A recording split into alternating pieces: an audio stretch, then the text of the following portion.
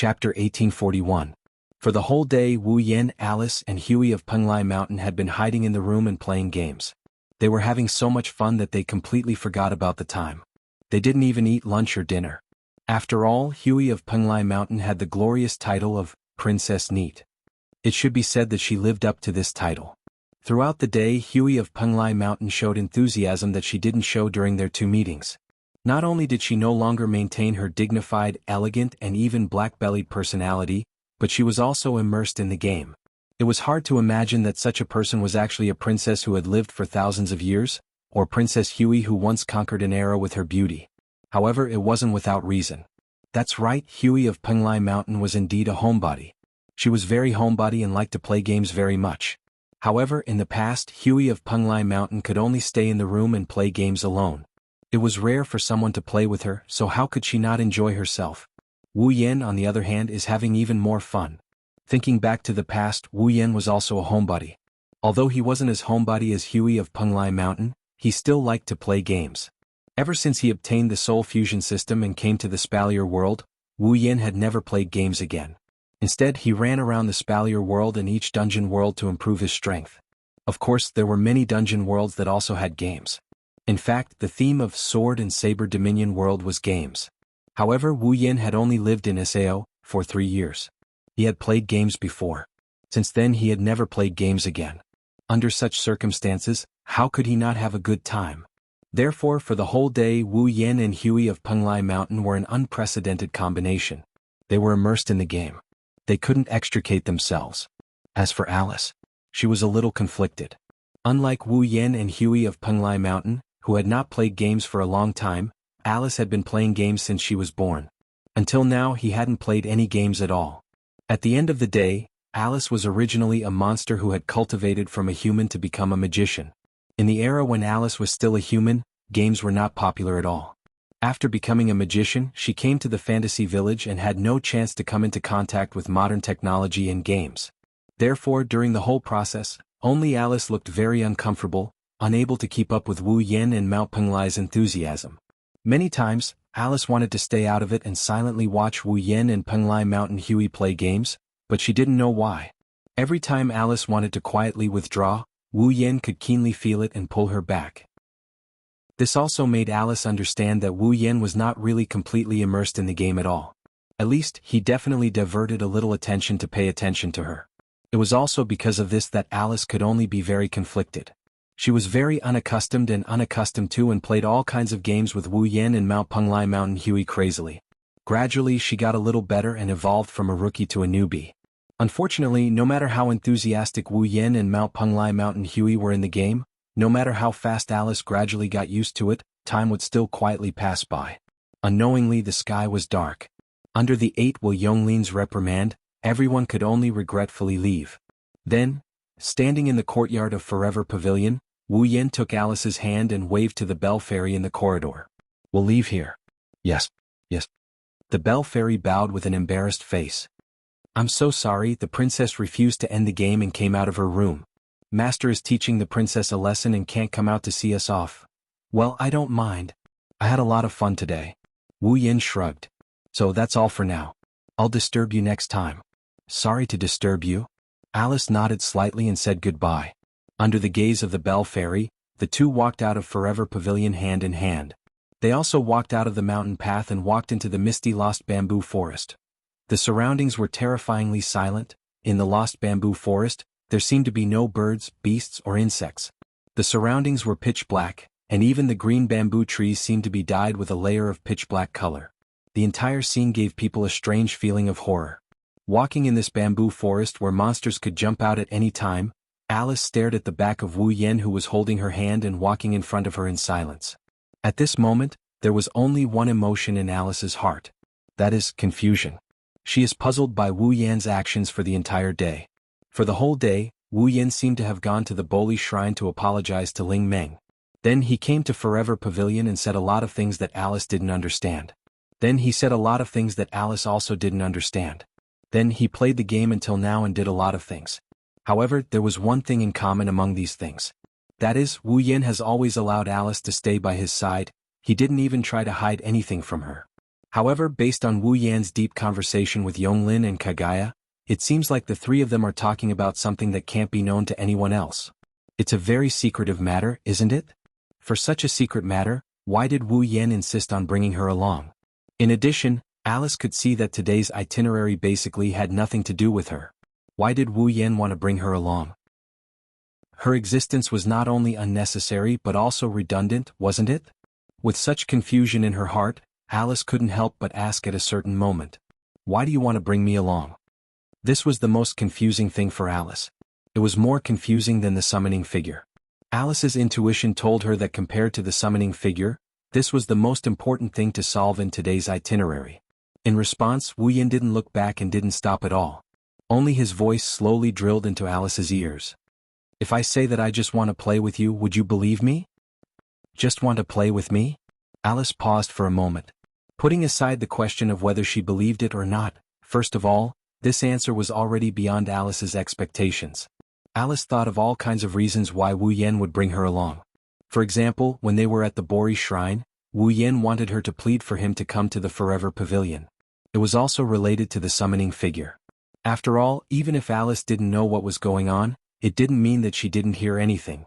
Wu Yan said that in the future he would definitely let Alice become the summoning figure.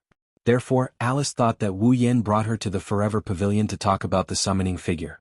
Who would have thought that in the end it would be such an answer? Would she believe it? Alice's first thought was naturally not to believe it. Is this necessary? Alice furrowed her brows. I'm not good at games and I'm not good at communicating with people too intimately. If you want to play, compared to me, it should be more suitable to bring along Marissa or life-shooting Maru, right? However, Alice once again received an unexpected answer. No. Wu Yan didn't even turn his head when he said that. His tone was firm. No one is more suitable than you to come out and play. This? Alice was at a loss. What do you mean? Wu Yan finally stopped, turned around and faced Alice. He held Alice's other hand and his wine-red eyes met Alice's eyes. I have no choice, seeing you stay at home depressed. I can't help but worry, but I know that words won't make you feel better, so I can only bring you out to play. Alice looked straight into Wu Yan's wine-red eyes and listened to Wu Yan's seemingly affectionate words, while at the same time she felt slightly unnatural and at the same time slightly nervous. I won't ask you to accept me immediately, and I won't ask you to return to your previous state immediately. Wu Yan closed the distance between them, reached out, and slowly hugged Alice's slender waist. But at least try to face all kinds of things with me. Alice leaned on Wu Yan's chest, her eyes flickered and then she closed her eyes. Only Alice knew that her heart wasn't calm at all. Chapter 1842. Phew! On the way back to the Red Fiend mansion, Wu Yan let out a long sigh of relief. There was a hint of joy on his face and his footsteps were also somewhat brisk. It was obvious that he was in a good mood. Just now Wu Yan sent Alice home. Compared to when she was still at home this morning, on the surface, Alice seemed to be as calm as ever, and her performance was as calm and indifferent as usual. However, Wu Yan, who had carefully observed Alice, saw a slight change. That was, the brilliance in Alice's beautiful eyes was much brighter than when she was still making dolls at home in the morning. Thinking of this, Wu Yan couldn't help but recall Alice's figure when he saw her at home this morning. How should he put it? She was as beautiful as ever. However, under this beauty there was a hidden gloominess. She was like an old man in his twilight years, giving people a feeling that she had no vitality. When she returned home, Alice already had the feeling she had when she first met Wu Yan. If one had to describe it, it would be that the brilliance on Alice's body had slightly converged these days. It wasn't until just now that the sense of existence that belonged to Alice returned without a trace. Of course, it would be a bit of an exaggeration to say that not a single detail is missing. Alice's heart is definitely no longer as calm as it used to be. At the very least, Wu Yan saw signs of Alice recovering. Come to think of it, from tomorrow onwards, Alice shouldn't hide at home and not go out anymore, right? I hope Alice can treat herself better. As soon as this sentence was said, Wu Yan laughed bitterly as if he had said something stupid. Because of the relationship between the two of them, there was indeed some kind of grudge in Alice's heart, causing her to be at a loss. This caused her to be somewhat closed off during this period of time, but it wasn't to the point of abusing herself. For him to say such a sentence, it could be said that he was overly worried. In any case, Alice wasn't a child. Although her appearance was similar to that of a 16 or 17-year-old beautiful girl, she had lived longer than ordinary humans. Although she was somewhat closed off due to her not being very open-minded, Alice was still very considerate and would never do anything stupid because of this. It's better that the current Alice is a little open-minded. At least I didn't drag her around today and play games for the whole day in vain. With such gratified words that only he could hear, the door of the Red Devil Mansion finally appeared in Wu Yan's sight. Wu Yan pulled himself together and walked over. Creak!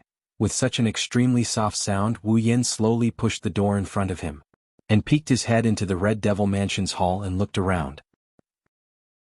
However, just as Wu Yan peeked his head into the Red Devil Mansion's hall and before he could see the situation inside clearly, a loud noise suddenly struck and startled Wu Yan. After taking a closer look, Wu Yan realized that at this moment in the hall of the Red Fiend restaurant, there were all kinds of demons in human form, beast form, unknown form, or half-human and half-beast form gathered in the hall of the Red Fiend restaurant. They were holding wine cups and plates with dishes as they laughed and played. Long tables were set up all around, and plates of steaming hot dishes were placed on them. In addition, there were all kinds of wine and wine glasses for the demons who were laughing and playing in the hall to enjoy. Fairy maids in maid outfits were busy everywhere. Some were carrying dishes, some were cleaning up the leftover cutlery, and some were greeting the monsters. It was an extremely lively scene. In this extraordinarily lively scene, Remilia sat at the head of the round table on the platform, enjoying red wine with Patrice while chatting about something. The little devil was also on standby beside Patrice, sneaking food from time to time and looking very mischievous. As for Fran, she was running around in the crowd of monsters like a cheerful little bird. She was like a child visiting a temple fair. Sometimes she would talk to people casually and sometimes she would climb onto the long table to eat. Her face was brimming with joy. But this wasn't strange. In the past, Fran had always been locked up in the basement and had never come out to participate in such a lively scene. Even though she had attended all sorts of events with Wu Yan in the Spalier world, she couldn't let loose and play freely. And now, in this lively scene, the happiest one was Fran, right? Seeing this scene, Wu Yan was stunned for a moment before scratching his cheek. Could it be that Remilia is holding a banquet again? Even though it was a question, Wu Yan's tone was full of certainty. Otherwise, he wouldn't be able to explain this scene. Just in time, I was worried that I would be in trouble if I came back too late. Wu Yan snuck into the living room and closed the door behind him. Then, as if he's trying to hide his presence, he walked towards the corridor. Let's take a longer detour and return to my room to sleep. Unfortunately, Wu Yan's idea was destined to fail. Hi-sama. A helpless voice came from behind Wu Yan. What are you doing? Wu Yan, who was about to enter the corridor, froze. He laughed dryly and slowly turned around to look at Sakuya, who was standing there with a helpless expression on her face. Zuyi, Lord Bai? Zuyi looked at Wu Yan reproachfully. You came back a bit late. Before the banquet started, the young mistress and second young mistress were looking for you. Even Miss Patrice asked about your whereabouts. Many guests wanted to meet the butler of the Scarlet Devil Mansion. Where did you go? I was delayed by something. Wu Yan scratched his head in embarrassment. Since you planned to hold a banquet, you should have told me in advance. Wouldn't I have come back earlier? The young mistress decided to hold a banquet during dinner. Zuyi shook his head. In the past, the young mistress would hold a banquet on the same day and have the fairy maids invite guests. That's why she didn't have time to tell Lord Bai. Did you decide to do it at dinner? That should have only been 4 or 5 hours ago, right? However, there were at least 300 to 400 demons participating in the banquet.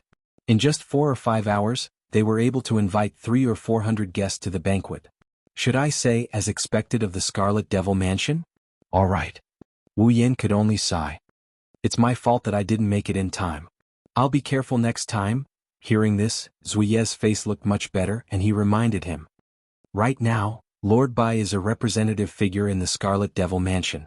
In this kind of situation, the young mistress and second young mistress can't personally arrange the banquet.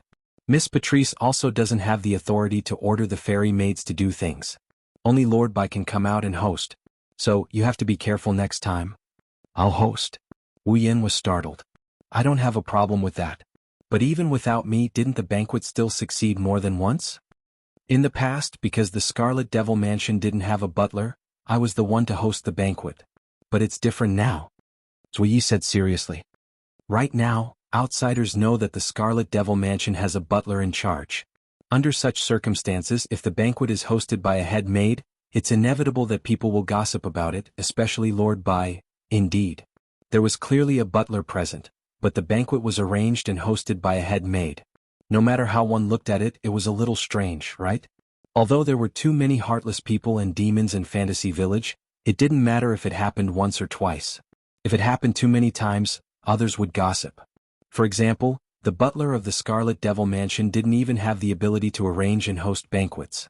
For Remilia, who announced in front of all the demons that Wu Yin was the butler of the Scarlet Devil Mansion, it would be a huge loss of face. People would say that Remilia didn't have good eyesight. All right.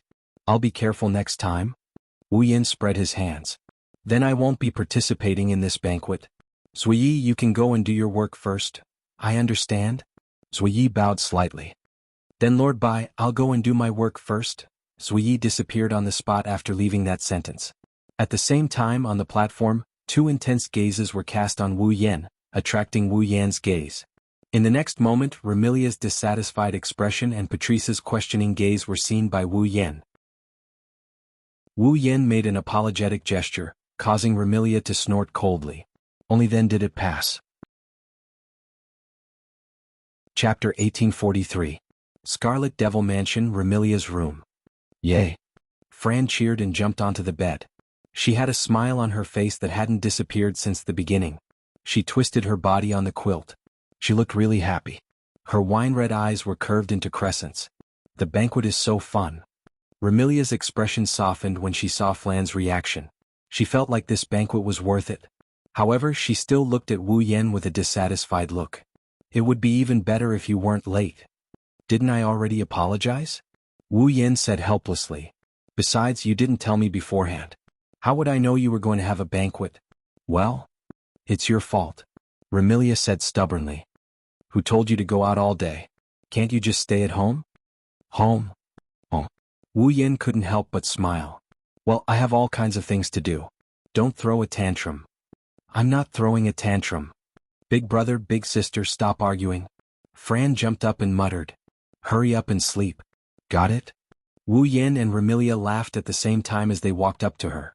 At this point, Remilia didn't reject sleeping with Wu Yin, she's acting very naturally. And this also proved that. Remilia was gradually getting used to having Wu Yin by her side. Oni-chan. Flan hugged Wu Yan's neck and she hugged him. Hurry up and help Fran change. Fran wants Big Brother to hug Fran to sleep. Okay. Wu Yin shook his head and pinched Fran's nose affectionately. He gently undid her clothes while she whined. Now Fran would no longer be locked in the basement. However, in the eyes of everyone, Fran was still a child. They would definitely not allow Fran to run around as she pleased. So, Fran didn't go out often. Occasionally, Wu Yin or Remilia would take her out to play. However, whether she went out or not, Fran was still wearing the red and white gothic loli outfit. Wu Yin, who was already very familiar with this outfit, took it off with ease. Remilia, who had seen this scene more than once, turned her head away. Although it wasn't as big of a reaction as the first time. She watched a man help her sister change clothes. That feeling was also very tangled. Wu Yin, who inadvertently caught a glimpse of this scene, smirked. What? Do you want Big Brother to help you change clothes? If it wasn't for the fact that your blood is higher than mine, I would have sucked all your blood dry. Remilia revealed her canine teeth. Like a cat with its hair standing on end, it bared its teeth and bared its teeth. I'm not a child. I don't need to help me change clothes. Yes. Wu Yin replied half-heartedly. Then please hurry up and change clothes. It's time to sleep. Ugh. Remilia could only glare at Wu Yin. She picked up her pajamas and went to the bathroom to change clothes. She whispered softly as she walked. This bastard. He only knows how to dote on Fran. Not long after, Fran changed into pink pajamas. Remilia also walked out of the bathroom and changed into pure white pajamas. Flan looked at Wu Yin with a hopeful expression. Wu Yin chuckled and he picked her up before lying down. Remilia also laid down on the other side of Flan, resting her head on a pillow. Hee. Fran, who was sleeping between Wu Yin and Remilia, didn't immediately close her eyes to sleep. Instead, she kept laughing happily. What's wrong? Remilia asked in confusion. Why are you laughing? Why don't you sleep? Fran just wants to laugh. Fran said. Because Fran is very happy right now. Wu Yin and Remilia's hearts melted. They couldn't help but move closer to Fran. One patted her head while the other hugged her. Very happy right now? Who wouldn't be? Hey, big brother, big sister. Fran looked up. Stars seemed to be flashing in her eyes. She was extremely beautiful. Let's stay together forever and never separate, okay? This was Fran's most fundamental wish. Apart from this wish, Fran had no other requests. Remilia seemed to recall Fran's crazy appearance when she was mentally unstable and the lonely figure in the basement.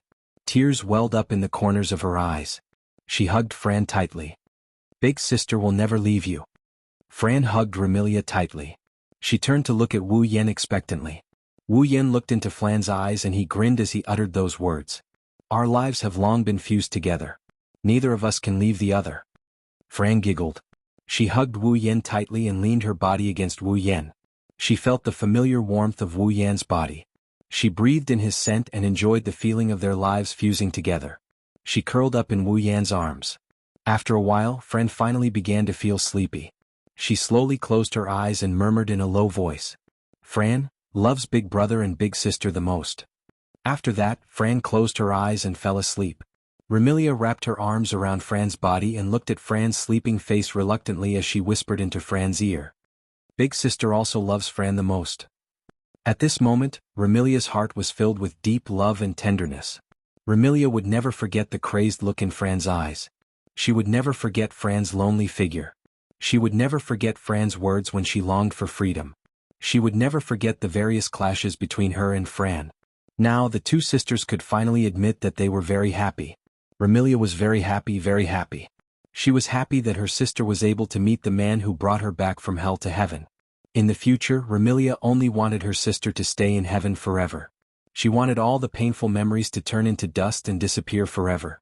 Remilia looked in Wu Yan's direction. She saw that Wu Yan was also looking at her. Their gazes met. This time, Remilia didn't make any obvious reaction. She didn't look away either. She looked straight into Wu Yan's wine-red eyes. After a long while she said this. Although I don't know what kind of life-sharing contract you made with Fran, if possible, I hope to make the same contract with you. This was the first time Remilia expressed her inner thoughts without holding back. Not only for Fran's small wish but for herself as well. Needless to say, Remilia wanted to make the same contract with Wu Yan to fulfill Fran's wish for the three of them to be together forever. If others knew that Remilia actually took the initiative to make a life-sharing contract, they would definitely be shocked. However, Wu Yan didn't. Because he also understood Remilia's feelings. I will. Wu Yan patted Remilia's head and responded to her wish with a powerful voice. I also hope to be with you forever. Remilia smiled as if a heavy burden had been lifted off her shoulders. She slowly closed her eyes. Remilia believed that tonight would definitely be the most comfortable sleep she had in her 500 years of life. There was no other reason. It was just that Remilia's heart was telling her that she really didn't want anything else in this life. Just like that, the voices of the two young vampire ladies softened. Their breathing stabilized and they fell into a deep sleep. Wu Yan relaxed his movements. He lay down and hugged both Remilia and Fran. Then he closed his eyes. One after another, images of girls started appearing in his mind. They were the young ladies whose lives were intertwined with Wu Yan's. They were destined to never leave him. And now, apart from Alice and Patrice, there was another young lady in Wu Yan's embrace who made a life-sharing contract with him. Since he made a promise, Wu Yan would never go against it. Needless to say, Wu Yan didn't want to go against it. No matter if it was Alice, Patrice, or Remilia, Wu Yan would make them his summons and stay with him forever. Lowering his head, he looked at the two vampire girls beside him who are so exquisite they don't look like they belong in this world. They have angelic beauty in their sleep. Wu Yan's heart gradually calmed down as the night deepened. Chapter 1844. The next day, with no sunlight shining in, no lights pouring down, no alarm clock ringing, and no one waking him up loudly, Wu Yan woke up. Next to him, Remilia and Fran hugged each other tightly. They were still sleeping and showed no signs of waking up. Last night, although Wu Yan slept with Remilia and Fran at the same time, he only stayed in the room and did not participate in the banquet held in the Red Devil Mansion like Remilia and Fran. Remilia and Fran, one enjoyed a long time at the banquet, and the other played crazily for an entire night. Even if they were vampires, their physical strength was not as weak as that of ordinary people, and they were mentally exhausted. In addition, vampires were nocturnal creatures and could not adapt to daytime life, especially Remilia and Fran, whose bloodlines were not very high. Therefore, after sleeping for a while, they should not be able to wake up in a short period of time. Wu Yan yawned, pulled himself together and straightened his body. He glanced at Remilia and Fran who were sleeping beside him. He first moved Fran's little feet away from his body, then helped the two little girls cover with the quilt, and then got up and put on his clothes. Originally at this time Wu Yan should go back to sleep. But today Wu Yan still had something to do. Therefore, at this time even if he continued to sleep, it was impossible for him to sleep. He might as well get up and finish his work as soon as possible. Of course, it was still unknown whether or not this matter could be carried out smoothly. Today's Red Devil Mansion was a little quiet. There was no other way. After all, last night's banquet, the fairy maids were busy until the morning before they finished cleaning up the mess. The fairy maids in the Red Devil Mansion were ordinary. They all worked during the day and at night. But because the owner of the Red Devil Mansion was a vampire, there were more fairy maids working at night. And this phenomenon was even more obvious when the banquet was held. Once Remilia decided to hold the banquet. That day, many of the fairy maids working during the day in the Red Devil Mansion would be transferred to work at night. In order to cooperate with the banquet, the number of fairy maids working during the day was greatly reduced the next day. So today, the number of fairy maids working in the Red Devil Hall would be surprisingly small, no more than 10. And of course, among these fairy maids who were still working, there would definitely be a dutiful and perfect fairy maids. When Wu Yan entered the Scarlet Devil Mansion's main hall, he saw that the long table, dishes, cutlery and whatnot from last night had all been cleaned up. Just like before, nothing has changed. In such a vast and quiet hall, Bu Yi was wiping the round table on the platform with a rag alone. He didn't stop until he sensed someone approaching and looked over. Lord? After seeing the full appearance of the person who came, Zuyi was startled for a moment and stood up in surprise. You're up? Even though they didn't spend a lot of time together, Sakuya had a rough idea of Wu Yan's daily routine.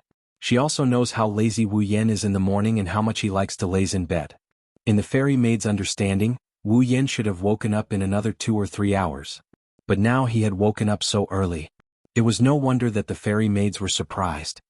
I have something to do today, so I need to go out for a while. Wu Yan smiled at the fairy maids. So, I woke up a little earlier today. Are you going out again? The surprise on the fairy maid's face turned into helplessness. Then Lord Bai, please come back early today. There might be a banquet tonight. A banquet? Wu Yan's face fell and he said angrily. We already had one yesterday. Do you plan to have one today? With young Miss Personality, it's not impossible, the fairy maids explained. It mainly depends on young Miss' mood. If young Miss wants to have a banquet, it's not strange to have one at any time. There have been times when young Miss was in a good mood. At that time there were banquets for 7 days. 7 days? Wu Yan was speechless. Banquets every day. The Scarlet Devil Mansion is really rich. To be honest, Wu Yan still didn't know where the Scarlet Devil Mansion's money came from. The fairy maids who worked in the Scarlet Devil Mansion all had their own wages. Although Hong Meiling's wages had been deducted by the fairy maids, she was still paid. Only the fairy maids didn't receive a salary. This was because Remilia had already handed over the management of the finances to Jin Yi. Moreover, if Jin Yi wanted to take from it, it didn't matter how much he took. But where did all this money come from? Remilia and Fran were the type who spent money and didn't work. Patrice and Imp were hiding in the underground library all day. They didn't receive a salary nor did they go out to work. Apart from these 4 and the fairy maids, the rest were all paid by the Scarlet Devil Mansion. If that's the case, it's no wonder Wu Yan is wondering where the Red Devil Dojo got the money to pay their employees. Also, where did the Red Devil Dojo get the money to support its operations? They even held banquets from time to time. If there was a chance, he must ask Remilia about it. After making up his mind, Wu Yan found a seat and sat down. I'll go make breakfast for Lord Bai. The fairy maids immediately said after seeing Wu Yan sit down. Please wait a moment, Lord Bai. Just as the fairy maids wanted to use his ability to stop time, Wu Yan spoke up. No need. Wu Yan looked at the fairy maids and frowned. You must have been busy from last night's banquet to the end, right? Yes. The fairy maids tilted his head and asked suspiciously. Is there a problem? There is a big problem. Wu Yan's frown deepened. Since you've been busy for so long, aren't you tired? One must know that the fairy maids of the Scarlet Devil Mansion were busy until dawn to clean up the mess and go back to rest. The fairy maids must be the same. But even so, Zuyi still had to start work so early. This burden was not ordinary. Actually, Wu Yin wanted to say it a long time ago. Sakuya, it seems like I can see you working whether it's day or night. Wu Yin looked at Sakuya with a serious look in his eyes. Do you really have a good rest? This? The fairy maids hesitated as if he didn't know if he should tell the truth. But after seeing the serious expression in Wu Yan's eyes, the fairy maids knew that if he concealed the truth, Wu Yan would be angry. So, the fairy maids hesitated and answered truthfully. When I rest, I usually use time stop before I start to rest. Use time stop to rest. Wu Yan said with a faint smile. In other words, you're still using your ability when you're sleeping? The fairy maids nodded nervously, which made Wu Yan stare at him. How can that be considered rest? When people sleep, they will enter a state of deep sleep. This is the best way to keep the body in good condition. The fairy maid said that he had been using time stop when he was sleeping. However, when he entered a state of deep sleep, it would be like relaxing the body and the ability would be unconsciously removed. In other words, the fairy maids could only sleep lightly when they slept. In that case, could it be considered a good rest? Even if he could, he would accumulate some invisible fatigue that he couldn't feel. One day it would erupt all at once and crush his body. You. Wu Yin said reproachfully. What do you want me to say about you? I can do it. The fairy maids hurriedly said. Although I've always been in a light sleep, at least I can still subconsciously use my ability, but the fairy maids rest for a longer time when time stop. Using a long sleep to make up for it? Wu Yin couldn't get over it. But you don't have to do this, right? Can't you take a good rest? This? Zui Yi began to falter and his voice became lower. Without the fairy maids, a lot of work in the Red Devil Hall will be delayed. Work is work. Rest is rest. Wu Yin raised his voice. No matter how busy you are with work, you can't always be like this. Why don't you take a good rest? But, no buts.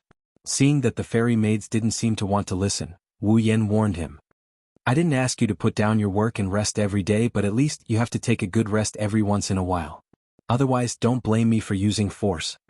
Looking at Wu Yan's indisputable look, the fairy maids could only nod with a rare grievance. Chapter 1845. In the sky, a stream of light quickly flew past, like a fleeting meteor, with a long light tail, flying in another direction at a speed that was difficult to be seen by the naked eye. The direction this stream of light flew was the opposite side of the monster mountain, which was the opposite direction of the monster mountain, as if it was flying towards the depths of the fantasy town.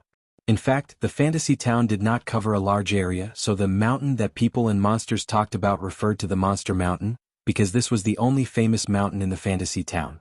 The forest referred to the magic forest, the bamboo forest referred to the lost bamboo forest, and the village referred to the human world. Flying at such a high speed in the fantasy town, which did not cover a large area, it would not take long for it to reach the border of the fantasy town, which was the location of the Boli Great Barrier. With the speed of the stream of light, it should not take long for it to reach the Boli Great Barrier. However, when the stream of light was about to reach the Boli Great Barrier, it was very close to the edge of the Boli Great Barrier. The speed of the stream of light began to slow down slowly. If one observed carefully, they would find that when the stream of light slowed down, it happened to be when an endless, dazzling orange-yellow grassland appeared in front of the stream of light. It was obviously a grassland, but the color of this grassland was an incredible orange-yellow. And that orange-yellow color was actually a field of sunflowers that grew on the grassland, almost taller than a person. It was because of this field of sunflowers. Looking down from the sky of the fantasy town, this grassland was a golden orange-yellow color. Moreover, the color was very dazzling and one could tell at a glance that these sunflowers were. They were really good-looking. This field of sunflowers. It was called the sunflower field. Originally, sunflowers were a kind of flower that would rotate with the movement of the sun, also known as the sunflower field, and this field of sunflowers was called the sunflower field. It could be said that he lived up to his name. This sunflower field was located to the south of Fantasy Village. It was a bowl-shaped field, so it was difficult to see it from a distance. It was quite far from the human realm, so not many people would come here. It could even be said that no one would come here. However, this vast and well-grown sunflower field was very beautiful. As a result, although not many people came here, there were quite a few people who knew of its existence. It was definitely worth a look.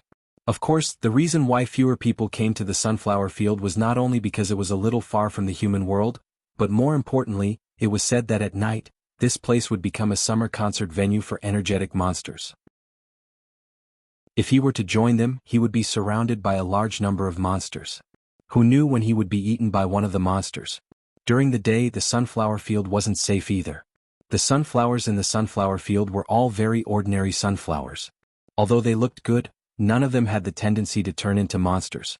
Therefore, during the day, this was also a good place for many monsters to play hide and seek. If he came here during the day, not only would he be teased by many monsters, but he might also be dragged out until night and not be able to walk out of the sunflower field. At that time, he would also be surrounded by many monsters and become the monster's food. In general, this was a rather dangerous place, at least for humans who had no strength to truss a chicken. Only the body of the streamer that flew over knew that the rumors about the sunflower field were somewhat wrong. In fact, this sunflower field wasn't as lively as the rumors said.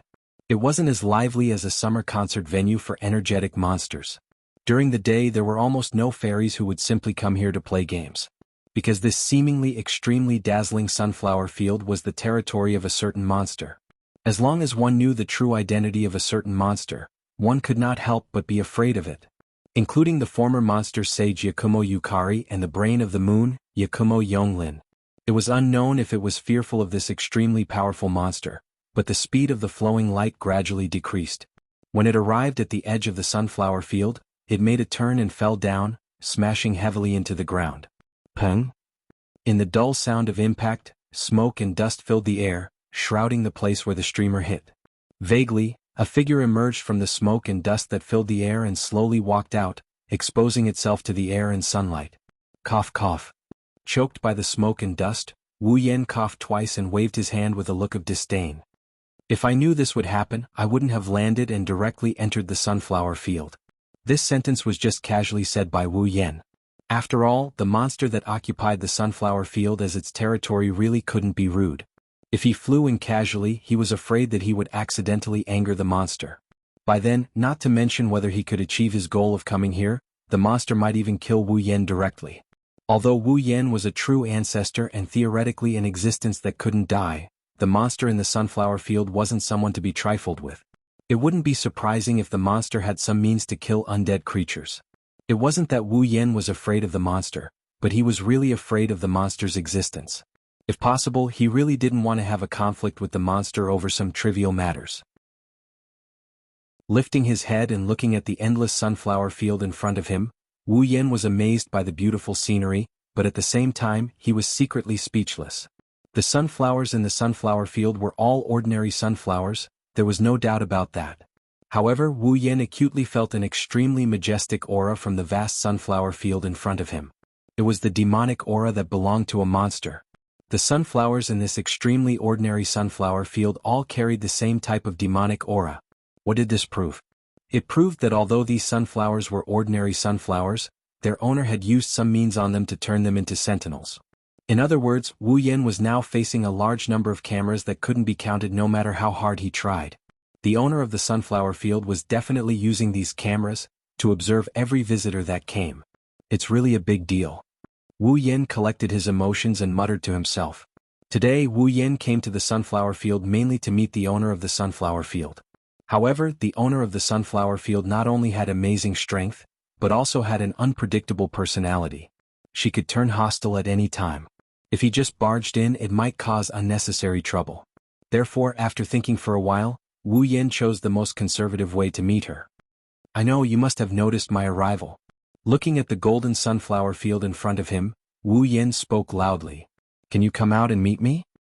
The Lord of Flowers of the Four Seasons, delicate fragrance in the wind.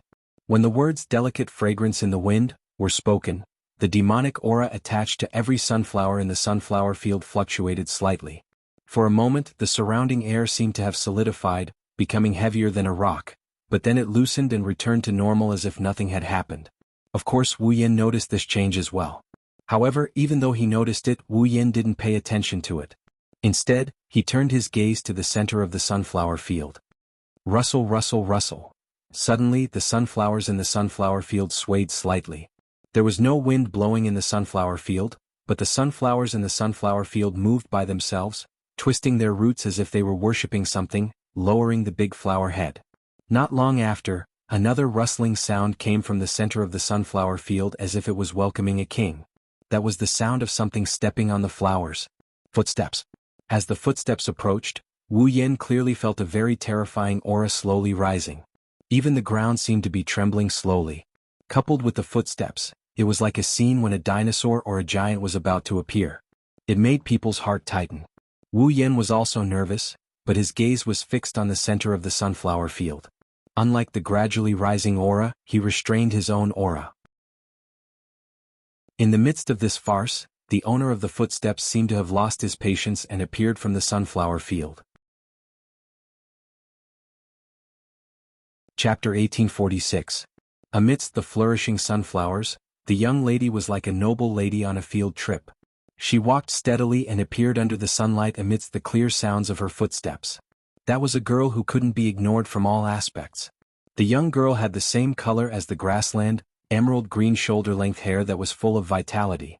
Her short hair was not soft but slightly curled. As the young girl walked, it swayed with the wind, flashing a dazzling arc under the sunlight. The girl's figure was very tall, not to be outdone by Yukari and Yonglin. She was considered to be one of the taller girls of the opposite sex that Wu Yan had seen so far. She wore a red and dark red checkered waistcoat and a knee-length skirt of the same color. She wore a yellow bow tie and a white long-sleeved shirt under the waistcoat. She looked very energetic when matched with the checkered waistcoat and skirt.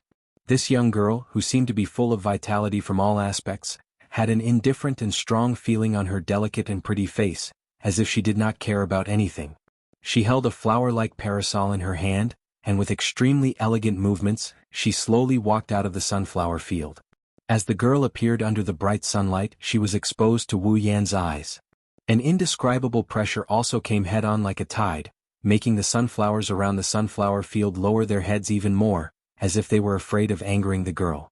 It was very human-like. However, Wu Yan didn't have the time to care about the human-like behavior of a bunch of normal sunflowers. He didn't even have the time to marvel at them. His gaze was completely taken away by the girl in front of him. This was not only because the girl had a top-notch beauty, but also because the other party's red eyes seemed to be inadvertently fixed on Wu Yan. It made Wu Yan's instinct to danger began to ring like an alarm bell. Intuition told Wu Yan. The girl in front of him definitely had a powerful strength that didn't match her beautiful appearance. In fact, there was no need for Wu Yan's intuition to tell him this. The pressure that surged all over the sky already told everyone who could see this scene that the girl in front of him. Just how extraordinary was he? And from the system's feedback, the information about the girl. It also clearly proved this point. Delicate fragrance Kazumi, level 97, level 97. Other than the guardian tree that Wu Yan had seen on the Emperor Island in the Spalier world, this was the guardian tree. The highest level existence. However, Wu Yan was not surprised at all. This was because Wu Yan clearly knew the identity of the young lady before him. The Lord of Flowers of the Four Seasons, delicate fragrance of the wind. One had existed long before the establishment of the fantasy village. It was a monster that had lived for an unknown number of years. Her original form was a flower spirit. Compared to Yakumo Z, who was the only flower spirit in the entire race, she could be said to be the lowest level flower spirit. Her abilities were also very ordinary. She could only control the growth and movement of flowers. Rather than saying that this ability was ordinary, it would be better to say that it was weak. However, that high level 97 clearly told everyone that as a flower spirit that was supposed to be the lowest level and had the weakest ability, it did not mean that delicate fragrance Kazumi was a weakling. The Flower Lord of Four Seasons? A monster that had existed long before the establishment of the fantasy village and had lived for an unknown number of years? Perhaps, there weren't many people who could understand just how powerful delicate fragrance Kazakami was when these titles were revealed. Then, if he put it another way, it would be much easier to understand. The strongest existence in the fantasy village. If he did not include Ling Meng, who was considered outside of the standard in the fantasy village, in terms of strength and level, delicate fragrance Kazumi was stronger than Yakumo Z and Yakumo Yonglin. She was truly the strongest flower queen in the fantasy village. There was no doubt. Now, this publicly recognized strongest existence in the fantasy village was standing in an ordinary flower field. She held a parasol in her hand and looked at Wu Yan face to face. Her red eyes flashed with an indescribable light. However, this light gradually dimmed after sensing Wu Yan, who was standing outside the sunflower field. There was even a trace of dissatisfaction. In the next moment, a clear and cold voice came from the mouth of the strongest existence in the fantasy village, delicate fragrance Feng Jian. She gently echoed. "You are very boring. This was Delicate Fragrance Kazumi's impression of Wu Yan when she first met Wu Yan. It was because Delicate Fragrance Kazumi had deliberately used her powerful aura to suppress Wu Yan. Not only did Wu Yan not counterattack, but he also restrained his aura and did not collide with Delicate Fragrance Kazumi's provocation. Delicate Fragrance Kazumi was a very self-centered existence. Basically, other than paying attention to flowers, she was very indifferent to other things. In addition to flowers, the thing that could arouse Delicate Fragrance Kazumi's interest the most was fighting. Delicate Fragrance Kazumi was a battle maniac through and through. In this way, Delicate Fragrance Kazumi naturally felt bored that the other party did not resist her provocation. This was also one of Delicate Fragrance Kazumi's shortcomings. No matter who it was, even if it was the first time they met, Delicate Fragrance Kazumi would want to test the other party to see how strong they were. If they were strong enough, Delicate Fragrance Kazumi would excitedly fight with the other party. If they were too weak, Delicate Fragrance Kazumi wouldn't even look at the other party. It was precisely because she wanted to know if Wu Yan was strong enough to arouse her interest that Delicate Fragrance Kazumi released such a powerful aura as soon as she appeared. She tried to suppress Wu Yan and make Wu Yan resist. Unsurprisingly, this was definitely not a wise move. She deliberately provoked the person she met for the first time. It was conceivable that other people's impression of Delicate Fragrance Kazumi would definitely not be good. But Delicate Fragrance Kazumi didn't care at all. For Delicate Fragrance Kazumi, it didn't matter whether the relationship was good or not. She didn't want to deliberately make friends with anyone or even communicate with them. She only cared about whether the other party could fight with her. If not, it was better to simply admire the flowers than to make friends. This was Delicate Fragrance Kazumi. It was because he clearly knew this that Wu Yan temporarily avoided Delicate Fragrance Kazumi's provocation and collided with her. After all, outside of the collision, his strength would be roughly seen by Delicate Fragrance Kazumi. If he could arouse Delicate Fragrance Kazumi's interest, Delicate Fragrance Kazumi would fight with him without saying a word. If he couldn't arouse Delicate Fragrance Kazumi's interest, then Delicate Fragrance Kazumi would leave without saying a word. In that case, wouldn't there be no way to talk? That's why Wu Yan used this method to prevent Yukari Fujimi from determining his strength. That way, before she can determine his strength, Yukari Fujimi wouldn't attack him recklessly or run away. That way they would have a chance to talk. Therefore, Wu Yan's face showed a smile as if he had everything under control and said such a sentence. I don't mind accompanying you to do those things that you think are interesting, but I came to you for some things that you think are quite boring.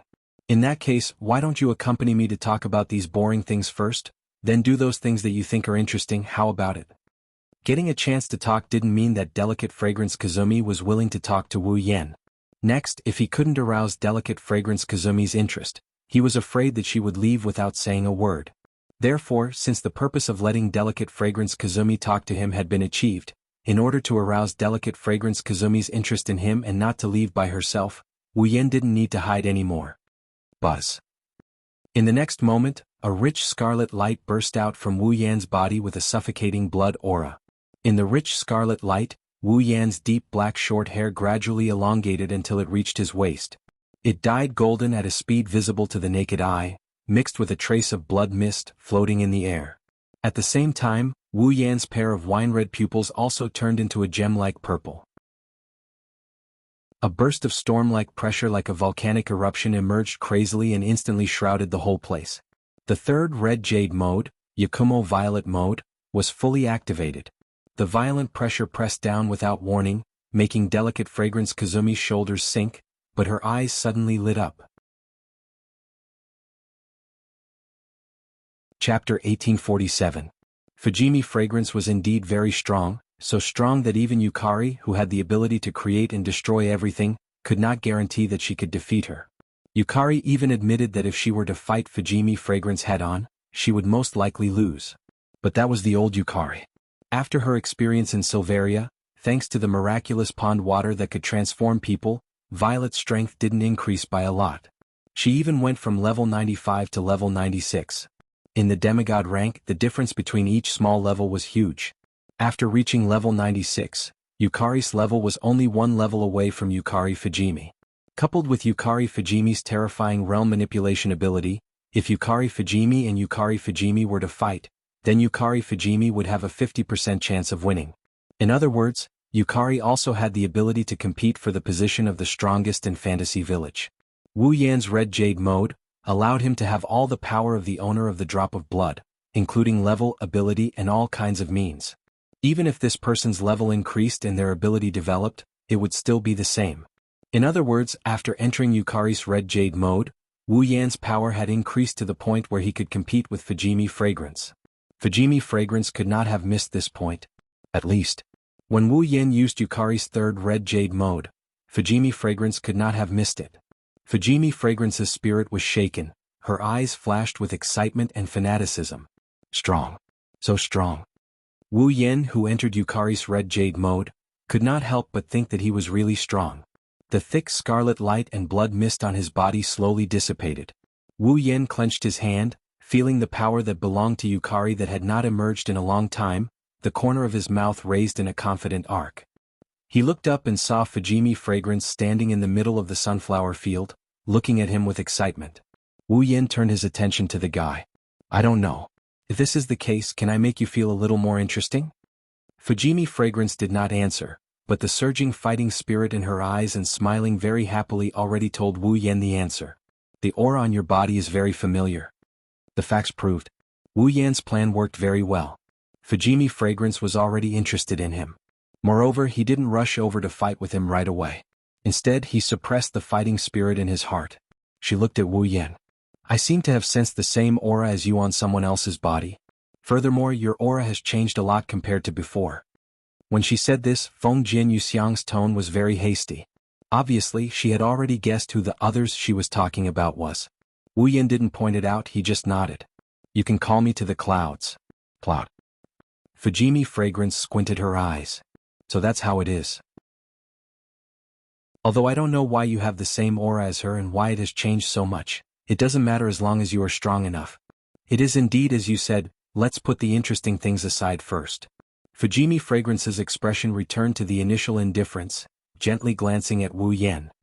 Why are you looking for me? It's very simple. Wu Yan didn't beat around the bush. If he beat around the bush, he might attract the disgust of someone like Yuka Fujimi who does things her own way. Thus, he directly stated his purpose. I want a drop of your blood. As a flower demon that was supposed to be the lowest level and did not have the ability to compete with Yukari, how did Fujimi Fragrance sit in the position of the strongest in Fantasy Town? The reason was very simple. Fujimi Fragrance's fighting ability had nothing to do with her own ability. The combat ability that delicate fragrance Feng Jian relied on to survive was her close combat ability that no one could compete with. In other words, Fujimi Fragrance's real strength was the terrifying physical ability hidden under that seemingly soft and tall body. Moreover, Feng Jian Yuxiang's demonic power was almost endless. As a flower demon, Fujimi Fragrance could obtain vitality and vitality from nature. Her existence itself was inseparable from nature. In addition, she had lived for a long time. Fujimi Fragrance was equivalent to the embodiment of nature. Therefore, Fujimi Fragrance's blood was definitely blood essence containing the power of nature. This was the purpose of Wu Yan coming to Fujimi Fragrance. Blood. Fujimi Fragrance's expression did not change at all, even her tone did not fluctuate. Why? That's also very simple. Wu Yan smiled, his smile made Fujimi Fragrance's blood boil. Your blood can make me stronger. Stronger? Delicate fragrance Feng Jian also smiled. She smiled very happily. Are you also pursuing strength? No. Wu Yan suddenly opened his mouth and said such a sentence. I am pursuing invincibility. Invincibility? This time, Fujimi Fragrance was surprised. Looking straight at Wu Yan's eyes, there was a trace of change. You think you can do it? Of course. Of course. Wu Yan said this without any hesitation. He said it with a firm tone. Your blood is one of the factors that will help me embark on the path of invincibility. Is that so? Fujimi Fragrance was silent for a while, then she smiled again, but this time, the laughter was not full of happiness but admiration. It seems that my previous evaluation of you was very wrong. You are more interesting than I thought. No, you are quite interesting. Wu Yan is definitely the first person to make a comment like this. Other than Yuka Fujimi, who is interested in flowers and battles, she even expressed admiration for him. To put it bluntly, Wu Yan is definitely the first one to do so. Then, your firm belief in pursuing invincibility, let me verify it. Of course, admiration is admiration, but Fujimi Fragrance is not the kind of person who will accept others' existence because of a word. At this moment, Fujimi Fragrance slowly put down the parasol in her hand and closed it, like holding a weapon, pointing at Wu Yan. Her red eyes surged with fanatical fighting spirit. Defeat me. I will fulfill your request. For Yuka Fujimi, a drop of blood was nothing at all. With Yuka Fujimi's personality, she would not be like Mao Penglai Bright Knight and Yonglin Hachiai. She would not worry that her blood would be used by others to perform evil means and harm herself. This is not because Fujimi Fragrance does not care about her safety, but because Fujimi Fragrance is confident that no one can put her in danger with just a drop of blood. Therefore, giving Wu Yan a drop of blood is nothing at all. However, Delicate Fragrance Feng Jian wasn't so generous that she would obediently hand over her blood just because a person came out and said a few words that she admired. But if he can defeat Fujimi Fragrance, then it is a different story. After all, Fujimi Fragrance is a battle maniac through and through. Feeling the powerful aura gradually rising from Fujimi Fragrance's body, Wu Yan closed his eyes, and when he opened them again, his eyes were calm. The defeat you mentioned shouldn't be referring to the rules of rune cards or bullet screen games, right? That's natural. Fujimi Fragrance nodded. If you are weak, then I don't mind playing a game with you. But now there is no reason. Fujimi Fragrance recognizes Wu Yan's strength, and also recognizes that Wu Yan is a strong person. However, Fujimi Fragrance obviously did not consider it seriously. With the strength of the two of them, if they fight here, then the entire fantasy paradise is likely to be affected, and the Great Bully Barrier is likely to be destroyed. At that time, fantasy paradise will also be destroyed. It is precisely because of this that the Great Bully which set up the rules of rune cards to prevent fantasy paradise from being destroyed. However, Wu Yan knows that if he uses this excuse to avoid a direct battle, Fujimi Fragrance will treat it as an escape. So Wu Yan raised one of his hands. On top of it, rich realm power suddenly emerged like an invisible wave. Realm, Eternal Night's four-layered barrier. The moment the words fell, the invisible realm power fiercely spread out, as if the whole world was dyed in color, quickly turned into a cage and built four transparent barriers around it. Fujimi Fragrance immediately understood the meaning of Wu Yan's action. She stretched out her tongue and licked the corner of her mouth. Let's fight. Chapter 1848. The transparent barrier enveloped the entire sunflower field, isolating it from the outside world. With this layer of Eternal Night's fourfold barrier as protection, when Wu Yan and Delicate Fragrance fought, if there was an impact to the surroundings, the first thing to be affected would be the Eternal Night's fourfold barrier. And if the Eternal Night's fourfold barrier was affected and destroyed, Wu Yan would stop. In that case, he wouldn't cause any damage to the fantasy village without knowing it. Of course, the plan certainly couldn't keep up with the changes. Even if the Eternal Night's fourfold barrier was affected and destroyed, Wu Yan wanted to stop, but it was still unknown whether Delicate Fragrance who was fighting would stop or not. However, with Delicate Fragrance's performance, it was impossible for her to stop now. Delicate Fragrance was a person who did things her own way. She wouldn't care whether Fantasy Village would be destroyed or not. Instead, it was better to set up this barrier in front of Delicate Fragrance. Wu Yan is sending a message to Yuka Fujimi. If you want to fight, I can accompany you. However, once the Eternal Night's fourfold barrier was destroyed, he would have to stop. Delicate Fragrance Feng Jian must have already received this information. But Delicate Fragrance didn't even say anything. She licked the corner of her mouth and suddenly smiled. Let's fight. This sentence. It became the opening statement of the highest standard battle in the fantasy village. Buzz. At the same time, the space around Feng Jian Yuxiang trembled, and the sunflower field around her also shook slightly. The ordinary sunflowers actually secreted a force that was difficult for others to detect under this vibration. Like a stream of air, it poured into Feng Jian Yuxiang's tall and delicate body. After a long time, Delicate Fragrance, the flower demon, had become the embodiment of nature. Her existence was equivalent to the entire nature. At this moment, Feng Jian Yu blended into the surrounding nature. Extracting power from nature, she used it to transform herself into the real nature. In such a state, Delicate Fragrance Feng Jian was able to obtain endless demonic power in the truest sense, and used it extravagantly to strengthen her body, improve her physical ability, and the effect of the delicate fragrance in the wind. It was through his body that had turned into nature. He was able to display all of his terrifying physical abilities without missing a single bit. Under Wu Yan's attentive gaze, Feng Jian's fragrant hair fluttered without wind, and a terrifying aura suddenly erupted from her tall and slender body. It pressed down in all directions like an avalanche. Under the influence of Feng Jian Yuxiang's terrifying aura, the sunflowers in the sunflower field all grew crazily. Not long after, they grew to a height that humans couldn't compare to.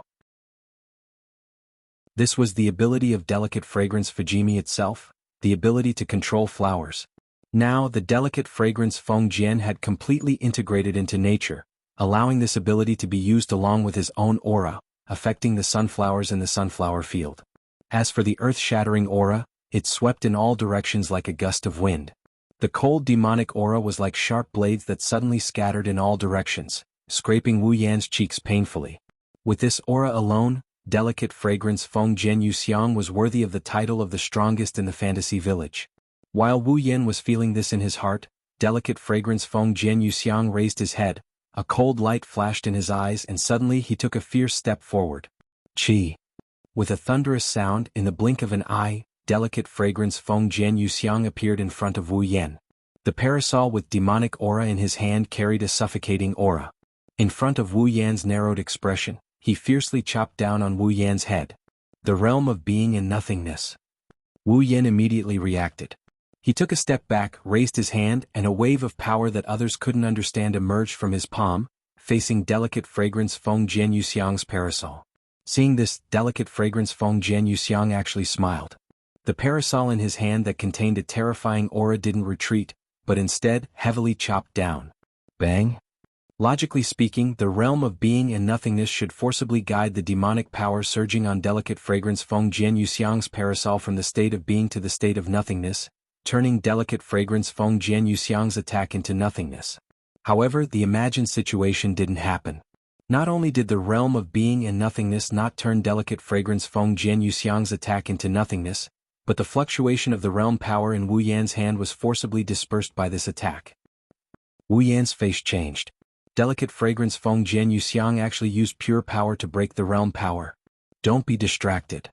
Before Wu Yan could react, delicate fragrance Feng Jian Yuxiang's battle-thirsty and indifferent voice passed into Wu Yan's ears. The real battle has just begun. As soon as his voice fell, delicate fragrance Feng Jian Yuxiang raised the parasol in his hand.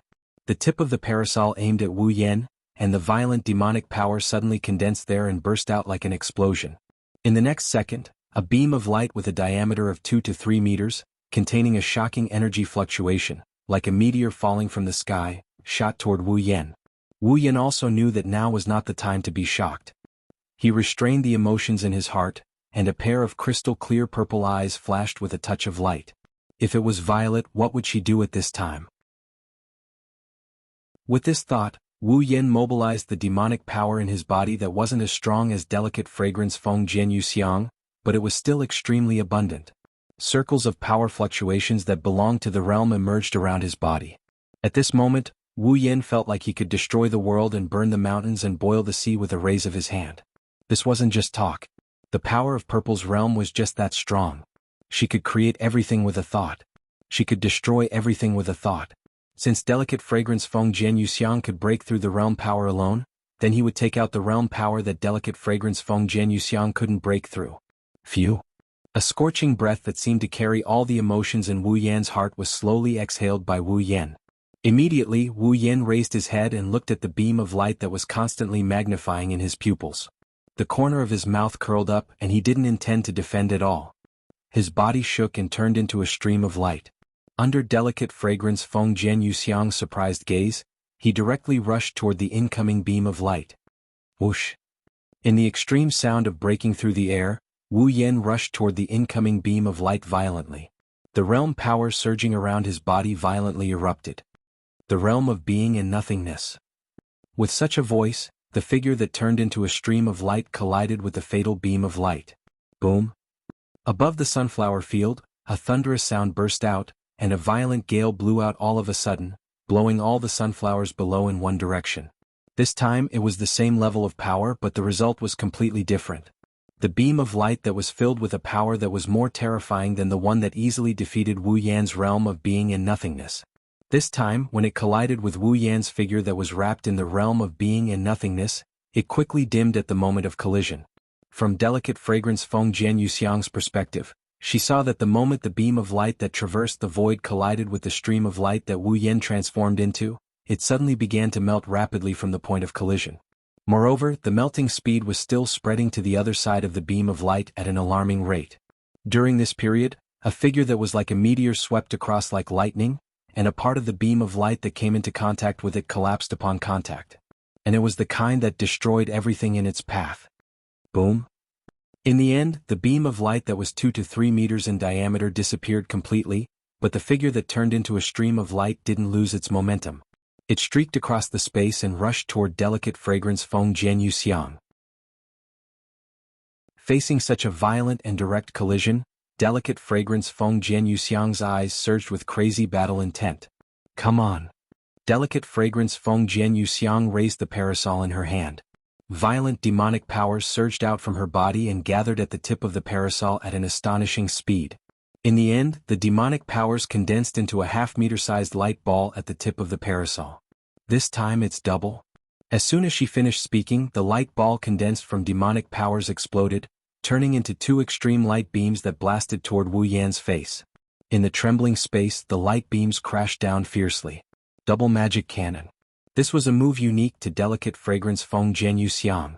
Moreover, each magic cannon was much stronger than the previous one, which proved that delicate fragrance Feng Jianyuxiang had brought out her full strength. In response, Wu Yan let out a loud roar.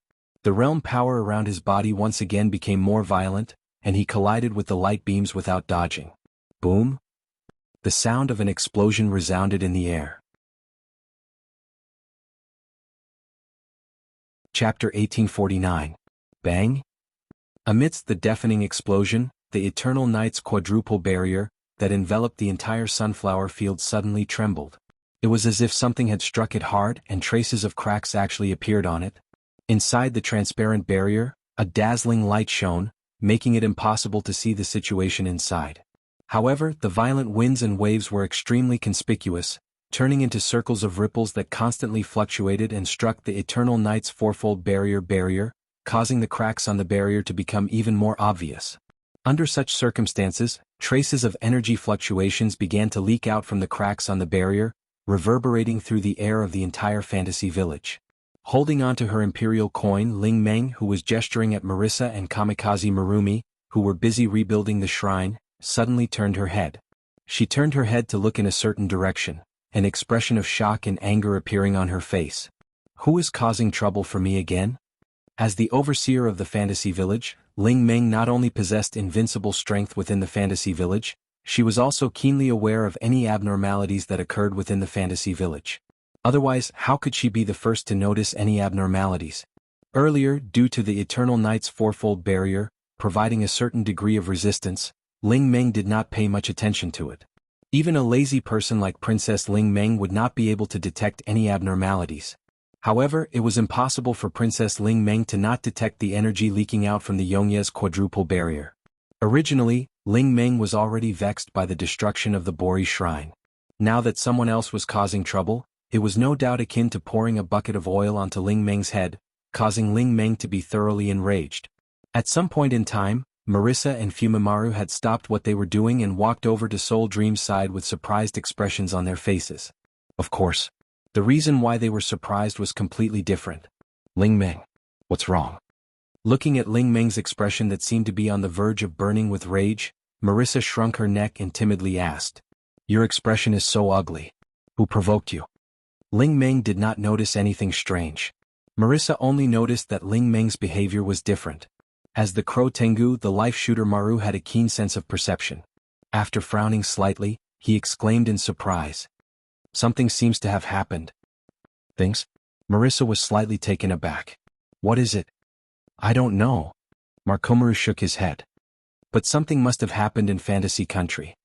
Hearing this, Marissa no longer had any doubts. Takamaru Fumiyaru looked like a reporter who liked to hype up scandals, but every time he discovered a scandal, he would rush to the scene at the first possible moment. He wasn't just fooling around. Since the life-shooting Maru said that something had happened, there was a high chance that it was true. Could it be a mutation? Marissa's eyes lit up in excitement. Great. Finally something interesting happened. It's a troublesome matter. Princess Ling Meng clenched her fists, a look of fury on her face. This time, no matter who the troublemaker is, I will treat him or her. Having made up her mind, Ling Meng was just about to rush towards the place where she had sensed the abnormality when a voice suddenly rang out from the surroundings and drilled into Ling Meng's ears. Wait. As the voice rang out, the space in front of Ling Meng, Marissa and Sensei Marumi abruptly split open. A pitch-black crack filled with malevolent eyeballs appeared in the space, imprinting itself into the eyes of Ling Meng, Marissa and Marumi. Then, a figure holding a parasol, her long golden hair fluttering in the wind, extremely tall and elegant, beautiful and dignified, slowly walked out from the terrifying spatial crack. This time, why don't you let us deal with it?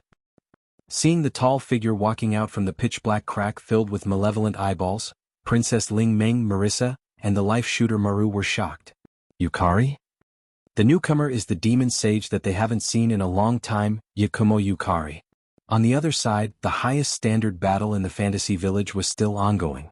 Hovering in the air, Yukari Fujimi's posture was still as free and unrestrained as before, not even a speck of dust on her body. She held the parasol in her hand and looked forward, the two emotions in her eyes representing battle and admiration fluctuating at the same time. In front of Yukari Fujimi's gaze, Wu Yen, who had entered Yukari Fujimi's red jade mode, with his long golden hair stopped in place. His body also did not have the slightest injury, but the obscure realm power around him seemed to be stirred up. It was not calm at all. Needless to say, in that collision just now, Yukari Fujimi had a slight advantage. In fact, even Wu Yen himself did not expect Yukari Fujimi's strength to be so strong. It was clear that Yukari's level and power had increased a lot after the magical pond water's transformation. Coupled with her godly realm power, she should be able to fight Yukari Fujimi to a draw. However, Yukari Fujimi still had the upper hand. Although this advantage was weak to the point of being negligible, in the end it was still an advantage even if it was just a little bit. It could not change the fact that Yukari Fujimi was strong. This was also because the person who controlled the realm power was Wu Yen. Although because of the infinite armory, Wu Yan's speed of controlling the realm power was very fast. The degree of control was constantly increasing, but the realm power was not Wu Yan's own strength, it belonged to Yukari's strength. Even with the red jade mode and infinite armory, Wu Yen could perfectly control the realm power, but in terms of using it he was definitely not as good as Yukari. After all, Yukari had used the realm power for at least 1,000 years, while Wu Yen had only used it a few times in battle. Compared to Yukari, who usually used the realm power in daily life, he was no match for Yukari. Therefore, if Yukari Fujimi were to fight with the current Yukari Fujimi, Yukari was absolutely confident that she could pull the victory to 50-50. But if it was him, Wu Yen estimated. Before the red jade mode lasted for a while, he could only maintain a 40-60 chance of winning. Yukari Fujimi's chances of winning were still relatively high. Wu Yen could estimate this point himself. Delicate Fragrance Kaze, who was standing in a higher position, naturally knew about this. However, Yukari Fujimi's fighting spirit still did not weaken in the slightest. It even had a tendency to become stronger. A 40-60 chance of winning? In the entire fantasy village, there were people who could exhaust their strength to fight with her, who was known as the strongest, and still be able to do this. It was absolutely possible to count them with one hand. Yukari Fujimi couldn't remember how many years it had been since she used her full strength to fight with an expert of the same realm. A year?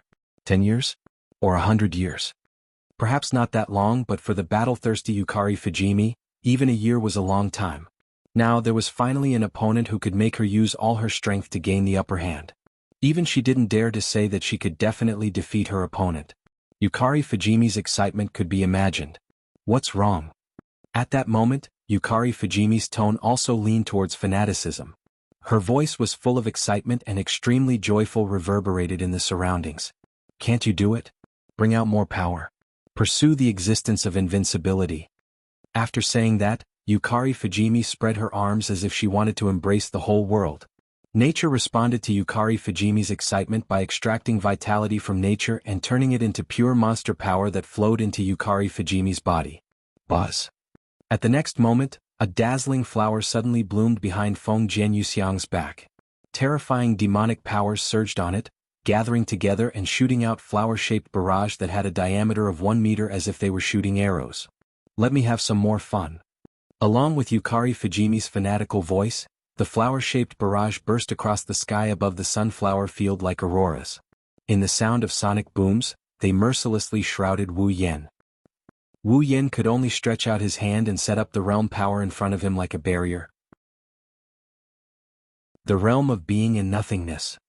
Suddenly, the flower-shaped auroras that shot over disappeared as if they had never appeared before when they touched the barrier of the realm. However, at the same time, more flower-shaped barrage fell and blasted mercilessly at Wu Yan. Don't tell me you're only at this level? While turning the violent demonic power into a barrage of bullets, delicate fragrance Feng Jian taunted him with a joyful tone. This is not enough. Not enough.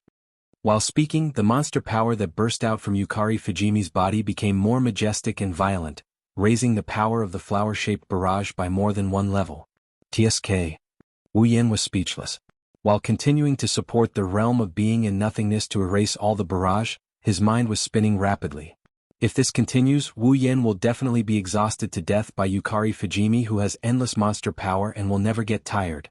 Therefore, the current situation must be changed. There's no other way. Wu Yan's purple eyes flashed with a flash of light. I can only use that. Chapter 1850. TSK. The flower-shaped bullet screen fell one after another as if they were scrambling to be the first to fall. Amidst the TSK sound like water extinguishing flames, they were wiped out by the barrier formed by the realm of being and nothingness. Come on, let's fight.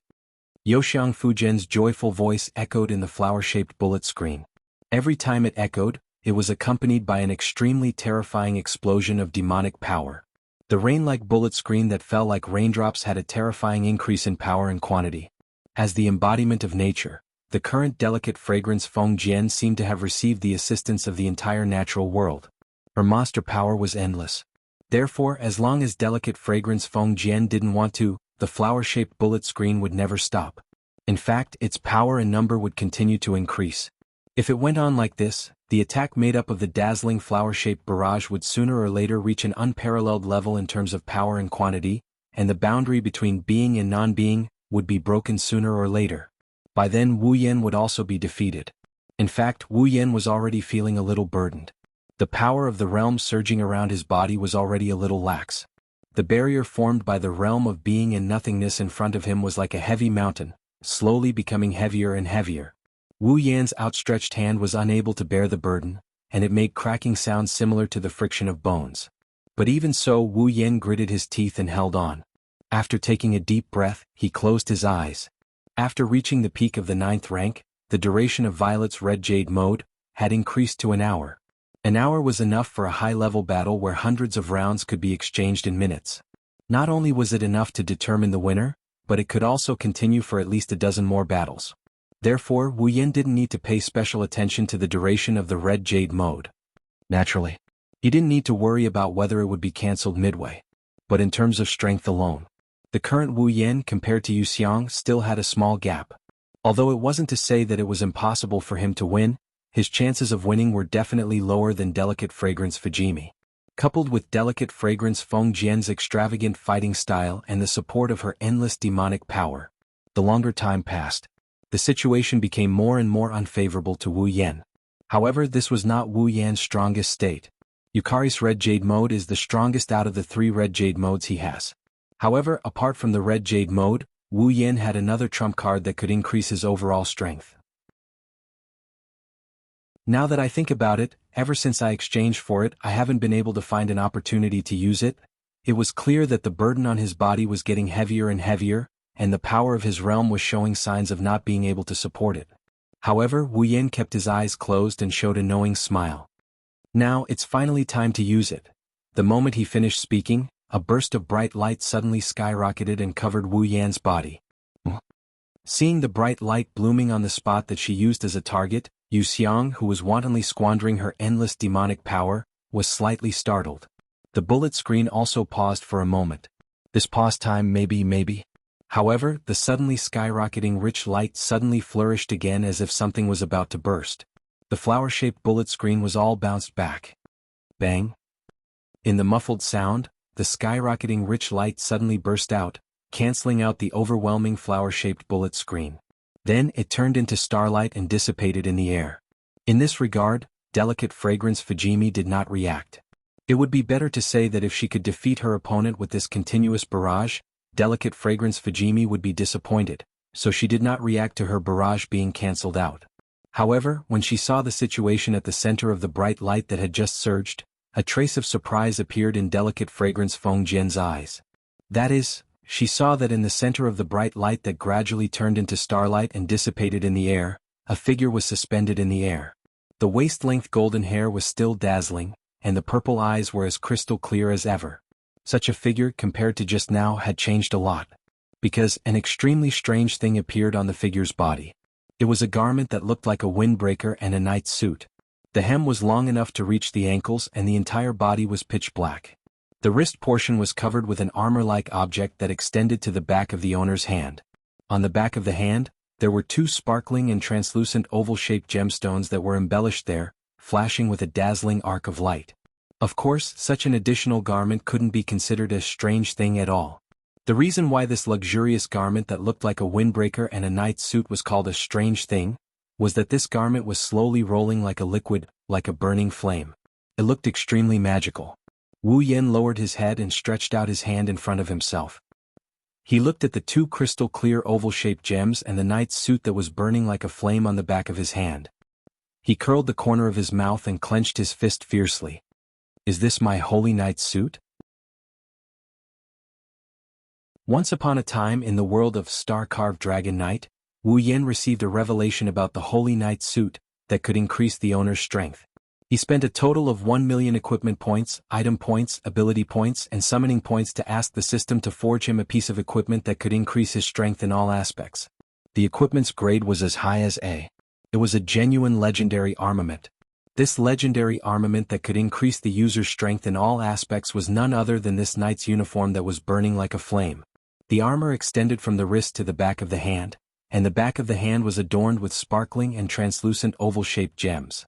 Because of the revelation he received from the Holy Knight's suit, Wu Yan decided to forge this legendary armament for a living. Therefore he named it the Holy Knight's suit. With this legendary armament, Wu Yan's abilities in all aspects would be greatly enhanced. Strength, defense, speed. Even Wu Yan's superpowers, magical power, magic and magic would be improved in all aspects. If Wu Yan was a little weaker than Delicate Fragrance just now, but with the Holy Knight's suit, it would be different. Feeling the improvement in all aspects in his body, Wu Yan once again clenched his fist, looked up, and looked at Delicate Fragrance who was looking at him in surprise. The corner of his mouth lifted into a smile. Boom. In the next moment, as if something exploded, under Delicate Fragrance's gaze, Wu Yan's body suddenly burst out a circle of violent air waves that spread out from his body and blew in all directions. That's magical power. After obtaining the Holy Knight's suit, it was already invincible. It belonged to Wu Yan's magical power. The magnitude of the demonic power was already comparable to Fengjian Yuxiang's boundless demonic power, causing Fengjian Yuxiang's somewhat surprised expression to instantly freeze. Wu Yan ignored Yuka's reaction. He raised his hand and a ball of pure white flame slowly rose into the air. It didn't look like it had any temperature at all. It burned peacefully. However, it was this seemingly inconspicuous white flame that made Delicate Fragrance feel a sense of crisis. You should be very happy just now, right? Wu Yan cast his gaze on Delicate Fragrance and grinned. Now it's my turn to fight back. After saying that, Wu Yan flicked his finger. The pure white flame that was only the size of a human head and didn't even have any temperature burst out like a comet, shooting toward Delicate Fragrance with a long fiery tail. As the pure white flame burst out, Delicate Fragrance felt a sense of crisis in her heart. Intuition told Delicate Fragrance that she absolutely could not touch that pure white flame. Otherwise, even if she had the ability to defy the heavens, she would definitely have to pay a price.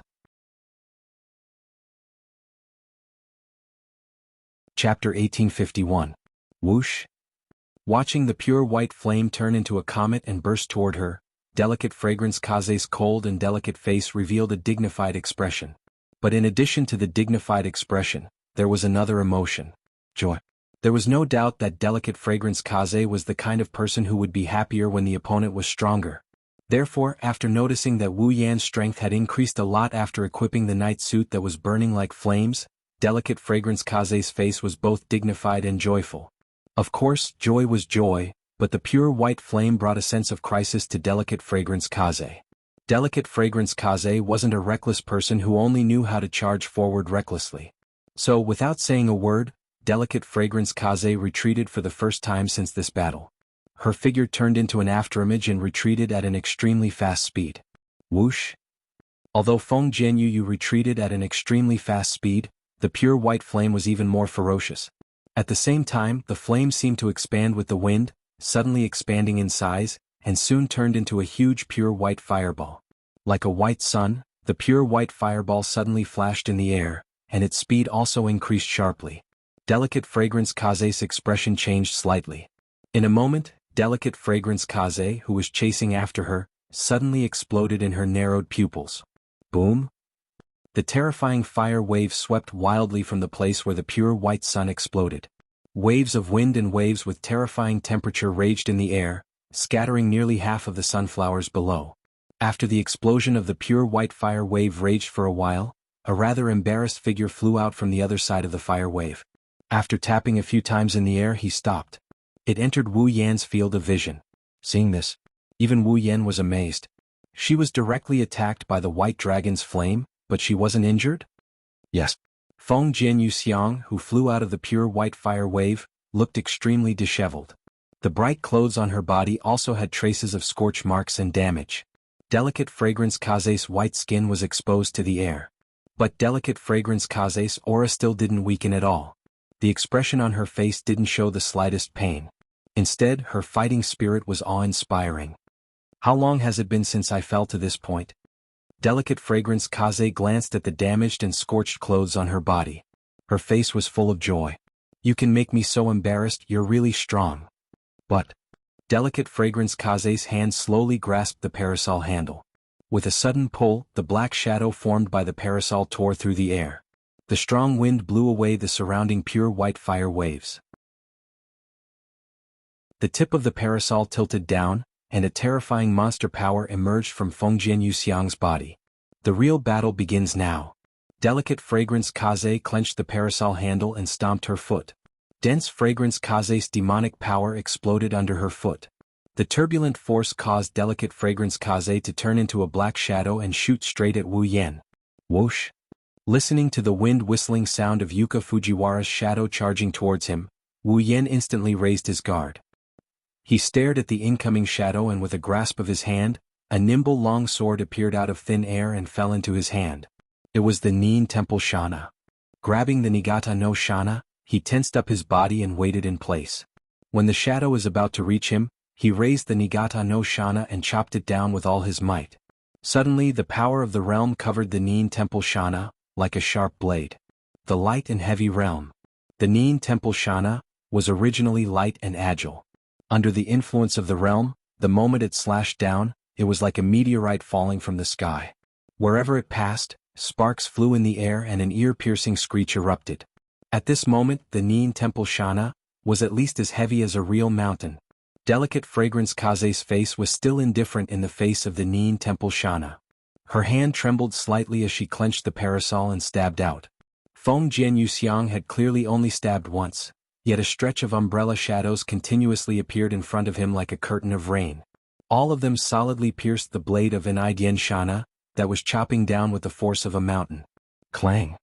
After a shrill sound that could pierce one's eardrums, the umbrella shadow that contained a powerful force shattered the light and heavy realm's power on the Nidian Shana blade, and at the same time, it easily knocked away the Nidian Shana that came attacking.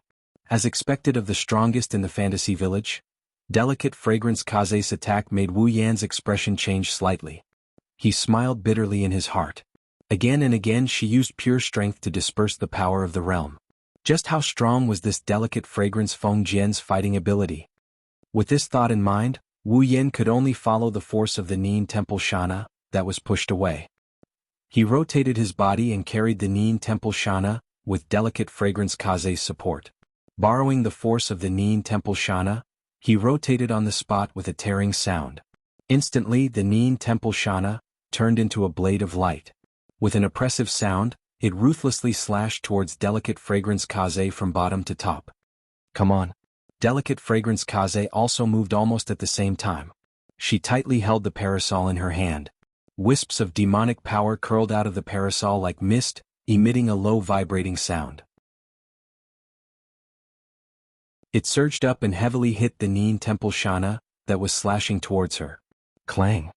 The dull sound of steel colliding with steel resounded throughout the Eternal Night's quadruple barrier. Ha! Powerful demonic power fluctuated around her body and flowed through her palm to the parasol in her hand. Delicate Fragrance Kaze slightly bent her body and coldly shouted. The demonic power on the parasol in her hand suddenly condensed and then exploded. Bang! The parasol that hit the Nin Temple Shana exploded with a towering force. The sudden burst of force directly shook Wu Yan, who was holding the Nin Temple Shana, and sent him flying. Wu Yan gritted his teeth. He turned around and stabilized his body. He looked up and looked at Delicate Fragrance Kaze. Sure enough, it's impossible to win against this flower queen in terms of close combat ability. Delicate Fragrance Kaze didn't have any powerful abilities. Her combat ability was almost entirely focused on close combat. Wu Yan can't possibly win against Yuka Fujimi, who relied on close combat to become the strongest player in Fantasy Village. Since you're invincible in close combat, then I'll fight back with my ability. While speaking, Wu Yan raised one of his hands and the familiar pure white flames rose once again. However, although the white dragon's flames were powerful, they didn't hurt Delicate Fragrance Kaze. That was why Wu Yan raised his other hand. A burst of pitch-black electric light flashed amidst the crackling sound of electricity. Holding the pure white flames in his left hand and the pitch-black electric light in his right hand, Wu Yan stared at the powers of the white dragon and black dragon respectively. Then he actually brought the pure white flames and pitch-black electric light in the middle. Buzz. The moment the pure white flames and pitch-black electric light came into contact, wisps of white flames and black electric light burst out from the point of contact. The space was torn apart and distorted. Feng Jian Yuxiang's face became extremely solemn, and there was a slight change in her eyes. Feng Jian Yuxiang clearly felt that when the pure white flame came into contact with the pitch-black lightning, the demonic power in her body actually became sluggish. What exactly is that? How can it affect the operation of the demonic powers in my body? Delicate Fragrance Kaze couldn't get an answer to this question, at least not at this moment. Because in Wu Yan's hand, the pure white flames and pitch-black electric light were constantly twisting along with the surrounding space. As they squirmed slightly, they slowly gathered together. Not long after, a ball of golden electric light flickered on its surface and its color turned into a dazzling golden flame that floated before Wu Yan. Chapter 1852. The moment the resplendent golden flame with golden lightning flashing on its surface was born, an unusually wild and violent fluctuation suddenly rippled out in midair. The strange energy waves became even more violent. Strands of golden energy seeped out from the surrounding space. Finally, they all wrapped around Wu Yan, who is holding the resplendent golden flames as if he is holding a jewel. They spun around him like crazy. Following the rotation of these golden streams of air, a gust of wind suddenly emerged and swept out in all directions. The gust of wind was so strong that even some of the larger rocks on the ground were blown and rolled a few times on the ground, not to mention those fragile sunflowers. For the first time, Delicate Fragrance Feng Jian's heart showed an uncertain expression. What the hell is that? With Delicate Fragrance Feng Jian's accumulated experience, she could naturally distinguish some of the effects of the methods Wu Yan used before and after.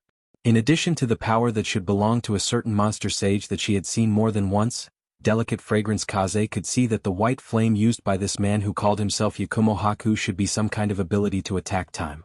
It was precisely because she saw the true face of the white flame that Delicate Fragrance Feng Jian was able to react in time under the direct attack of the white flame. She used a huge amount of monster power to cover her body and let the flame burn away the existence of the monster power itself. She rushed out of the flame in one go. So, Delicate Fragrance Feng Jian's clothes were a little damaged, but she didn't suffer any substantial damage. As for the knight's clothes that burned like flames, it was even easier to recognize. It must be some kind of equipment that can increase the user's power. At the beginning, the scarlet light on the other party's body should be some kind of ability that can borrow the power of others and reproduce it on his own body. It had to be said that Delicate Fragrance Feng Jian didn't say anything on the surface, but she had already seen through everything. Whether it was the effect of the red jade mode, the flame of the white dragon's burning flame, or the enhancement of the Holy Knight's outfit, they were all seen through by Delicate Fragrance Feng Jian with her experience. But to be able to see to this extent, it was enough to prove that Delicate Fragrance Feng Jian was experienced and knowledgeable. However, Feng Jian Yuxiang couldn't see anything from the dazzling golden flames that were flickering with golden lightning. He didn't know what kind of power it had, nor did he know what kind of effect it would have. He didn't even know what kind of ability it was.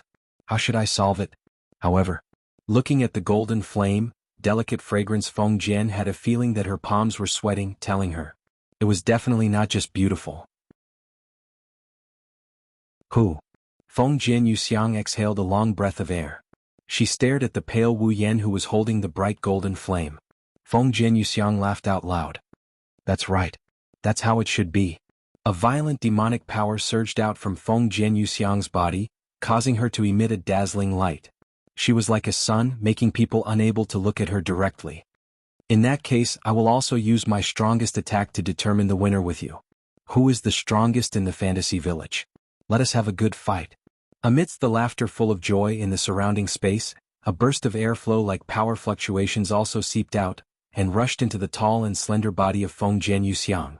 Under such circumstances, if there was an outsider present, they would be able to see that Wu Yan and Feng Jian Yuxiang seemed to be competing for something. Traces of unknown power fluctuations continuously emerged in the surrounding space, turning into air currents and wrapping around the two of them. However, the difference was that Wu Yan's bright golden flame had an effect on the surrounding space, causing the space to seem to have a chemical reaction and seep out its own power. Feng Jian Yuxiang, on the other hand, merged with nature through space, absorbing the power of nature and constantly improving her demonic power. Under such circumstances, the aura on Feng Jian Yuxiang's body became more and more terrifying until it reached a certain peak before stopping. Feeling the unprecedentedly powerful aura of Feng Jian Yuxiang, Wu Yan's eyes also flashed brightly, feeling the blood all over his body boiling at this moment. Although Wu Yan himself was not as powerful as Feng Jian Yuxiang, but since he was promoted to the 9th rank, Wu Yan had rarely encountered a battle where he needed to go all out. Now, the strongest Red Jade mode had been used, and even the Holy Knight equipment that could increase his strength in all aspects was also used. At this moment, Wu Yan had already brought out the strongest strength he could bring out. Coupled with the fact that he was fighting the strongest king of the fantasy village, the long-lost feeling of blood boiling made Wu Yan laugh out loud. It's not over yet. Amidst the laughter, Wu Yan's body once again surged with the power of the realm, and all of it flowed freely into the dazzling golden flames born from the fusion of the white dragon's flame and the black dragon's lightning. The realm of life and death. Life with a thought. Death with a thought. The power of the realm of life and death, that could change a person's life and death with a slight touch, was like a layer of light film, covering the dazzling golden flames flashing with golden lightning, making the strange fluctuations rising from the dazzling golden flames even more violent, faintly carrying the aura of death. Looking up and looking at Feng Jian Yuxiang, who was exuding a terrifying aura, Wu Yan was not the slightest bit timid. His body was as straight as a spear, looking extremely imposing. Since you took out the title of the strongest in the fantasy village, then I will accept it without hesitation.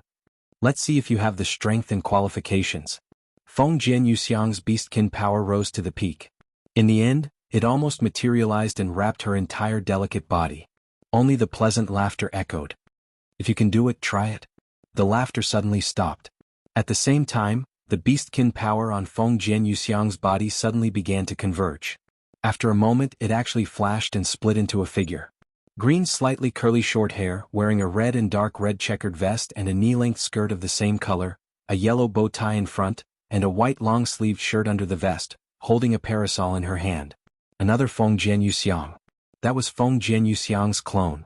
Feng Jian Yuxiang had the ability to split into a clone that was completely no different from herself. This doppelganger had almost the same level of power as delicate fragrance Feng Jian's main body. In other words, Wu Yan was now facing the two strongest existences in the fantasy village. Come on, let's fight. It was still the same sentence. The two Feng Jian Yuxiang raised the parasol in their hands at the same time, and all the beastkin power on their bodies surged to the tip of the parasol. With the infusion of such a huge amount of beastkin power, at the tip of the two parasol, a liquid-like emerald green energy flowed like liquid. One move. Let's decide the winner. With a fierce shake of their hands, the two Feng Jian Yuxiang pointed the parasol in their hands at Wu Yan at the same time. Immediately, all the beastkin power on their body flowed along the parasol. Double spark. The beastkin power flowing on the tips of the two parasol burst out.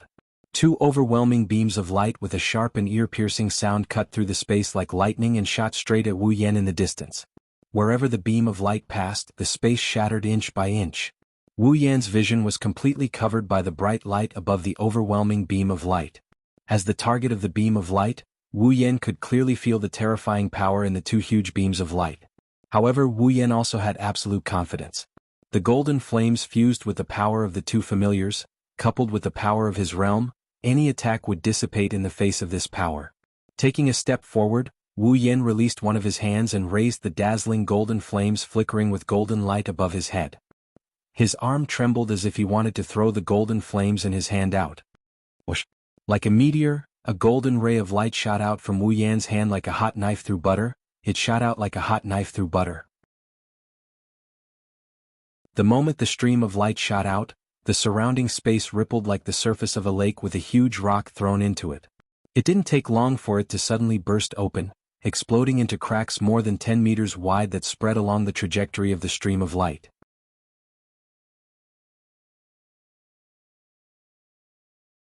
Chapter 1853. Swish. Amidst an extremely sharp sonic boom, the resplendent golden flames that had turned into streaks of light tore through the air like a meteor. Wherever they passed, the space collapsed into pitch-black cracks that were nearly a dozen meters long. The space in this area was completely shattered like glass, causing the area to be in a sorry state. Swish. The two huge pillars of light that descended from the sky emitted a strong light that seemed to occupy the entire sky. They also carried an extremely terrifying power and a sharp sonic boom that seemed to distort space. They were like meteorites that fell straight down. No matter if it was the golden stream of light or the dazzling light pillars, both contained terrifying attacks that were enough to shatter the space along the way and spread the cracks. Just the fluctuations that leaked out were enough to kill a ninth-stage powerhouse on the spot. Two extremely frightening attacks that caused even the sky to change color finally collided violently in the next instant. However, just as Wu Yan and Feng Jianyu tensed up and prepared for the upcoming victory and defeat, waiting for the earth-shattering explosion caused by the collision of the two attacks, there was strangely no sound in midair. Wu Yan and Feng Jianyu lifted their heads in astonishment and witnessed the collision of the two attacks. Then they witnessed this scene. In midair, the ratio was completely different. The two attacks of completely different colors didn't clash fiercely with each other at the moment of collision. Instead, they twisted together like two masses of water of different colors. The golden and green attacks had unknowingly twisted into a huge sphere. The two colors of gold and green swirled around each other in the sphere. The space around the sphere became extremely distorted. Vaguely, there were extremely subtle tearing sounds coming from the inside of the sphere. Wu Yan stared at the twisted sphere in midair. A sphere of two colors. His face was as pale as a sheet of paper, and even his body was swaying. Xiao's magical fluctuations had weakened to an unprecedented level. If it weren't for the remaining magical fluctuations, perhaps even Wu Yan wouldn't be able to hover in midair. Apparently, it fused the white dragon's flames and the black dragon's lightning together. It formed the dazzling golden flames that carried golden electric arcs on the surface and even enhanced the realm of life and death. This attack. It had almost squeezed out all the magical powers in Wu Yan's body that had never been exhausted. Compared to Wu Yan, Feng Jianyu's situation was slightly better. After all, she was the incarnation of nature. Although the clone magic cannon had almost exhausted the magical powers in Feng Jianyu's body, nature was still providing her with a continuous supply of magical powers. At this moment, even if the magical powers that she recovered were insignificant, it was still much better than Wu Yan's. However, Feng Jianyu's face was also pale. She couldn't even maintain her avatar and it collapsed directly. Feng Jianyu's eyes were fixed on the distorted sphere in midair, and she didn't look away for a moment. Under the gaze of Wu Yan and Feng Jianyu, in midair, the sphere that was constantly twisting and faintly emitting a subtle tearing sound suddenly fluctuated violently like magma before a volcanic eruption, and it suddenly expanded. Looking at the sudden strange fluctuations and the huge distorted sphere that expanded, Wu Yan and Feng Jianyu both felt an uneasiness for no reason, making their hearts sink. In the end, the degree of distortion of the expanding sphere became more and more intense. The surrounding space also seemed to be suppressed by something, and there was a kacha-kacha sound. Not long after, the expanding distorted sphere suddenly burst into a dazzling light, but all the sounds strangely stopped. Even the space suddenly stabilized and no longer produced any abnormalities. It wasn't until this moment that a warning sign rose in Wu Yan and Feng Jianyuxiang's hearts as if they sensed something. Their expressions changed abruptly, and they disregarded the consumption of a large amount of magical power and demonic power in their bodies and retreated frantically. The moment Wu Yan and Feng Jianyuxiang retreated, the distorted sphere that was blooming with a strong light suddenly burst like a punctured balloon. Boom! Along with an earth-shattering explosion, a dazzling light sprinkled from the sky. The distorted sphere seemed to have reached a certain critical point and finally couldn't bear it anymore. It exploded in midair along with an extremely terrifying shockwave. Wherever the shockwaves passed, the space trembled, and in less than half a second, like glass, it shattered piece by piece. Boom! Wu Yan and Feng Jianyuxiang, who were retreating, had just retreated for a distance when the terrifying shockwave caught up with them at lightning speed. Like a truck, it slammed into Wu Yan and Feng Jianyuxiang fiercely. PFFF. Under the terrifying impact, a mouthful of crimson blood spurted out from Wu Yan and Feng Jianyuxiang's mouths at the same time.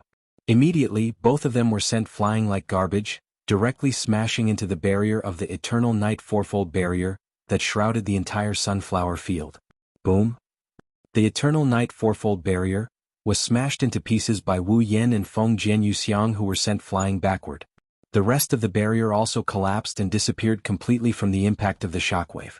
But the aftermath of the impact continued to spread to the surroundings. The sunflower field was originally relatively close to the Boli Great Barrier of Fantasy Town. With the shockwave still raging, it wouldn't take long for the Boli Great Barrier to suffer the same impact. At that time, it would inevitably shatter directly like the eternal night fourfold barrier. At that time, without the most important Boli Great Barrier, Fantasy Town would not be able to escape the fate of destruction. Buzz. At the critical moment in the sky, a pitch-black crack full of ferocious eyeballs suddenly split open amidst the tremors of space. A tall figure emerged from it and flashed into the sky. The realm of movement and stillness. As such a voice echoed in midair, an unusually huge force burst out from the tall figure in midair and shrouded it. It actually froze the shockwave that was rolling out like a stormy sea. Of course, it was definitely not enough to just freeze it. The realm of being and nothingness. At the next moment, the same voice, but with a different content, reverberated in the air once again. A force that was more than a little stronger than before once again enveloped this world, emanating circles of ripples that contained a strange power. Under the ripples, all the frozen waves that were touched by the ripples slowly disappeared from this world as if they had never appeared before. About 10 seconds later, the raging shockwaves in this area completely disappeared, leaving behind a silent scene. It was as if nothing had happened, which made people's hearts beat faster. After the shockwaves were completely wiped out, the tall figure in midair landed and stood on the ground. She had blonde hair, purple eyes, and wore a pinkish-white princess dress that was similar to a Taoist robe. She also wore a pinkish-white flower bud hat on her head and held a parasol in her hand. Who else could it be apart from purple? Yukari gently waved her hand, and a gentle force flew out and disappeared in 2 different directions. Then, it carried 2 people who were in a sorry state and had traces of blood on their bodies back to Yukari. Purple didn't look at Tensei Fujimi, but directly looked at Wu Yan. She looked at Wu Yan, who had completely fallen into a state of unconsciousness, and smiled bitterly. It's just a drop of blood. If you want to get it, there are many ways. Why do you have to make yourself like this? Although she said so, Purple knew that it was entirely because she didn't return to Wu Yan's side and had been hiding in the dark to spy on Wu Yan. That was why Wu Yan used the simplest and most violent method to obtain a drop of blood from Tensei Fujimi. It was her fault. Purple crouched down and pressed her hand on Wu Yan's body. After a while, she let out a sigh of relief. Fortunately, although the injury is serious, with Xiao Yan's recovery ability, he should be able to recover soon.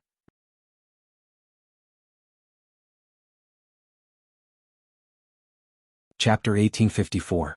Originally, the Paladin outfit was based on the Paladin armor. After the Paladin armor was strengthened and modified, it became a piece of equipment that could increase the user's abilities in all aspects. The Paladin armor was nothing more than an amalgamation of mana. It was similar to vassal beasts, which were also amalgamations of mana. Naturally, the Paladin outfit was also a piece of equipment made of pure mana. The only difference was that the vassal beast's consciousness was lodged in the user's blood. The user only needed to provide mana for the vassal beasts to manifest their own forms and abilities. On the other hand, the Paladin armor was based on the design. The user had to ask the dragon who created the paladin armor to create the paladin armor according to the design. Only then would the paladin armor be able to display its proper form and abilities. The same went for the paladin outfit. Although Wu Yan had exchanged for the A-rank legendary armament, to be more precise, he had only exchanged for the blueprint of the paladin outfit. Based on Wu Yan's physical attributes and abilities, the system created the most suitable paladin outfit for Wu Yan. Then it provided the blueprint to Wu Yan. Therefore, Wu Yan only needed to construct the paladin outfit according to the blueprint, just like the holy dragons in the star-engraved Dragon Knight world. Then, the paladin outfit would appear and be equipped on his body. That was why Wu Yan could easily summon the paladin outfit during battle with just a thought. Naturally, when Wu Yan's mana was completely depleted or he lost consciousness, the paladin outfit would disappear. The Red Jade mode was similar. Although there was still some time left, the Red Jade mode was still a bloodline ability. As long as Wu Yan lost consciousness, the Red Jade mode could no longer be maintained. When the Red Jade mode and the Holy Knight outfit disappeared, Wu Yan's aura weakened all the way until he dropped out of the demigod rank. He could feel the bloodstains on his body. With his eyes closed, Wu Yan's aura continued to weaken. Purple also let out a sigh. She stroked Wu Yan's cheek and her tone became unusually gentle. "You've already tried your best." He had indeed worked very hard. To be able to fight against Yuka Kazumi, the strongest person in Fantasy Town, who even Yuka Kazumi couldn't defeat in the past. Even if it was because of the Red Jade mode and the Holy Knight equipment, Wu Yan could still be proud. After saying this, Z stood up, raised his head and looked at the surroundings. The first thing that caught his eye was the place that had turned into a terrible mess. It used to be a field of golden sunflowers or a field of sunflowers that stretched as far as the eye could see. Now, the sunflowers' golden color and the grassland's green color had all disappeared. Only the dark gray and brown soil remained. As if a typhoon had passed through, the scene became chaotic and battered. The sunflowers and grassland had long since disappeared in this battle. The ground was also razed to the ground, showing the darkest color. There were even potholes everywhere filled with rolling stones. It was abnormally desolate. Not only that, but in the surrounding space, pitch-black spatial rifts could be seen everywhere. Some of them even shattered into black holes. Some of them were like broken glass, still falling pieces. The endless darkness in the spatial rifts sent chills down one's spine. One could imagine what would happen if an ordinary person or a weak existence accidentally touched these spatial rifts. This should be the most serious destruction in Fantasy Town, right? Purple rubbed his forehead as if he had a headache. This is really worrisome.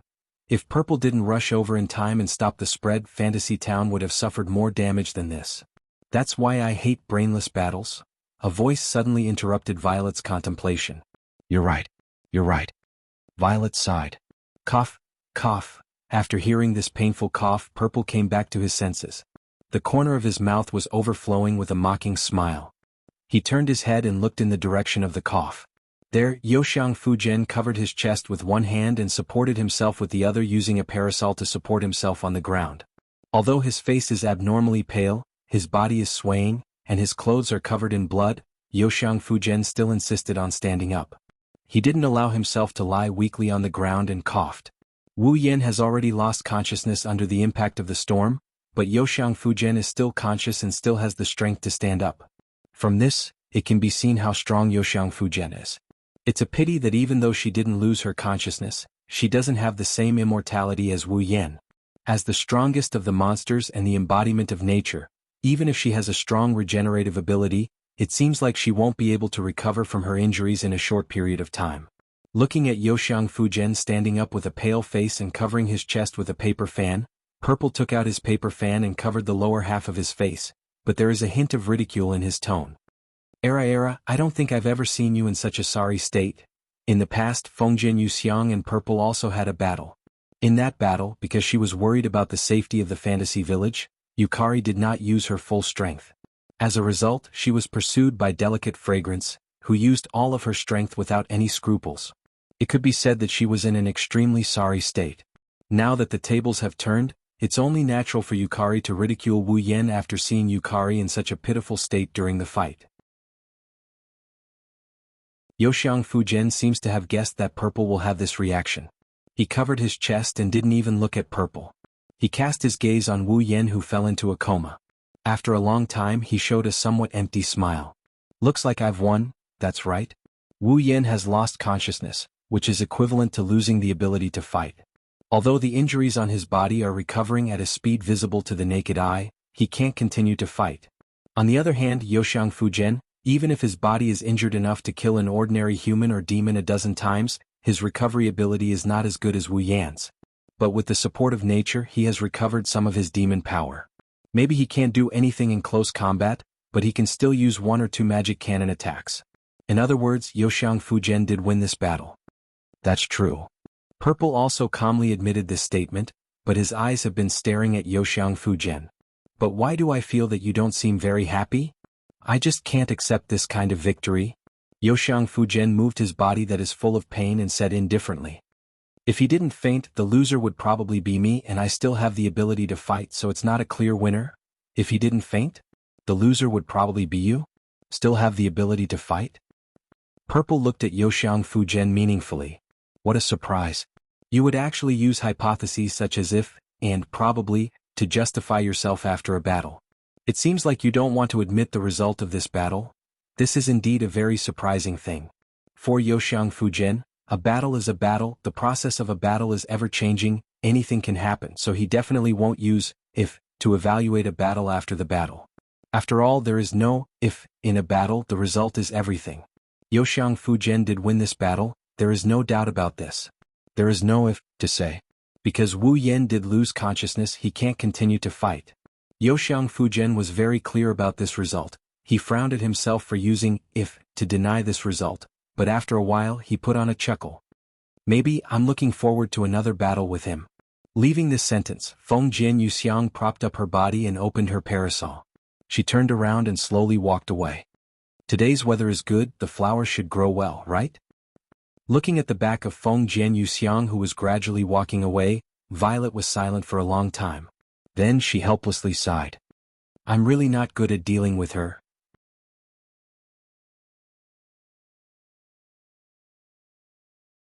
Chapter 1855. His consciousness was as chaotic as chaos. His body was as heavy as iron and lead. His strength was flowing away like water. His voice was as muddy as hoarse. That was what Wu Yan was feeling at this moment. He felt as if he was drowning in an endless sea of despair that he could not see the end of. His body was struggling, but there was no strength everywhere. There was no way to support himself. His hands and feet were paddling, but he still felt like he was sinking, as if he had fallen into hell. In this unconscious state where even breathing became difficult, Wu Yan could only endure the feeling of emptiness in his body and drift around with his chaotic consciousness. All of this was because of the exhaustion of his magic power and the serious blow to his body, which brought about such an uncomfortable feeling. It's obvious that the injuries he suffered before he fainted, even if he recovered in a short period of time, the pain of that moment still made him feel very uncomfortable as he fainted while carrying the pain with him. Fortunately, the pain came and went quickly. After a long time, Wu Yan felt that his chaotic consciousness finally showed signs of condensing. His body gradually became able to exert strength, and the dark sea of drowning began to become bright. As if awakened, Wu Yan slowly opened his eyes, exposing a pair of somewhat slack burgundy pupils to the air. After a while he could focus on the scene in front of him. The ceiling. No, it should be a wooden roof. Moreover, it was the same roof as the Japanese-style tatami room of Kagaya in Penglai Mountain. However, Wu Yan knew that the familiar roof in front of him was definitely not the roof of Kagaya's room in Penglai Mountain. The reason was very simple. Although there were computers and game consoles in Kagaya's room in Penglai Mountain, there were no modern fluorescent lights or light bulbs. The roof in front of him. There was a bright fluorescent light, illuminating Wu Yan's vision. Where is this? This was the first question in Wu Yan's mind. Why am I here? This was the second question in Wu Yan's mind. What's wrong with me? This was the third question in Wu Yan's mind. Although it was the third question, this question was the first to be answered. Immediately after. The second question was also solved after Wu Yan solved the third question. There was only one question left. Wu Yan had no way of answering the question by himself. That's right. Holding his head, Wu Yan smiled bitterly. I fainted during the battle with Yuka Fujimi? To be more precise, it should be said that in the battle with Delicate Fragrance. Wu Yan used all of his strength in this attack, and then in order to avoid the aftermath of the collision with Delicate Fragrance's attack, he did his best to retreat. Then there was no then. Wu Yan only remembered that in the process of retreating, he was still swept by the aftermath of the impact. Immediately after, his body was in pain and he completely lost consciousness. Wu Yan himself didn't know what happened after that, but looking at the roof in front of him, he could guess what happened even if he had to guess. Someone must have arrived at the scene, found him unconscious and brought him here. As a result, the second and third questions were answered. As for the first question, Wu Yan had no spare energy to think about it. There was only one thought left in his mind. I fainted. Then, in the battle between him and Delicate Fragrance, who won in the end? If Delicate Fragrance also fainted, then it was a draw. But if Delicate Fragrance still had a breath and could hold on, then there was no doubt that he had fainted and lost the ability to fight. Of the two possibilities, Wu Yan was more inclined to the second one. There was no other reason. It was just that Delicate Fragrance's strength had left a deep impression in Wu Yan's mind, so Wu Yan couldn't imagine Delicate Fragrance's appearance of being seriously injured and unconscious.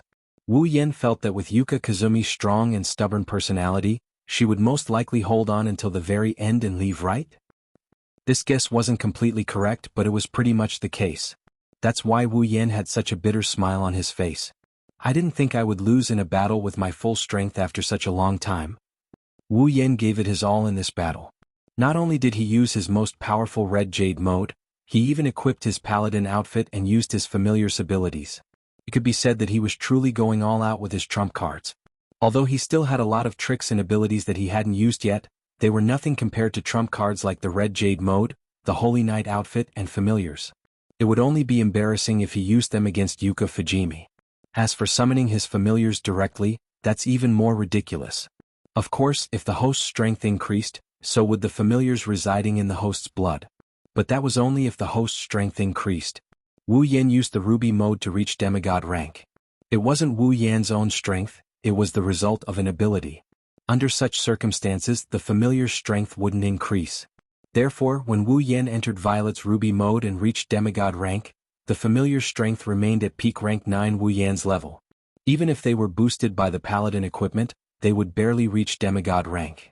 How could a demigod rank familiar be used against Delicate Fragrance, who was already level 97 and only needed 1 or 2 more levels to reach peak demigod rank? That would be a disgrace. Plus, it would be foolish to let outsiders interfere in a fight of this level. It would cause a lot of uncertainties in the battle. Wu Yan rejected Natsuki, Nagisa, and Kanon's suggestion to fight Yukari Kazumi more than once. He only used White Dragon and Black Dragon's abilities to deal with Yukari Kazumi. Not only did Wu Yan have helpers, Delicate Fragrance had helpers as well. They were much stronger than Wu Yan. After all, Delicate Fragrance could create a clone that was on par with the main body. At that time, Natsuki, Nagisa, Kanon, White Dragon, and Black Dragon would gang up on Yukari Fujimi. Yukari Fujimi would definitely be tortured to death by Yukari Fujimi, who would become a peak demigod after 1 or 2 levels. Therefore, no matter how one looked at it, Wu Yan had lost the battle. This fact made Wu Yan realize that he wasn't strong at all. Indeed, after ascending to Tier 9, Wu Yan didn't go all out in a fight other than this one. He didn't even use his peak Tier 9 strength under normal circumstances. However, that wasn't because Wu Yan was too strong. It was because there were too few true powerhouses, and Wu Yan hadn't encountered one yet. His fight with Fujimi Yuka made him realize that he's not weak but he's not strong either. Compared to the real strong, the demigod tier existences, he's still a far cry from them. Of course, this was also because Wu Yan had been doing the demigod path mission. If Wu Yan had turned in the demigod path mission and generated a tool for reaching demigod rank, the result would have been different. However, Wu Yan's ambition was too great. He didn't want to be an ordinary demigod powerhouse, he wanted to be a peak demigod powerhouse. Thinking up to this point, Wu Yan couldn't help but raise one of his hands in front of his own face and clench his fist. Looks like I have to hurry up with the demigod path mission. Swoosh! At this time, a sound came from the side. Not far away from Wu Yan, a Japanese-style paper door was suddenly pulled open. A petite figure struggled to carry a basin and a towel as she tiptoed in. It was a little girl. She had cute cat ears and brown shoulder-length hair. She wore a green hat and a golden earring on her left ear. She wore a red one-piece jacket with golden edges and white sleeves. She also had 2 brownish-black tails on her back. The tips of the tails were white. Meow meow meow. The cat-eared little girl seemed to have noticed Wu Yan, who had woken up. She was stunned for a moment, then let out a series of cat meows. She ran out at an extremely fast speed, shouting non-stop. Lord Lawn. Lord Purple's strange fiancé has woken up, meow. Hearing this, Wu Yen couldn't help but twitch the corner of his mouth. Forget about the fiancé Sama, he also knows who the person who popped out of nowhere is. But what's with that strange thing? Did he look strange?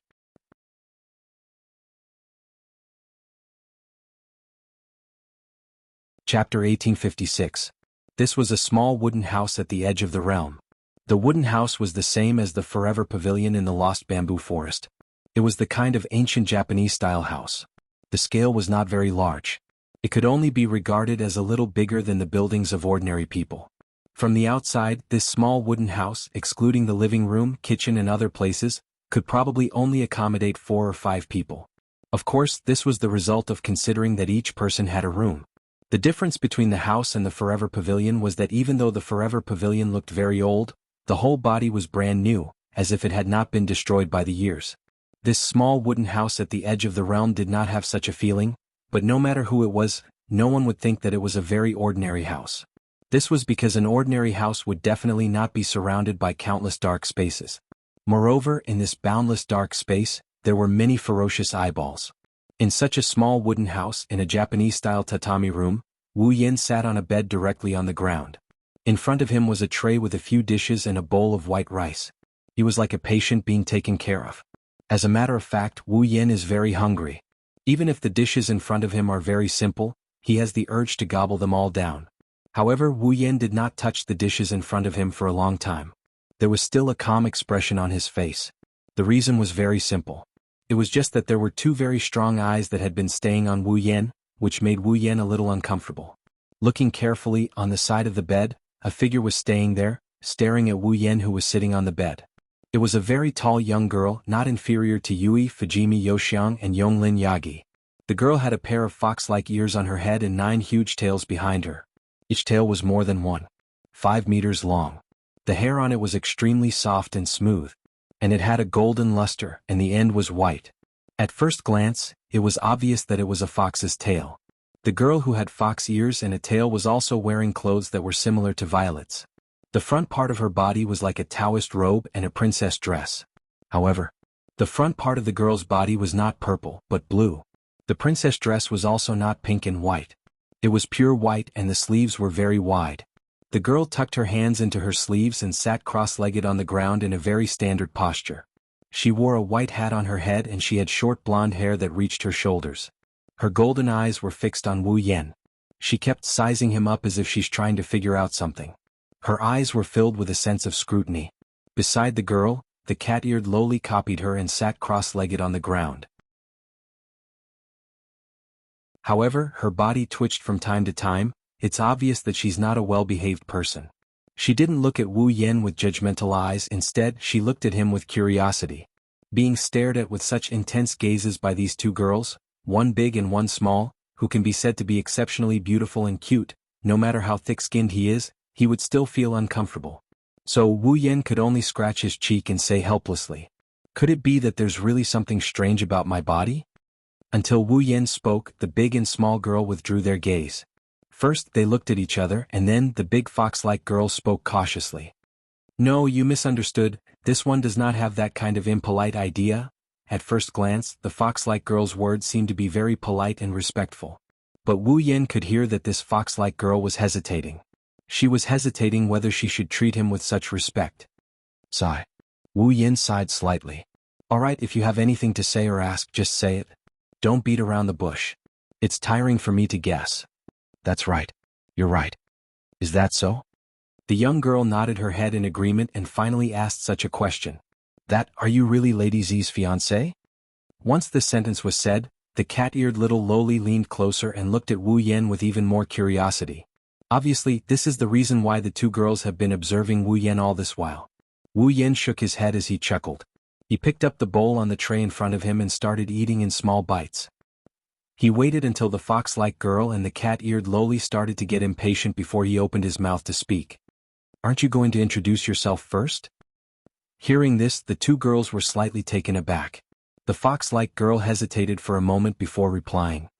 "I am Yakumo, Lady Z's Shikigami." "Shikigami. They were gods, monsters, or spirits that served their masters. The fox-like young girl in front of him was actually a nine-tailed demon fox.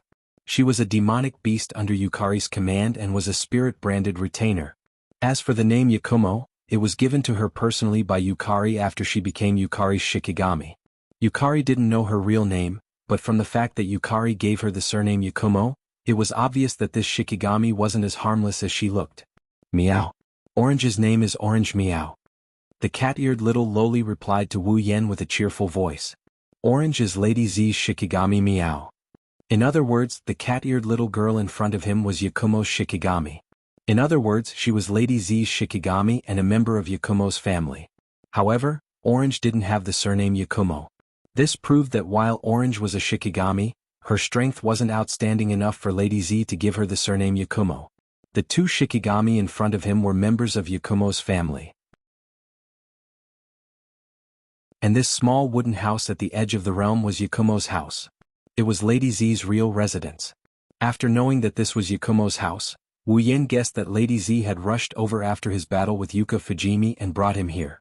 However, Wu Yan didn't expect Blue and Orange to mention the matter of her fiancé. It wasn't hard to imagine. Although Violet was usually not very dignified, lazy, and had no moral integrity, her super strength and demon-like wisdom were indeed frightening. As Lady Z's Shikigami and Shikigami's Shikigami, Blue and Orange respected Lady Z from the bottom of their hearts. Now, someone suddenly came out and said that he was the fiancé of their most respected master and master's master. It was no wonder Blue and Orange looked at Wu Yan with such a strange gaze. Wu Yan secretly shook his head at this, but on the surface he smiled at Blue and Orange. Did Lady Z deny this matter? Blue and Orange were speechless. Wu Yan. Needless to say, Lady Z didn't deny this matter, at least not in front of Blue and Orange. I understand how you feel. Wu Yan sighed. But, believe me, my relationship with Lady Z is more complicated than you think. It's much more important and meaningful than the relationship of a fiancé and wife. Isn't that right? Even their lives were intertwined and they couldn't leave each other.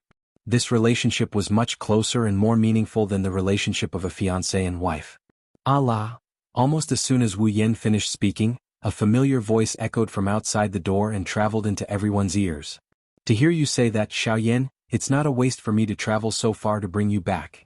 Hearing this voice, Wu Yan, Blue and Orange turned their heads at the same time. They saw Lady Z standing there with a paper fan covering her mouth. She was looking at Wu Yan with ridicule and joy in her eyes. I almost forgot. Little Yin is now called Yakumo Bai. That's a good name. Why don't we call you Yakumo from now on? Lady Z.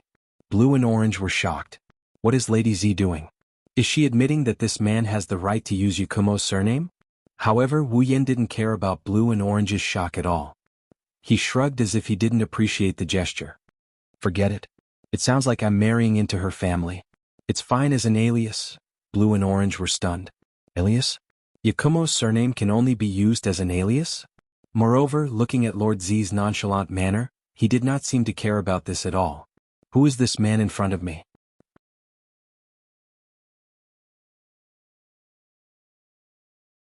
Chapter 1857.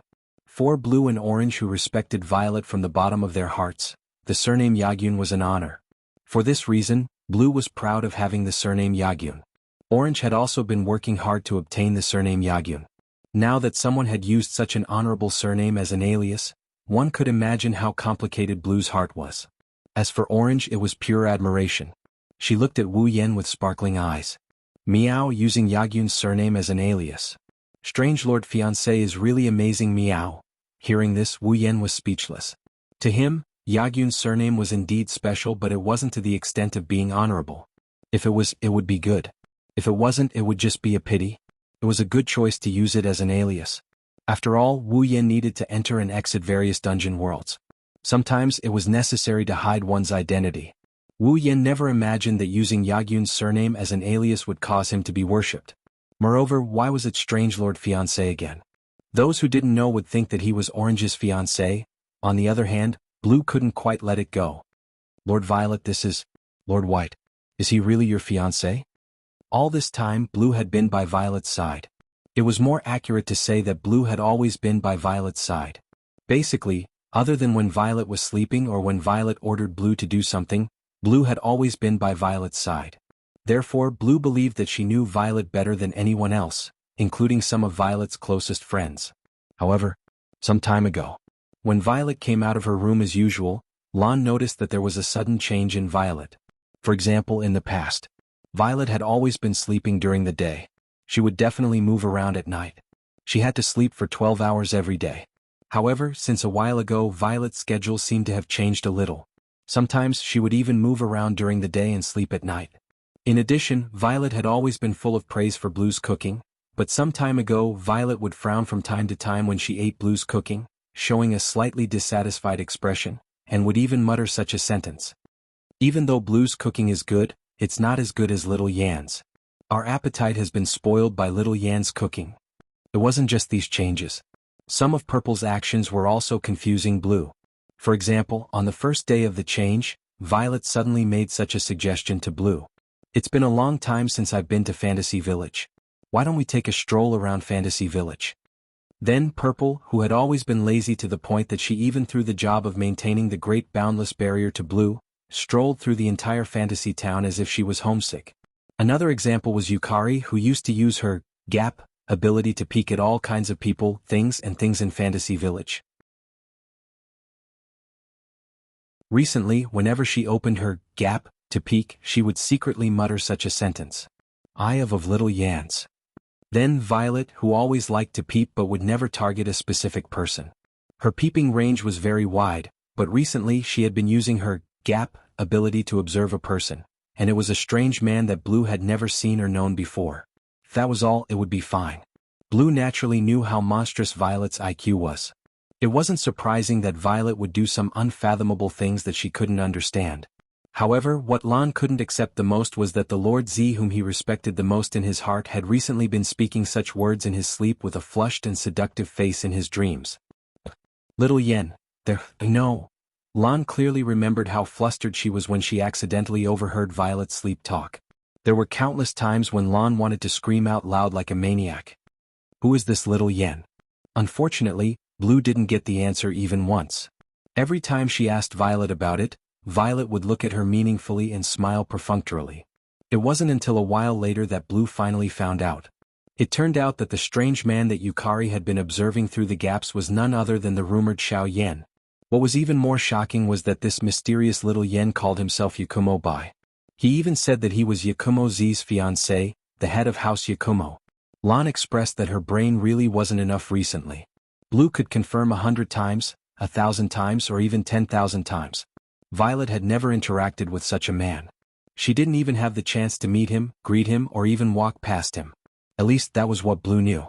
Aside from sleeping, Violet would always have Blue by her side. If she really knew someone of the opposite sex, there was no way Blue wouldn't know. However, this time, Blue's understanding of the world was completely overturned. Two people who didn't know each other at all. Was it possible that one of them would call out the other's name every time they opened their mouths and even dream about it in their dreams, while the other would casually mention the setting of fiancé? The answer was of course no. Thus, Blue couldn't help but admit that she had failed in her duty. Unbeknownst to him, in a place he didn't know, or even in a situation where he didn't know anything, his Lord Z had developed such a deep friendship with a stranger of the opposite sex that even he had no choice but to admit defeat. Or rather, feelings. How could she tolerate this? Indigo could clearly tell that this was absolutely intolerable. Therefore, even though she had asked this question countless times, Violet had always brushed it off without admitting or denying it. Blue felt that she had to clarify this matter. Of course, the most important thing was that she had watched Violet secretly observe a stranger of the opposite sex every day. Hearing Violet mutter the name of a stranger of the opposite sex every day, Blue felt a sour feeling in her heart. Since Lady Z was acquainted with such a person, why didn't she let Blue know? Why did she keep Blue in the dark all this time? Could it be that Lady Z was starting to distrust her? Violet and even Wu Yen clearly sensed her thoughts. The two of them looked at each other and laughed bitterly at the same time. Looking at how well Wu Yen and Yukari are working together, the sour feeling in Blue's heart became even more obvious. Lady Z, please answer my question. Question. Violet looked at Azura with a faint smile. But didn't Xiao Yen already answer your question? Ha! Blue froze on the spot. It doesn't matter whether we are fiancé or not. Violet waved the paper fan in her hand and smiled gently. But just as Xiaoyan said, Xiaoyan and I have a much more important and meaningful relationship than a fiancé and fiancé. Hearing this, Blue finally took Violet's words seriously. Blue knew that Z had a habit of using the word we to refer to herself. Normally it would be teasing and frivolous. However, when Z used the word I to refer to herself, even though her tone and expression were casual and frivolous, the content was absolutely serious. As such, Blue could only admit with tears streaming down her face that her Lady Z had a special experience in a way that she didn't know anything about. Otherwise, Z, who had lived for such a long time but only had a few friends, none of whom were of the opposite sex, let alone someone who was closer to her than an engaged couple, would admit that there was someone who occupied an important position in her heart. After admitting it, Blue could only lower her head and bow to Wu Yan. My apologies, Lord Bai. Blue was rude earlier, meow. Seeing her master lower her head, Orange didn't know what was going on, but she followed suit and lowered her head as well. My apologies, meow. Well? Wu Yan scratched his cheek and waved his hand nonchalantly. Just don't cause any trouble, Wu Yan grumbled as he looked at Yukari. I have a lot of things to complain about, I know. Z smiled and changed the topic of conversation. I have something important to tell you as well. Let's go somewhere else and talk about it all at once. Without giving Wu Yan time to react, Yukari waved her hand and a gigantic crack opened up at the bottom of the room. Wu Yan, Yukari, Lan, and Cheng were all sucked into the crack before they disappeared from the spot. The room returned to silence.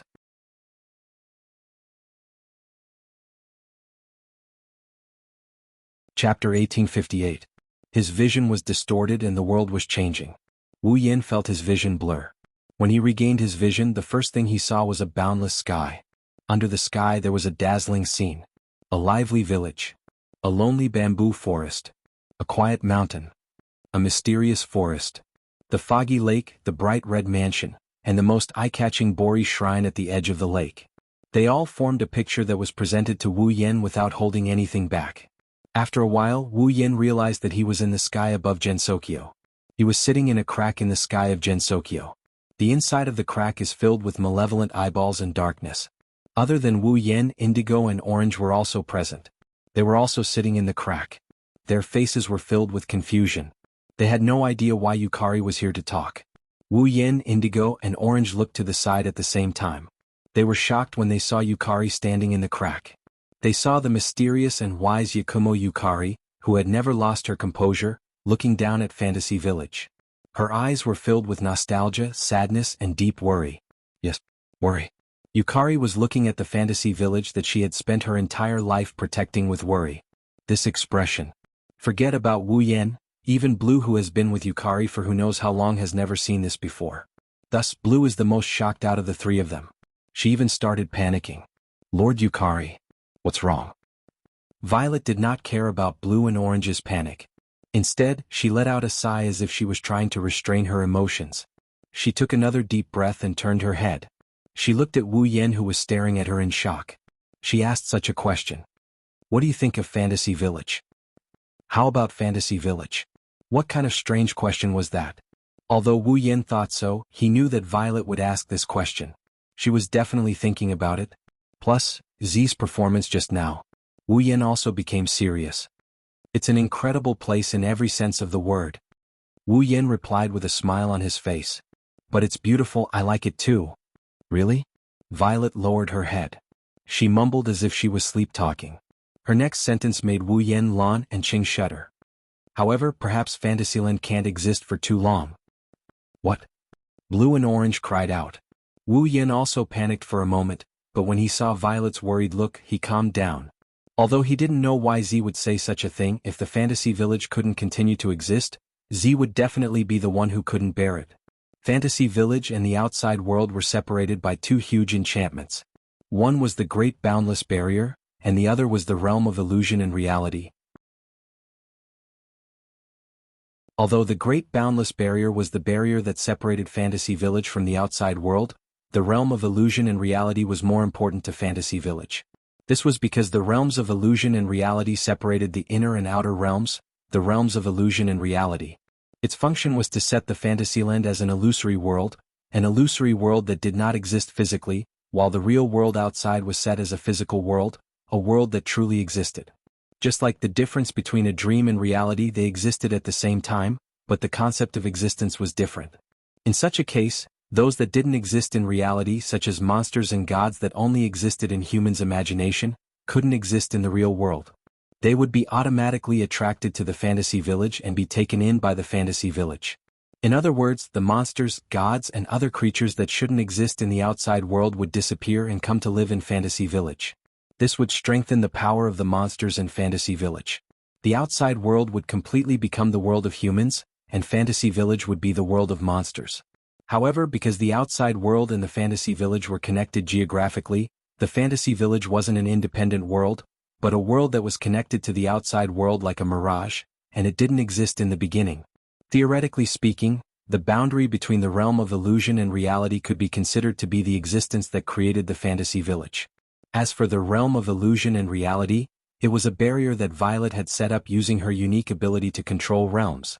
As long as Z still existed, the fantasy village could be created and destroyed.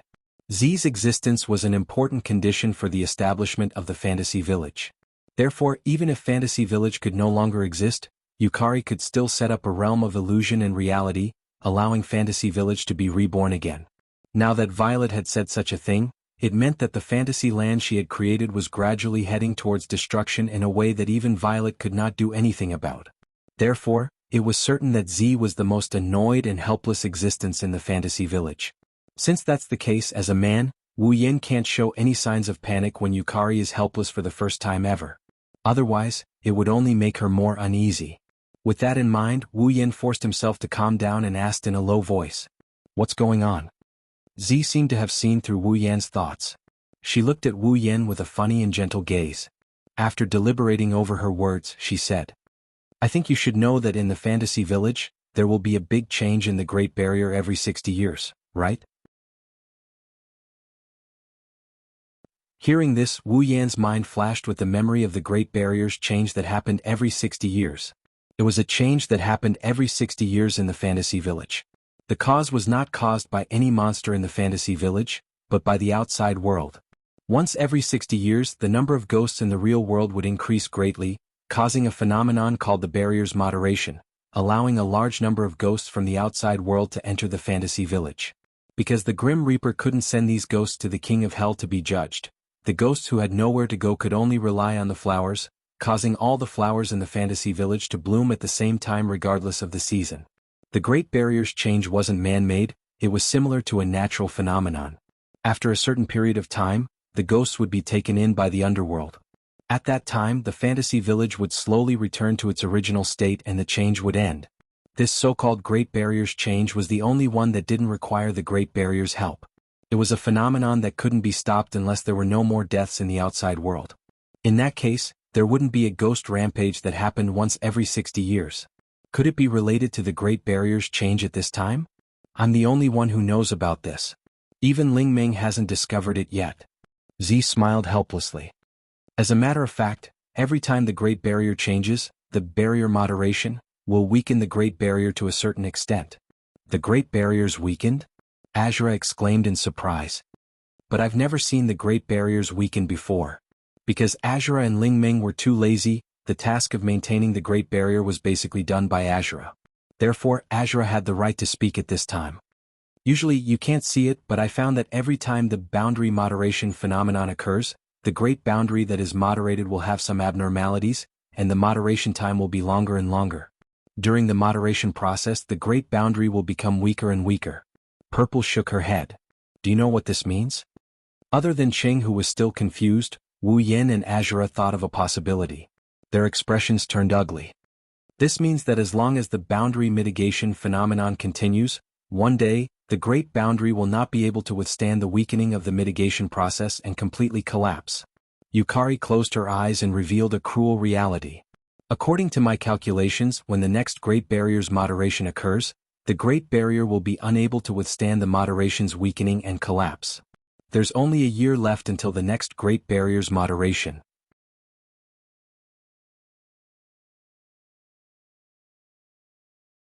Chapter 1859. The so-called Great Boundless Barrier was actually a barrier that separated common sense and extraordinary knowledge. Under the effect of the Great Bountiful Barrier, it would automatically distinguish the common sense and extraordinary knowledge of the outside world from the fantasy village. The common sense of the outside world was the extraordinary knowledge of the fantasy village, and the extraordinary knowledge of the outside world was the common sense of the fantasy village. This was not a physical barrier, but a barrier that existed in an ethical sense. Moreover, the Bali Great Barrier was very powerful. Even monsters could not pass through it easily. Until now, other than Violet, who had the ability to enter realms and create gaps, as well as being the creator of Fantasy Village, no one had been able to freely enter and exit the outside world in Fantasy Village. At least, other than Violet, the other monsters, fairies, spirits, and even gods in Fantasy Village had never tried it. In other words, the Bali Great Barrier was the barrier that truly blocked the communication between the outside world and Fantasy Village, resulting in the formation of Fantasy Village. For example, if Fantasy Town was a house, then the Bali Great Barrier would be the wall of the house, isolating the inside of the house from the outside. The realm of illusion and reality, on the other hand, was a door that did not exist in this house. It was still very magical. It would automatically lead to the door of the house. The door was created by Violet, so as long as she was still around, no matter where she went, she would be able to create such a door, bring in the house, and turn Fantasy Village into a home. However, if the wall collapsed, it did not matter if Fantasy Village was a house or a home. It would be meaningless. If the house remained, it would only be an empty space where the house was originally located. Even if the house was still there, the house would still collapse along with the wall. At that time, even if the house was still there, the house would be gone. Therefore, the Bali Great Barrier, as a wall, was very important to Fantasy Village. The town of illusions did not have a boundary between illusion and reality. At most, it would not attract any foreign demons or humans. However, what would happen to the town of illusions if the Great Barrier of blooming beauty was no longer there? In the past, the Fantasy Village was not separated from the outside world by a barrier. It was called the border of the East Country. Because there were monsters living in the Fantasy Village, people who accidentally trespassed would be caught and eaten by the monsters. Therefore, people were afraid of this place. Ordinary people wouldn't go to Fantasy Village on purpose. However, there were also some people who lived in the Fantasy Village in order to fight against these monsters. As time passed, the number of humans had increased dramatically due to the development of civilization. Purple was worried that if the human population continued to grow, it would cause the balance of Fantasy Village to collapse. Therefore, she established the realm of illusion and reality to attract the monsters from the outside world to Fantasy Village, so the power of the monsters was balanced. Later on, modern civilization developed.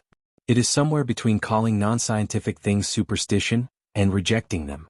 The monsters and the only humans in the Fantasy Village built a powerful barrier together, isolating the Fantasy Village from the outside world. They lived a quiet life here. Henceforth, the various things of the land of fantasy faded from the memory of man. This powerful barrier was known as the Great Boli Barrier. If the Boli Barrier were to disappear, Fantasy Paradise would once again be exposed to the eyes of humans and attract the prying eyes of humans. In the face of unknown superstitions, humans would generally treat them with fear and dread, including the gods that they believed in. At that time, due to the fear of the unknown, humans would pick up their weapons to protect themselves. Whether they were willing or not, they would clash with the monsters in the Fantasy Village. At that time, the side of the humans in the Fantasy Village would be unclear. Some would fight against the monsters for the sake of the people in the real world, some would stand on the side of the monsters, and some would stay out of it. At that time, the true peace would be completely destroyed and the world would fall into turmoil. At that time, no matter how unwilling Purple was, the Fantasy Village in her heart would no longer exist. This was definitely not what Purple wanted to see. That was why Yukari said that Fantasyland might not be able to exist for too long. With her wisdom, Purple could also calculate the changes that would be brought to the humans and monsters of the two worlds when the real world and the Fantasy Village were completely connected. Therefore, the Great Boundless Barrier could not be allowed to disappear. But now it only had a year left to exist. After a year, the Great Bali Barrier would be weakened by the barrier moderation until it could no longer exist. Then it would disappear. This fact weighed down on Blue and Orange so much that they could barely breathe. Wu Yin frowned.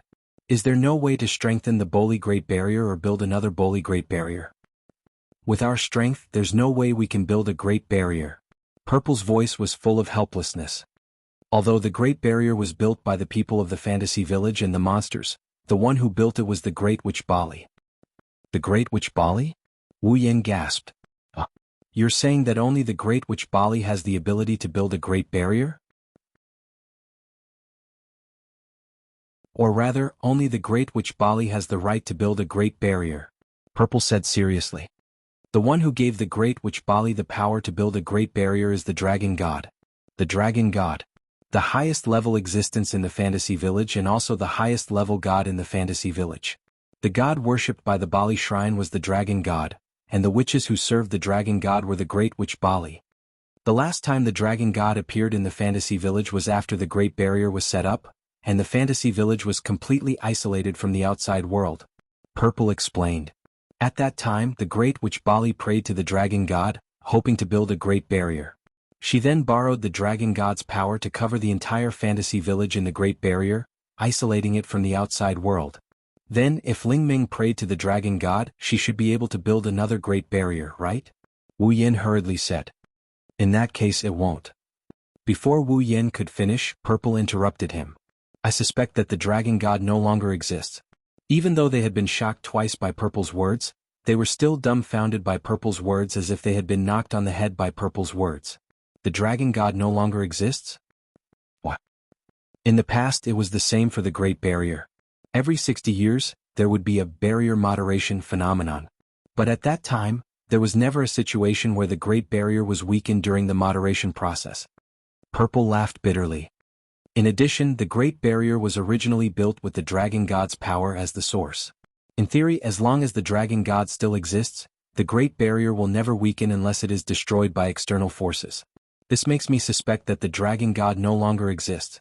In other words, you're just suspecting, but you don't have clear evidence to prove that the Dragon God no longer exists, right? Wu Yin said with some uncertainty. Since everything is just your guess, it might not be true. That's true, but I also don't have any evidence to prove that the Dragon God still exists. Purple shook her head. The weakening of the Great Barrier is a suspicious point. Whenever something major happens in the utopia, the Dragon God will appear. This time, the Great Barrier is in danger of disappearing, but the Dragon God still hasn't appeared. This is the second reason why I suspect that the Dragon God no longer exists. There's a third reason. Purple turned her head and looked at Boli's shrine. Witch Boli is the manager of Fantasyland, and she is also the one who borrowed the power of the Dragon God to build the Great Barrier. In the past, Witch Boli has a certain degree of sensitivity to the Great Barrier and knows what's going on in it. But this time, Ling Ming hasn't noticed the changes in the Great Barrier until now. She doesn't even know that the Great Barrier is weakening. Purple said worriedly. Besides, the Dragon God is the god worshipped by the Boli Shrine. The Boli Shrine should have the ability to listen to the Dragon God's voice, but I can't remember how long it has been since the Boli Shrine heard the Dragon God's voice. Gradually, even the Boli Shrine herself doesn't know who the god she serves is. Everyone fell silent when they heard this.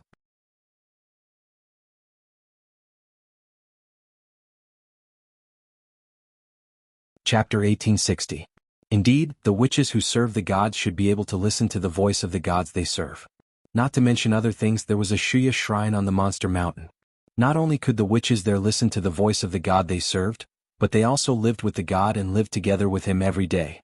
However, the witches of the Boli Shrine Ling Meng, or rather, the witches before Ling Meng can't listen to the voice of the Dragon God. At least, in Wu Yan's memory, he hasn't heard of it. At first, Wu Yan thought it was a special relationship with the Dragon God. After all, the Dragon God doesn't actually exist in the fantasy paradise. He went somewhere unknown. Now, listening to Yukari, it seems that the witches were able to listen to the voice of the Dragon God in the past. It wasn't until a long time ago that they suddenly lost this ability. Coupled with the fact that the Great Barrier that shouldn't be weakened as long as the Dragon God exists is weakening, and Ling Meng, who should be able to sense the situation of the Great Barrier, hasn't noticed the change in the Great Barrier until now. All of this made Yukari suspect that the Dragon God doesn't exist anymore. No matter what, the witches used the power of the Dragon God to build the Great Barrier. Since she could sense the situation of the Great Barrier before, she should be able to sense it now. There are only two explanations for why she can't sense it now. Either that, or the connection between Bori and the god she served had been severed. It was the god who gave Boli the power to build the Great Barrier, and the god who connected Boli the Great Barrier to the Great Barrier could no longer maintain this connection. These two theories can't prove that the Dragon God has actually disappeared. At most, it means that the connection between the Dragon God and the witches no longer exists. But as Yukari said, these two theories can't prove that the dragon god still exists.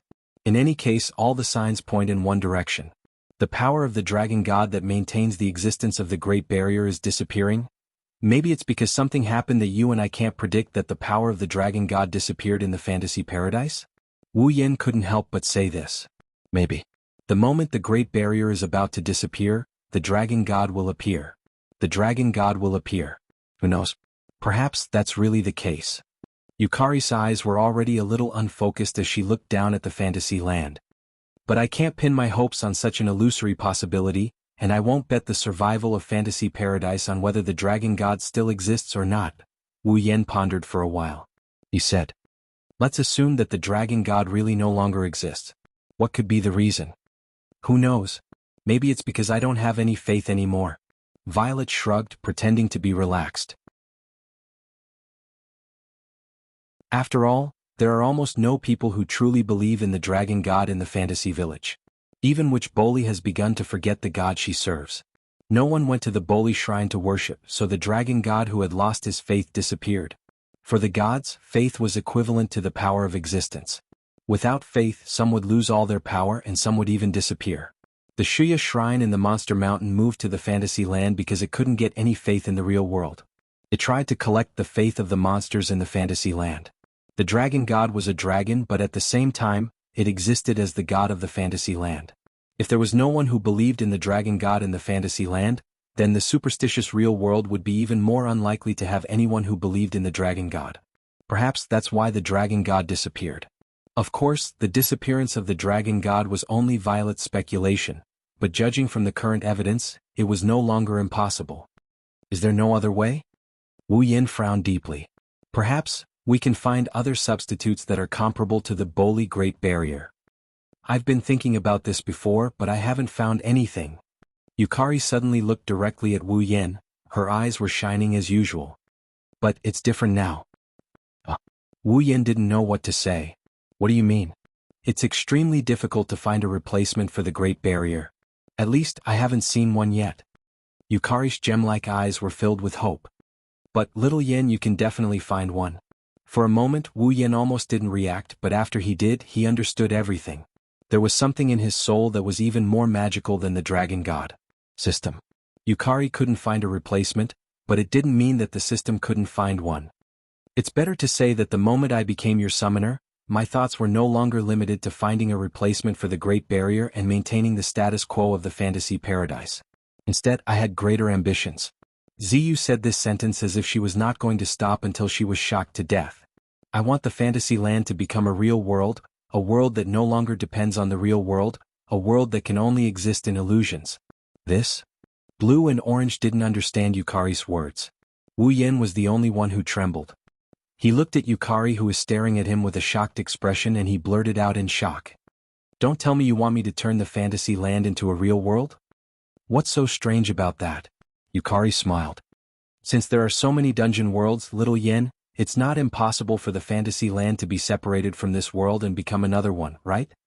Are you kidding me? Wu Yin almost laughed out loud. Do you really think the system has a way to create a new world? Or do you think I have that kind of ability? That's right. I think you have the ability to do that. Wu Yin was stunned again. Blue and Orange were at a loss again when Yukari nodded her head in agreement. It's not just because of the system. Xiaoyin, there are no god-level powerhouses in the instance worlds. You know this very well. Even the dragon god isn't a god-level powerhouse. As for you, sooner or later you will become a god-level powerhouse. With the system's help, little Yin, are you sure you don't have the ability to create a new world? Yukari's words were filled with anticipation for Wu Yin. You're underestimating your chances, little Yin. You're destined to soar to the top the moment you got the system. You're destined to reach a height no one can reach.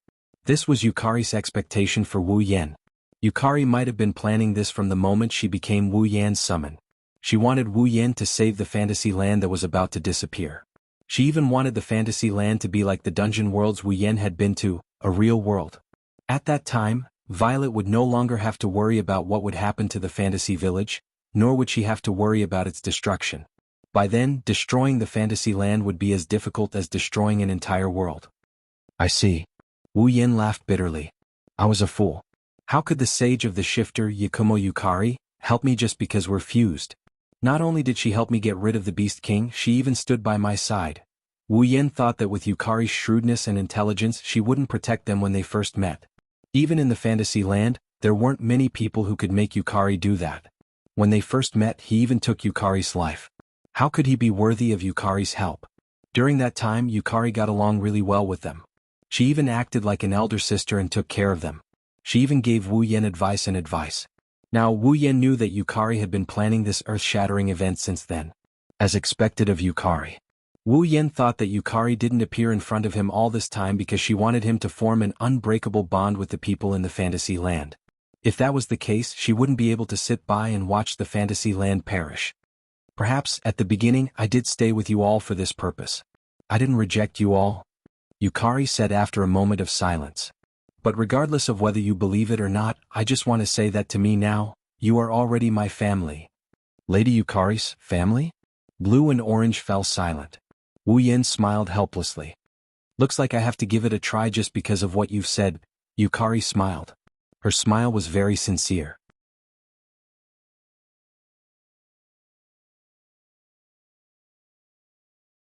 Chapter 1861. Fantasy Village, Red Devil Mansion, Stare. At this moment, Remilia, Patrice, and Zuyi were standing in front of the round table on the platform. They had been gazing intensely at Wu Yen since 5 minutes ago, causing Wu Yen to reveal an unnatural expression. Of course, Remilia, Patrice, and Black Knight weren't the only ones present. Fran and the little devil were also present. Fran even imitated Remilia's group and glared at Wu Yen. She tried her best to pretend to be angry, but in fact she looked adorable. As for the little devil, she was merely present. She didn't glare angrily at Wu Yen like any of the other girls present. The only emotion on her face and eyes was one of schadenfreude. Under the gazes of the 5 girls, some angry, some reproachful, some concerned, some scrutinizing, and some taking pleasure in his misfortune, Wu Yen could only close his mouth tightly and stand in front of the group of girls as if he was sitting on pins and needles. His expression was rather resentful. After what seemed like an eternity, the most impatient of them all, Remilia, finally took the initiative to denounce them. Tell me what happened in the 3 days that you disappeared. Yes, 3 days. It had already been 3 days since he had fainted from the battle with Delicate Fragrance Feng Jian. In other words, he had fainted during the battle with Delicate Fragrance Fujimi. Wu Yen was unconscious for 3 whole days and only woke up today. Wu Yen had just learned of this matter. Otherwise, he wouldn't have stood here obediently and endured the intimidating gazes of Remilia, Patrice, Black Knight, Fran, and Little Devil.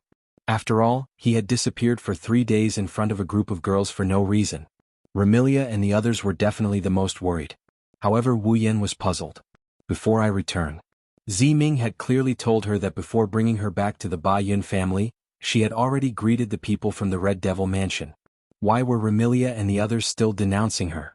The people from the Yakumo family only said that you will be staying with them for a few days? He seemed to have seen through the doubts in Wu Yan's heart. Patrice replied with her usual indifferent tone.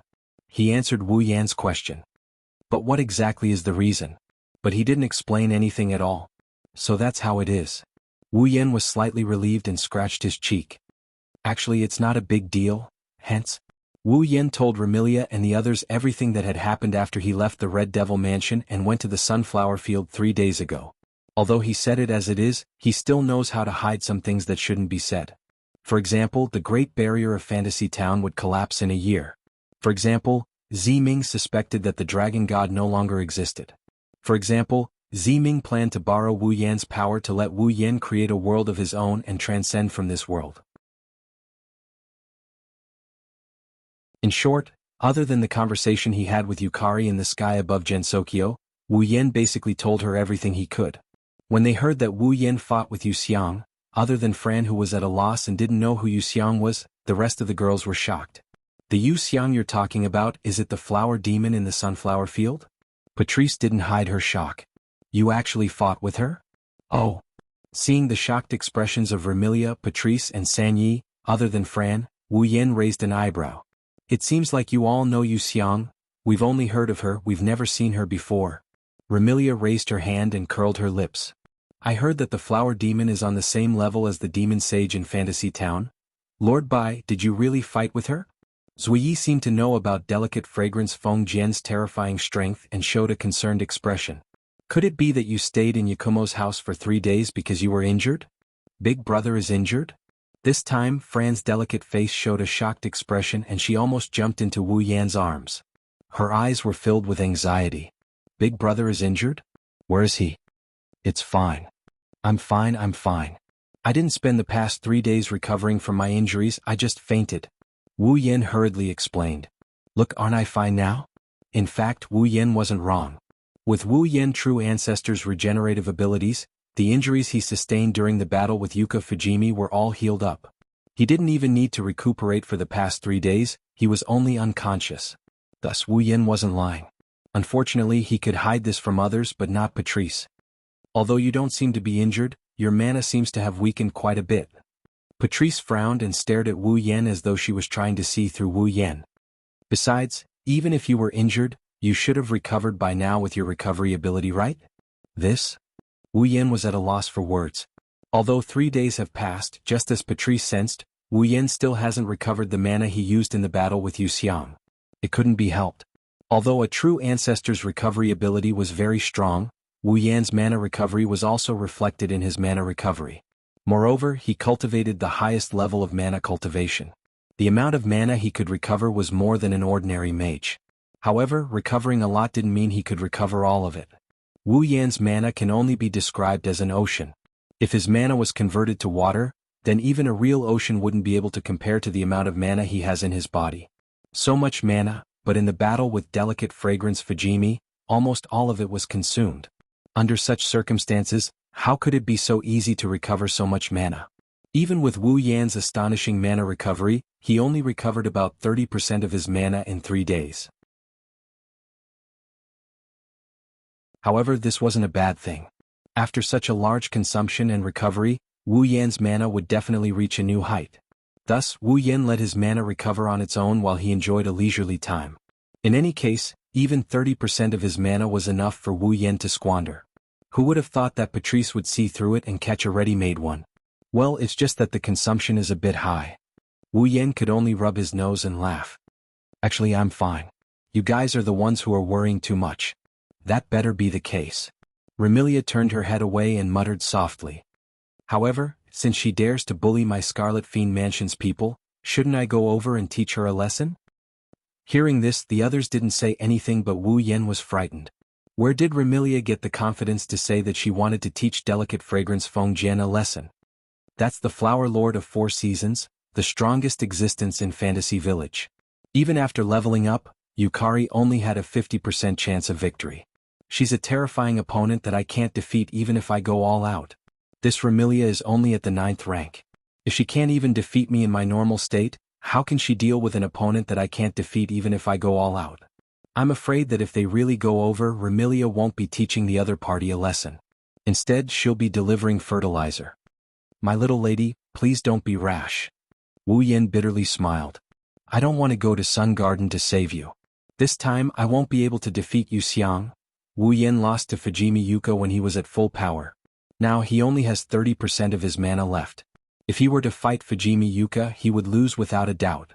If even Wu Yan is like this, there's no need to even mention Remilia. Even if the entire Scarlet Fiend Mansion comes out, the result won't change at all. It's the same even with Fran. It isn't that Remilia, Patrice, Xiaoyi, Fran and the others are too weak. It's that Yu Xiang is too strong. Who needs you to save me? Remilia was slightly angry. A mere flower demoness, boom? As soon as this sentence left Remilia's mouth, a shocking explosion echoed in the Scarlet Fiend Mansion's hall.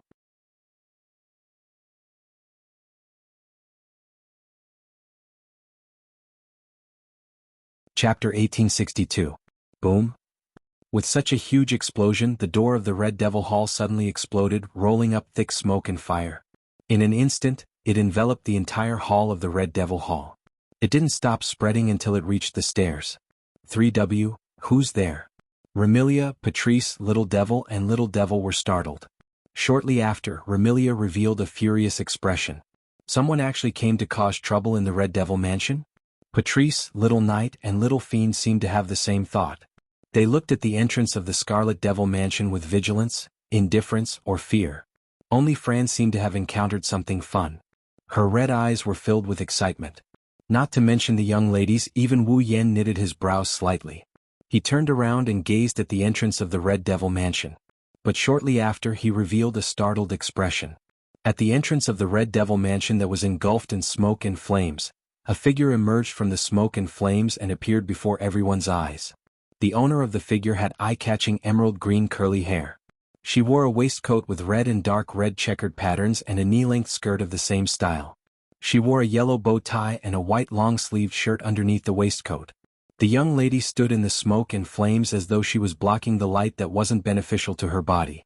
She held a parasol and sauntered into the hall. She scanned the surroundings with her red eyes and shifted her gaze to the platform at the end of the stairs. When she saw Wu Yan standing on the platform at the end of the stairs, the girl's bored eyes lit up and a gentle smile appeared on her face. "Found you? It's you?" Wu Yan was astonished. "Why are you here?" Hey. Remilia looked at Wu Yan and she pointed at Yuka Fujimi. "Isn't she that flower demoness?" "The newcomer. It's delicate fragrance. That's why." That was why Wu Yan was so astonished.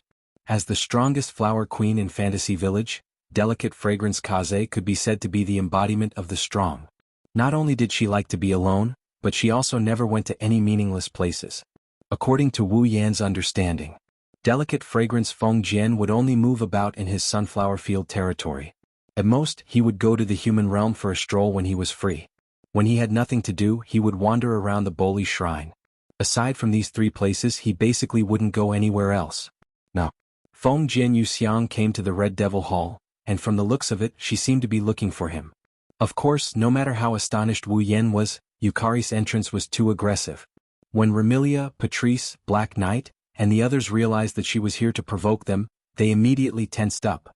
The imp already hid behind Patrice. She didn't look like a tame demon should protect her master. Fran was curiously sizing up delicate fragrance Feng Jian Yuxiang. "You're that flower demoness who bullied my Red Devil Hall's butler, right?" Remilia looked down at delicate fragrance Feng Jian Yuxiang with an unfriendly expression. "Now you want to provoke my entire Red Devil Hall?" "Provoke Red Devil Hall?" Delicate fragrance Feng Jian Yuxiang glanced at Remilia and spoke indifferently. "I'm not interested." "Wah." Remilia's eyes widened, the anger on her face thickened. "Are you looking down on my Red Devil Hall? You want me to look up to you?" Delicate fragrance Feng Jian Yuxiang thought for a moment and nodded. "Then are you strong?" In other words, if Remilia and the others were strong enough, delicate fragrance Feng Jian Yuxiang wouldn't look down on Remilia and the others. On the contrary, if Remilia and the others were weak, delicate fragrance Feng Jian Yuxiang wouldn't look up to them. This is delicate fragrance Feng Jian Yuxiang. She's a battle maniac who only cares about fighting. Hee. Remilia smiled, but there was no smile in her eyes. Scarlet blood mist began to spread from her body. "Do you want to try? Do you want to fight me?" Delicate fragrance Feng Jian Yuxiang's expression became a bit more motivated. "Then I can play with you." Hearing this, Patrice, Zuyi, and the others immediately stood behind Remilia. One held a grimoire in one hand and the other held a glittering throwing knife between her fingers. Even the imps stood out and put on a defensive look. Fran also tilted her head and flew up. Seeing that the two sides were about to fight, Wu Yan extended his hand and stopped Remilia and the others. He lowered his head and looked at delicate fragrance Feng Jian Yuxiang. "You haven't answered me. Why did you come to Red Devil Hall?" "I've already answered." Seeing that the fight isn't going to happen, Yuka Kaze's eagerness disappeared and she looked at Wu Yan. "I'm here to find you." "Find me?" Delicate fragrance Feng Jian Yuxiang nodded absent-mindedly. Then she seemed to recall something. "Oh right, when I came over, this monster guarding the door kept gesturing at me and even rushed over. You guys should know this guy, right?" After that, Feng Jian Yuxiang's hand that wasn't holding the parasol suddenly dragged a person with circles in his eyes out and threw him on the ground. "China!" Zuyi exclaimed. When Remilia saw Hong Meiling lying on the ground with circles in her eyes, anger flashed in her eyes. She wanted to go forward but was stopped by Wu Yan. "I don't object to you coming to find me, but can't you use a more normal method?" Wu Yan said helplessly. "Knocking down the door and blowing up the door, people who don't know would think you're here to provoke me. I just don't like trouble." Yuka Kaze said as she looked at Wu Yan from head to toe. She sounded a bit disappointed. Looks like you haven't fully recovered yet. My injuries are healed, I just consumed a bit of mana? Wu Yin said with a strange expression. You didn't come to find me just to fight with me, right? It would be best if we could fight again. Delicate Fragrance Feng Jian Yuxiang shook her head. But since you haven't recovered yet, forget it? Wu Yin noticed that Yukari Fujiki is back to her peak condition while he is still recovering his mana. Wu Yin didn't know if his final attack did any damage to Yuka Fujimi or not. If it did, how much damage would it have done to her? However, he knew that Yuka Fujimi's consumption of Yao power is no less than his. However, after 3 days, Delicate Fragrance Feng Jian Yuxiang has recovered to her peak condition. Wu Yin couldn't help but admire her. As expected of the embodiment of nature, even if she doesn't have an immortal body, her recovery ability is super strong. Coupled with the constant supply of energy from nature, it's not strange that Delicate Fragrance Feng Jian Yuxiang recovered. Putting aside her recovery ability, Delicate Fragrance Feng Jian Yuxiang won over Wu Yin in terms of mana and mana recovery. Wu Yin once again felt the power of Delicate Fragrance Feng Jian Yuxiang. Just as Wu Yin thought of this, a dark red color suddenly appeared in his eyes, making him stunned. He subconsciously reached out and caught the dark red color in his hand. Then Wu Yin was surprised to find out. That speck of crimson was a drop of blood that floated like a gem. What? Could it be you? Wu Yin looked at Delicate Fragrance Feng Jian Yuxiang with an uncertain face. Is this your blood? Delicate Fragrance Feng Jian Yuxiang smiled without saying anything, which is equivalent to admitting Wu Yan's guess. What? Wu Yin asked puzzledly. Didn't you win the battle 3 days ago? Why are you giving me blood? Only by defeating Delicate Fragrance Fujimi would he be able to obtain her blood. This is the bet that Delicate Fragrance Feng Jian Yuxiang made. I don't need to follow a bet to decide who I want to give my blood to. After saying this, Delicate Fragrance Feng Jian Yuxiang looked at Wu Yin with eyes full of expectation. I remember you said that my blood can make you invincible, right? Although he didn't know what Delicate Fragrance Feng Jian Yuxiang was planning, Wu Yin still nodded. Then make a promise with me. Delicate Fragrance Feng Jian Yuxiang's voice showed a trace of excitement. When you become invincible, then fight with me. Fight again. This is Delicate Fragrance Feng Jian Yuxiang's condition. It's very Delicate Fragrance Feng Jian Yuxiang's condition. Wu Yin clenched the drop of blood in his hand. After a long time, he nodded, making Delicate Fragrance Feng Jian Yuxiang smile with satisfaction.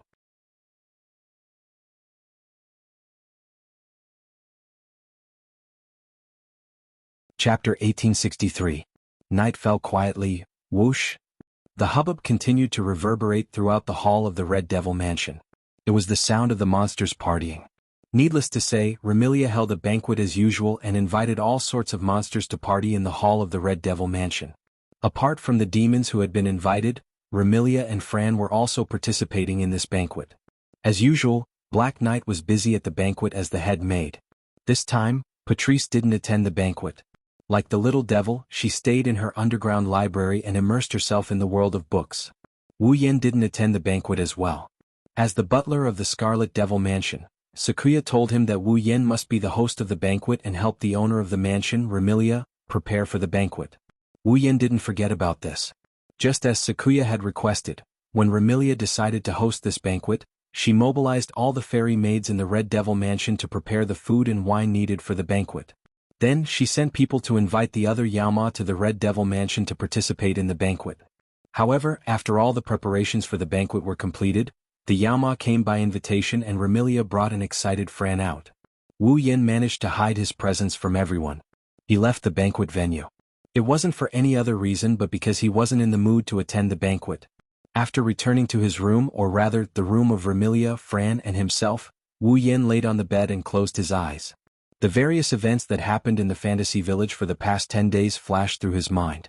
It may sound inconceivable, but even with all the things that have happened, it doesn't change the fact that Wu Yin has only been in Gensokyo for 10 days or so. However, in these short 10 days many things had happened. Meeting Remilia, Patrice, Black Knight, Spirit Dream, Alice and the others, inexplicably becoming the butler of the Red Devil Mansion, consuming the medicine of the 8 senses Yonglin and triggering the 7 deadly sins. He got to know Gu Ming's Di-Ju and Gu Ming's Di-Love. He had sex with Patrice and Alice. Indirectly leading to the collapse of the Bori Shrine, she fought with the strongest Lord of Flowers in the fantasy village, in the end. He also learned from Yukari that the fantasy village was about to cease to exist. one thing after another happened. It was hard to believe that all of this had happened in just a short period of 10 days. Not even a month had passed. And in this period of less than a month, Yi Zichen had already made his move. Wu Yan also encountered all kinds of strange girls in Fantasy Village. And have more or less. Perhaps it could not be severed, or perhaps it was a bond that they had only met once. Now that he thought about it, Wu Yan still felt that it was somewhat inconceivable.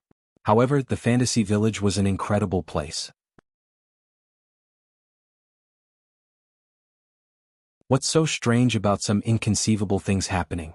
Of course, there were inconceivable things, but there were also things that should be done as a matter of course. Thinking until here, Wu Yan opened his eyes and raised one of his hands. On the hand, 5 drops of crimson, crystal clear, and beautiful blood that looked like gems were floating on top of it. Beep.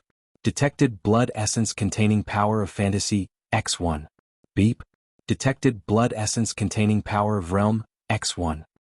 Beep. Detected blood essence containing power of eternity, X1. Beep. Detected blood essence containing power of nature, X1. Beep. Detected blood essence containing power of time, X1. Ding. Obtained blood essence containing power of fantasy, X1. Blood essence containing power of realm, X1. Blood essence containing power of eternity, X1. Blood essence containing power of nature, X1.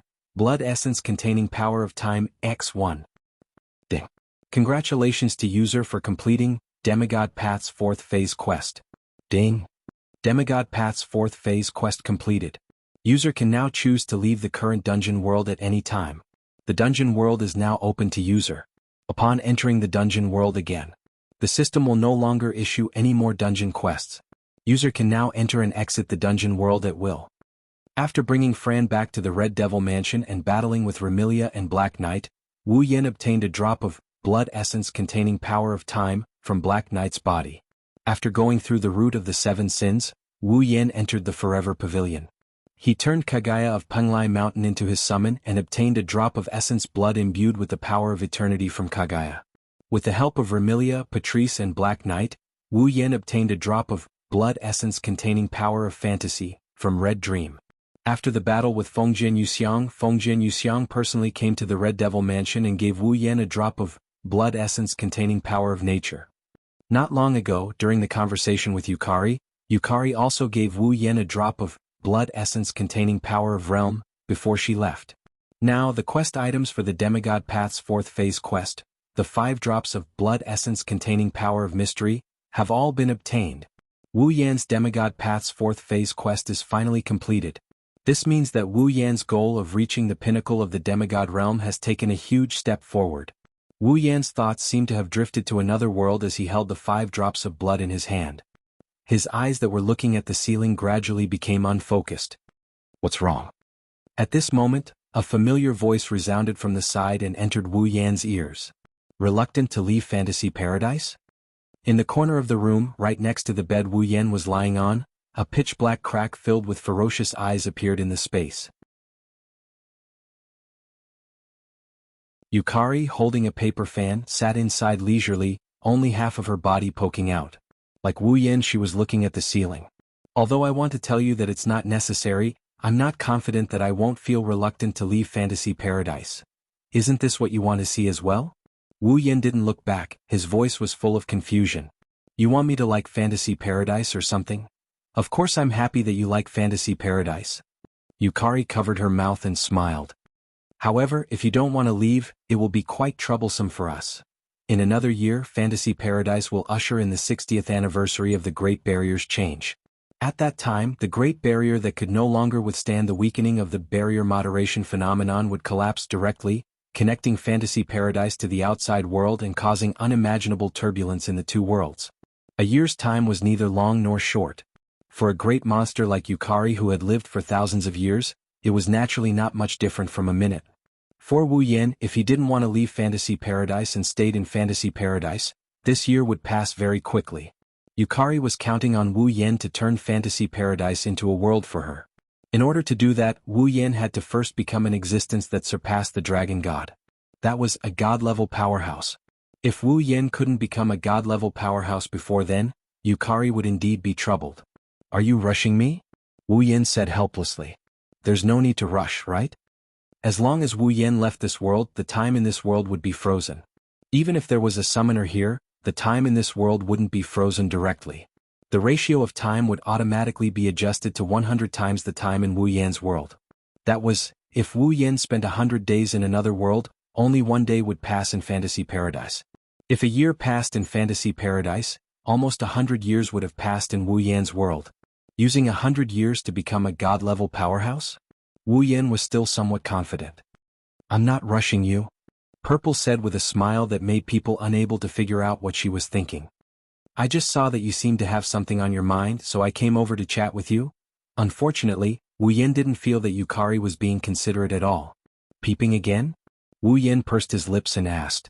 So, you agree that I should leave as soon as possible? If possible, I do need to buy some time. Yukari stopped smiling and sighed. 100 years actually isn't that long. Hearing this, Wu Yan fell silent and the entire room returned to silence. Until a certain moment, Wu Yan suddenly said, Yukari, let's have a banquet.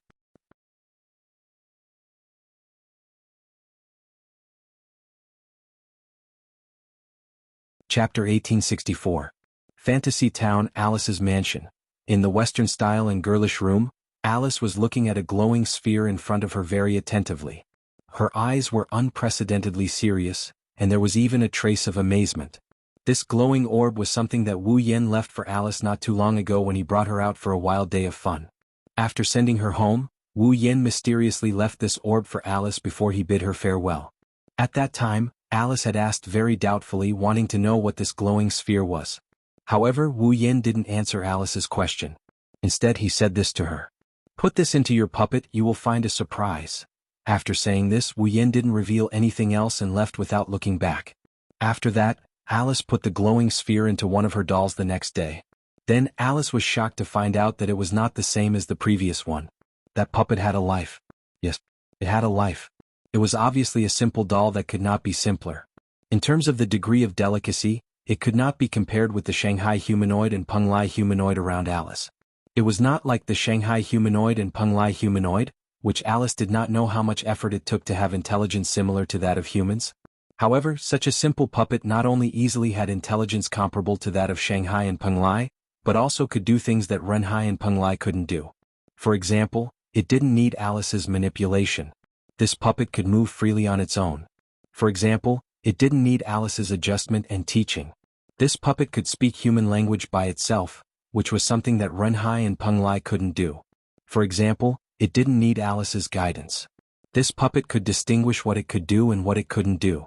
Could also read and learn.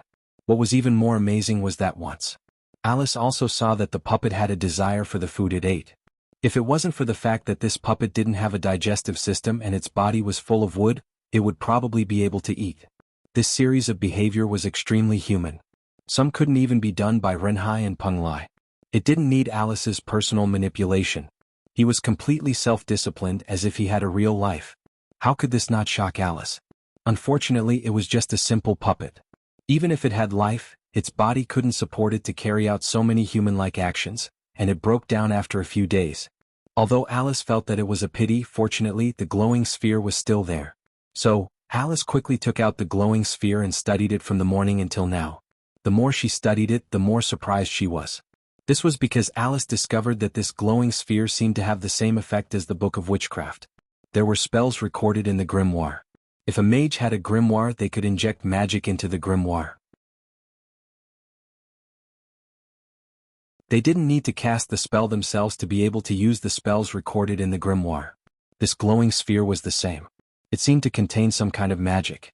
It was because of this spell that the doll with the glowing sphere had life. In other words, if the glowing sphere was compared to a magic book, then the magic recorded in it would be the magic of life. Alice was shocked and excited at the same time. What shocked Alice was that she had never heard of any magic that could bring about life. Alice was excited because she saw a bright path ahead. Alice knew that if she could research this magic of life, then all her dolls would be able to have life in the future. It wasn't hard to imagine how attractive this was to Alice, who had always wanted to develop a fully autonomous humanoid with life. However, Alice found that it was more difficult than she thought to research the magic in this glowing sphere.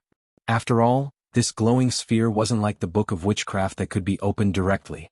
Although the mage's magic attainments had to reach a very high level in order to read the original book of witchcraft, this glowing sphere in front of her didn't even have the means to open it. So, how should she research this magic of life? Alice was a little distressed. After a long time she made this decision. Let's put it in another doll first and see if I can get some inspiration from studying that doll. After making up her mind, Alice's hands started to itch for the first time in a long time. In front of her was a magical item that could bring life to a doll. And the next doll she made would be able to obtain life through it. Although this doll with life wasn't completely created by Alice alone, it had always been Alice's dream to create a doll with life. Now, knowing that the next doll she made would have life, even if it wasn't all by herself, Alice was very excited. And of course this time, Alice wouldn't make a simple doll. Since it's a doll with life, then at least the degree of delicacy should be on the same level as Shanghai and Penglai. With that said, Alice picked up the glowing sphere. At this moment, the door of Alice's room was pushed open with a loud dong sound.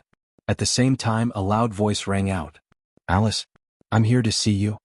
The sudden muffled sound and shout gave Alice a fright. Her hand trembled and the glowing sphere flew high up into the air. It was as if Alice had thrown it out. "Ah!" Alice cried out in shock. It was as if she could see this most important prop breaking into 7 or 8 pieces like a porcelain bowl. Her cry was filled with fear. Fortunately, the direction the glowing sphere fell towards was none other than the entrance to Alice's room.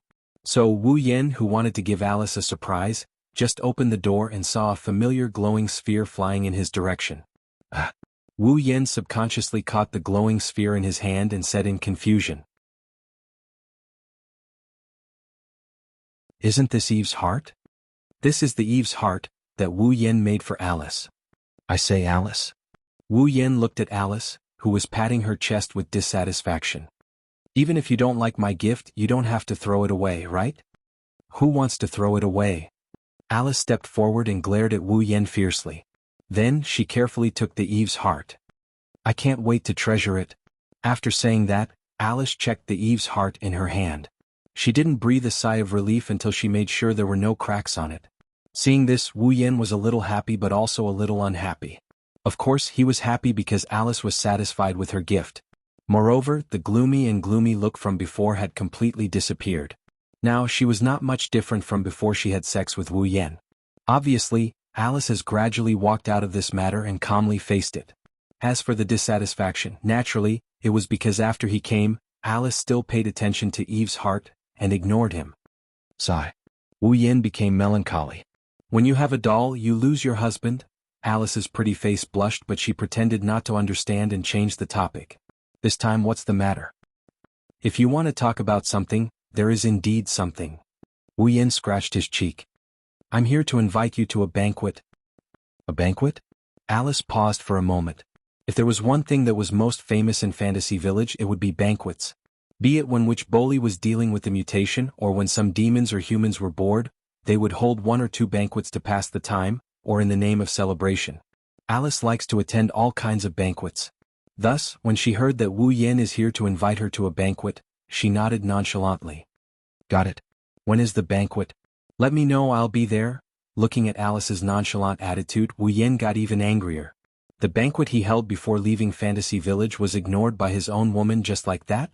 Looks like it's been too long since she was taught a lesson. At an angle that Alice couldn't see, Wu Yen smiled sinisterly and quietly closed the door. Ah. The next moment, Alice's scream rang out. It didn't take long for it to turn into panting and begging for mercy.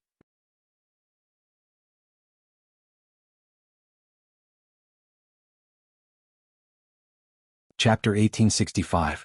Underground World, Earth Spirit Hall. In Gu Mingdiju's room at the center of the room, Gu Mingdiju was holding a book and reading it with great interest. To Gu Mingdiju, who could directly read minds and know what others were thinking, even knowing the darkness in many people's hearts, reading was a very meaningful thing. This was because Gu Ming could only understand the content of the book through reading. It was not like when he was facing a human, where he could naturally know what the other person was thinking as long as he opened his third eye. Therefore, reading was one of Gu Ming's favorite activities. There was no other activity like reading. Compared to Gu Mingdiju, who was immersed in the world of books, Gu Mingdiju seemed to be entertaining himself. While Gu Mingdiju was reading the book with great interest, Gu Mingdiju's love was lying on the floor of Gu Mingdiju's room. She didn't care whether her clothes were dirty or not. She stared at the cat with fire on its tail in front of her with big round beautiful eyes wide open. That was the famous fire cat in the underground world. The fire cats in Earth Spirit Hall were all Gu Mingdiju's pets. It could also be said that they were Gu Mingdiju's pets. At this moment, Gu Mingdiju was chatting with the fire cat in front of her to pass time. Hey, why do you have fire on your tail? Meow. The fire cat tilted its head and looked confused. Although this fire cat could not turn into a human like the fire cat Phosphorus, it already had the basic intelligence. It was not just this fire cat. In Earth Spirit Hall, Gu Mingdiju's pets all had a certain level of intelligence. Otherwise, why would Gu Mingdiju's love let his pets do all the work in Earth Spirit Hall? Therefore, this fire cat could understand Gu Mingdiju's words. Unfortunately, although it could understand, it could not speak. It could not speak. It didn't know how to do that. It could only give the simplest answer. Of course, such an answer was basically other than Gu Mingdiju, who could directly read its heart. It was unlikely that anyone else would know what it meant, including Gu Mingdiju. What is meow? Gu Mingdiju expressed that the two languages did not seem to be from the same country. She tilted her head. His face was filled with doubt. Will there be fire in your tail if you say meow? Meow. Meow, Lian Lian is meowing, but there is no fire in her tail. Meow. I almost forgot that Lian Lian doesn't have a tail. Meow. Meow. Why is it still meow? Lian Lian started to pout, her face filled with dissatisfaction. Don't you want to talk to Lian Lian? Meow. The flame cat also expressed that it was under a lot of pressure to have such a naive and romantic little sister who didn't know anything. Just like that, the extremely strange conversation between the human and the cat continued in the form of self-entertainment. Other than the man and the cat, the only person present, Gu Mingdiju, did not notice this rather annoying scene at all. It was not that Gu Mingdiju did not care about his sister, but first of all, Gu Mingdiju's attention was completely focused on the book in his hand, so she did not have the spare energy to pay attention to anything else. Secondly, that was also the reason why Gu Mingdiju had fallen in love with her. Gu Mingdiju had sealed his soul and had the ability to control his subconscious. Gu Mingdiju's sense of existence was originally weak, so even if she passed by people's sight, it was possible that she would not be noticed. Because of this, and because Gu Mingdiju's attention was focused on the book in his hand, so even if Gu Mingdiju's voice and the cat's meowing were echoing in the room, Gu Mingdiju did not notice. From various aspects, this was indeed a very strange scene. At least, he directly came to the room with the magic of space transfer. Wu Yen, who had just come out of Alice's room, saw this scene and was speechless for a long time. If one looked carefully, one would notice that there was a lingering trace of joy between Wu Yan's brows. It was the lingering pleasure after he did something inexplicable to Alice under the circumstances of not knowing whether it was punishment or venting his dissatisfaction in his heart. Now, when he saw this strange scene in front of him, the lingering pleasure quickly disappeared, leaving behind only an expression of not knowing whether to laugh or cry. After a while, Gu Mingdiju, who was still bored talking to the flame cat, noticed that there seemed to be another person in the room. She turned her head and looked in the direction of Wu Yen. Then her eyes brightened and she jumped up happily and cheered out loud. Brother. Brother? No matter how he did not notice the existence of Gu Mingdiju could not hear Gu Mingdiju's loud voice. Then Gu Mingdiju raised his head in confusion and looked forward. Then he saw Gu Mingdiju's face was full of excitement, and she rushed to Wu Yen. Suddenly Gu Mingdiju was stunned. When he found that it was Wu Yen, his eyes also brightened. He put down the book in his hand and stood up with some surprise. Brother. Gu Mingdiju jumped in front of Wu Yen excitedly, looking at Wu Yen with big sparkling eyes. Her eyes were full of joy. Is it you? Did you come to see Diju? Looking at Gu Mingdiju's strangely happy and cute look, Wu Yen could not help but smile. He reached out his hand and touched Gu Mingdiju's little head. I came to see you guys. Are you happy? Happy. Gu Mingdiju also reached out her hand and hugged Wu Yan's leg like a koala bear, laughing softly. Keeping the look of touching Gu Mingdiju's head, Wu Yan raised his eyes and looked forward. He met Gu Mingdiju's eyes. Looking at Gu Mingdiju's surprised look, he smiled and greeted him. How have you been recently? Listening to this most ordinary greeting, Gu Mingdiju felt touched from the bottom of his heart. It could not be helped. Because of the ability to read minds, Gu Mingdiju knew everything about others. He was hated by almost all humans, demons, and gods. When did he hear such words? Just this simple greeting made Gu Mingdiju very satisfied. It also made Gu Mingdiju feel that meeting Wu Yan was a very lucky thing. I just read books when I have nothing to do and walk around Earth Spirit Hall with Lin and Kong. Gu Mingdiju smiled gently. Also, Diju has not been running around recently. With Diju accompanying me, it is not boring. Is that so? Wu Yan hesitated for a bit before asking. Have you always been like this in Earth Spirit Hall? Huh? Gu Mingdiju did not want to hide anything from Wu Yan and nodded seriously. No one would welcome me anywhere else. I don't like to run around. Hearing this, Wu Yan scratched his face and showed a troubled expression. This made Gu Mingdiju curious. What's wrong? No. Wu Yan smiled helplessly. Originally, I wanted to invite you to a banquet on the surface. Who knew that you don't like to run around? Banquet? Gu Mingdiju was stunned. Banquet? Gu Mingdiju looked very interested. Diju saw something called a banquet when Diju went to the surface. It was very fun. Banquets are for fun. Wu Yan patted Gu Mingdiju's head lovingly. How about it? Do you want to go? I want to go, I want to go. Gu Mingdiju shouted without hesitation. Diju wants to go. Diju. Gu Mingdiju frowned and scolded her. You can't be so rude. Sister, let's go to that banquet. Gu Mingdiju looked pitifully at Gu Mingdiju. Diju wants to go. But Gu Mingdiju was in a difficult position. If you really don't want to go, I won't force you. Wu Yan comforted her. As for Diju, if you trust me, how about letting me take care of her? No, it's not that I don't want to go. Gu Mingdiju shook his head and sighed. It's just that, will the people on the surface welcome us? Hearing this, Wu Yan remembered. Previously, the demons in the underground world had brought some trouble to the surface. Even the laziest Ling Meng was busy for a period of time. After that, Ling Meng banned the demons from the underground world from entering the surface. It was no wonder that Gu Mingdiju thought so. Leave this to me. Wu Yan patted his chest. I'll make it clear to Ling Meng. I see. Gu Mingdiju was slightly moved. After seeing Gu Mingdiju's pleading look, he nodded. Wu Yan smiled.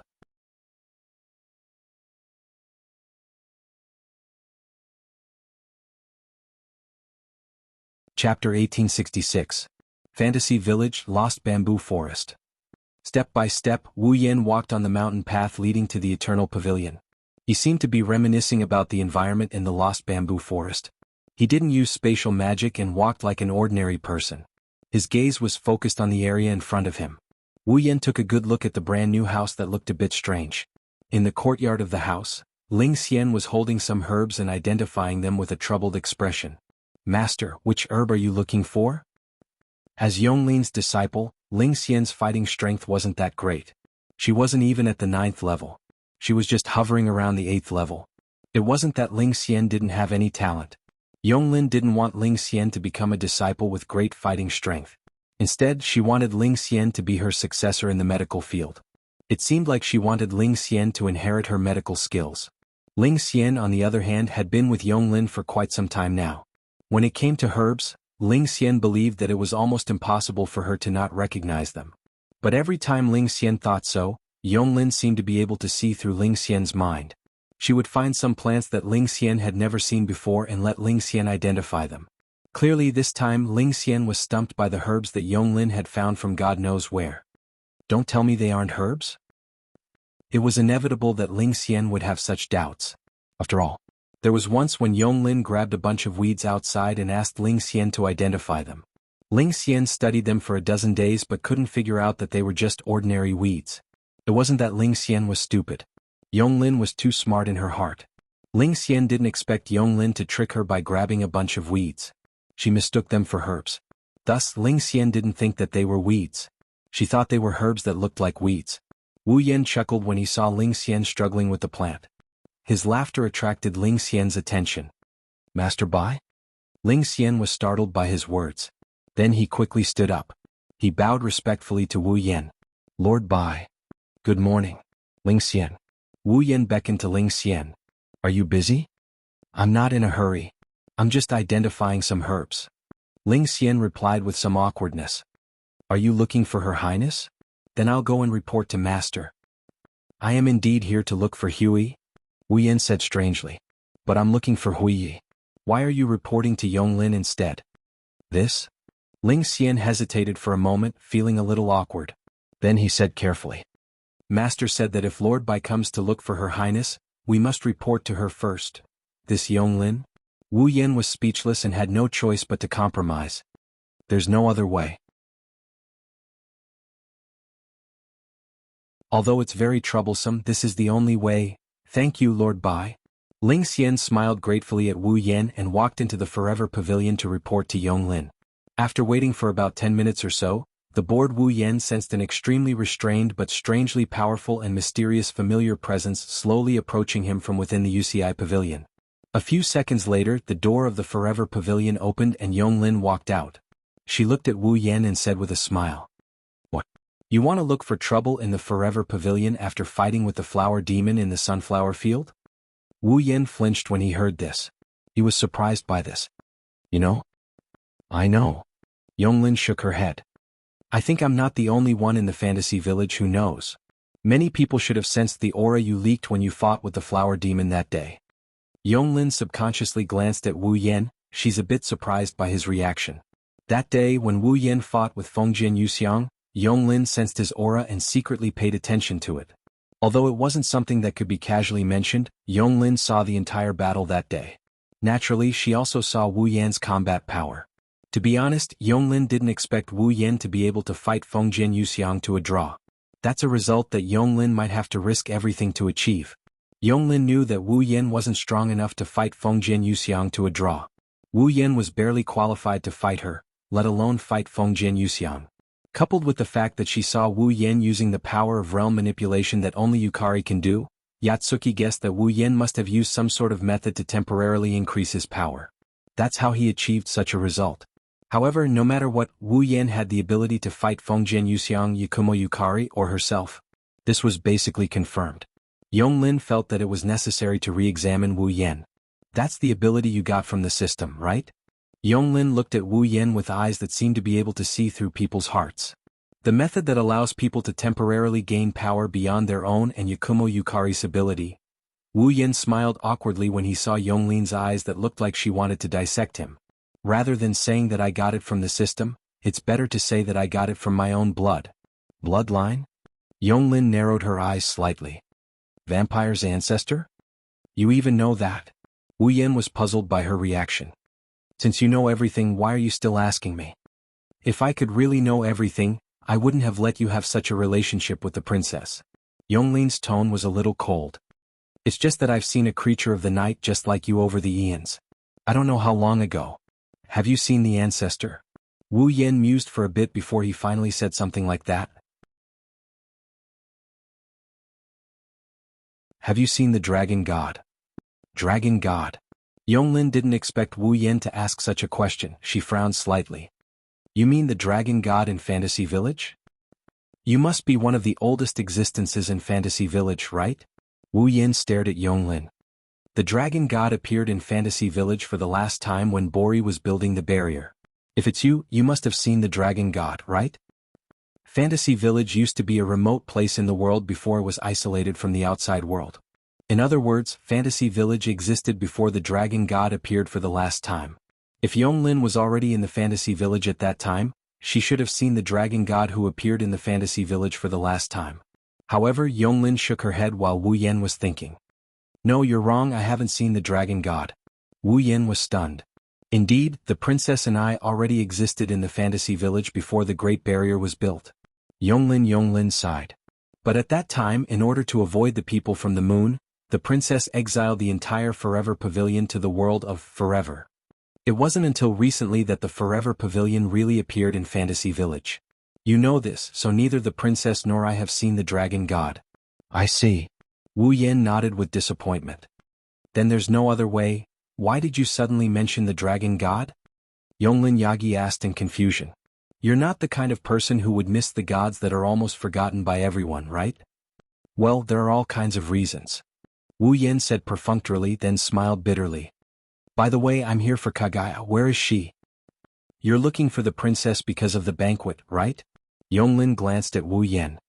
That crow seems to have gotten the news from somewhere and is spreading it everywhere. The Forever Pavilion also got the news, so you don't have to run around anymore, just go back and prepare. Paparazzi? Wu Yan was stunned, then pursed his lips. I almost forgot about her. I should have just let her invite her so I don't have to run around. Just like that, the news that a grand banquet was about to be held spread throughout Fantasy Town. The venue of the banquet was Bori's Shrine.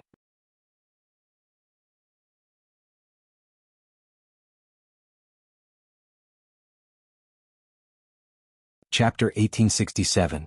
Fantasy Village, Bori Shrine.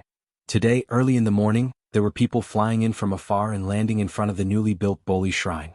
In fact, although they were called humans, there were only a few real humans among the many existences that came to the Bori Shrine. The rest were all monsters, fairies, spirits, and other races that only existed in fantasy villages. There was only one reason why so many monsters, spirits, and other kinds of existences would fill the open space in front of the Bori Shrine. That is, today, a grand banquet will be held in the Bori Shrine. It was precisely because the banquet was held in the Bori Shrine that so many monsters, spirits, and other kinds of existences came. After all, if there is a place in Fantasy Village that is the most famous, it is definitely the Bori Shrine. Although the Bori Shrine is not the only shrine in Fantasy Village, the importance of the Bori Shrine to Fantasy Village is even more important than the various races that live here. Not for other reasons, just because, without the Bori Shrine, Fantasy Village would not exist. The Bori Shaman who managed the Fantasy Village was here.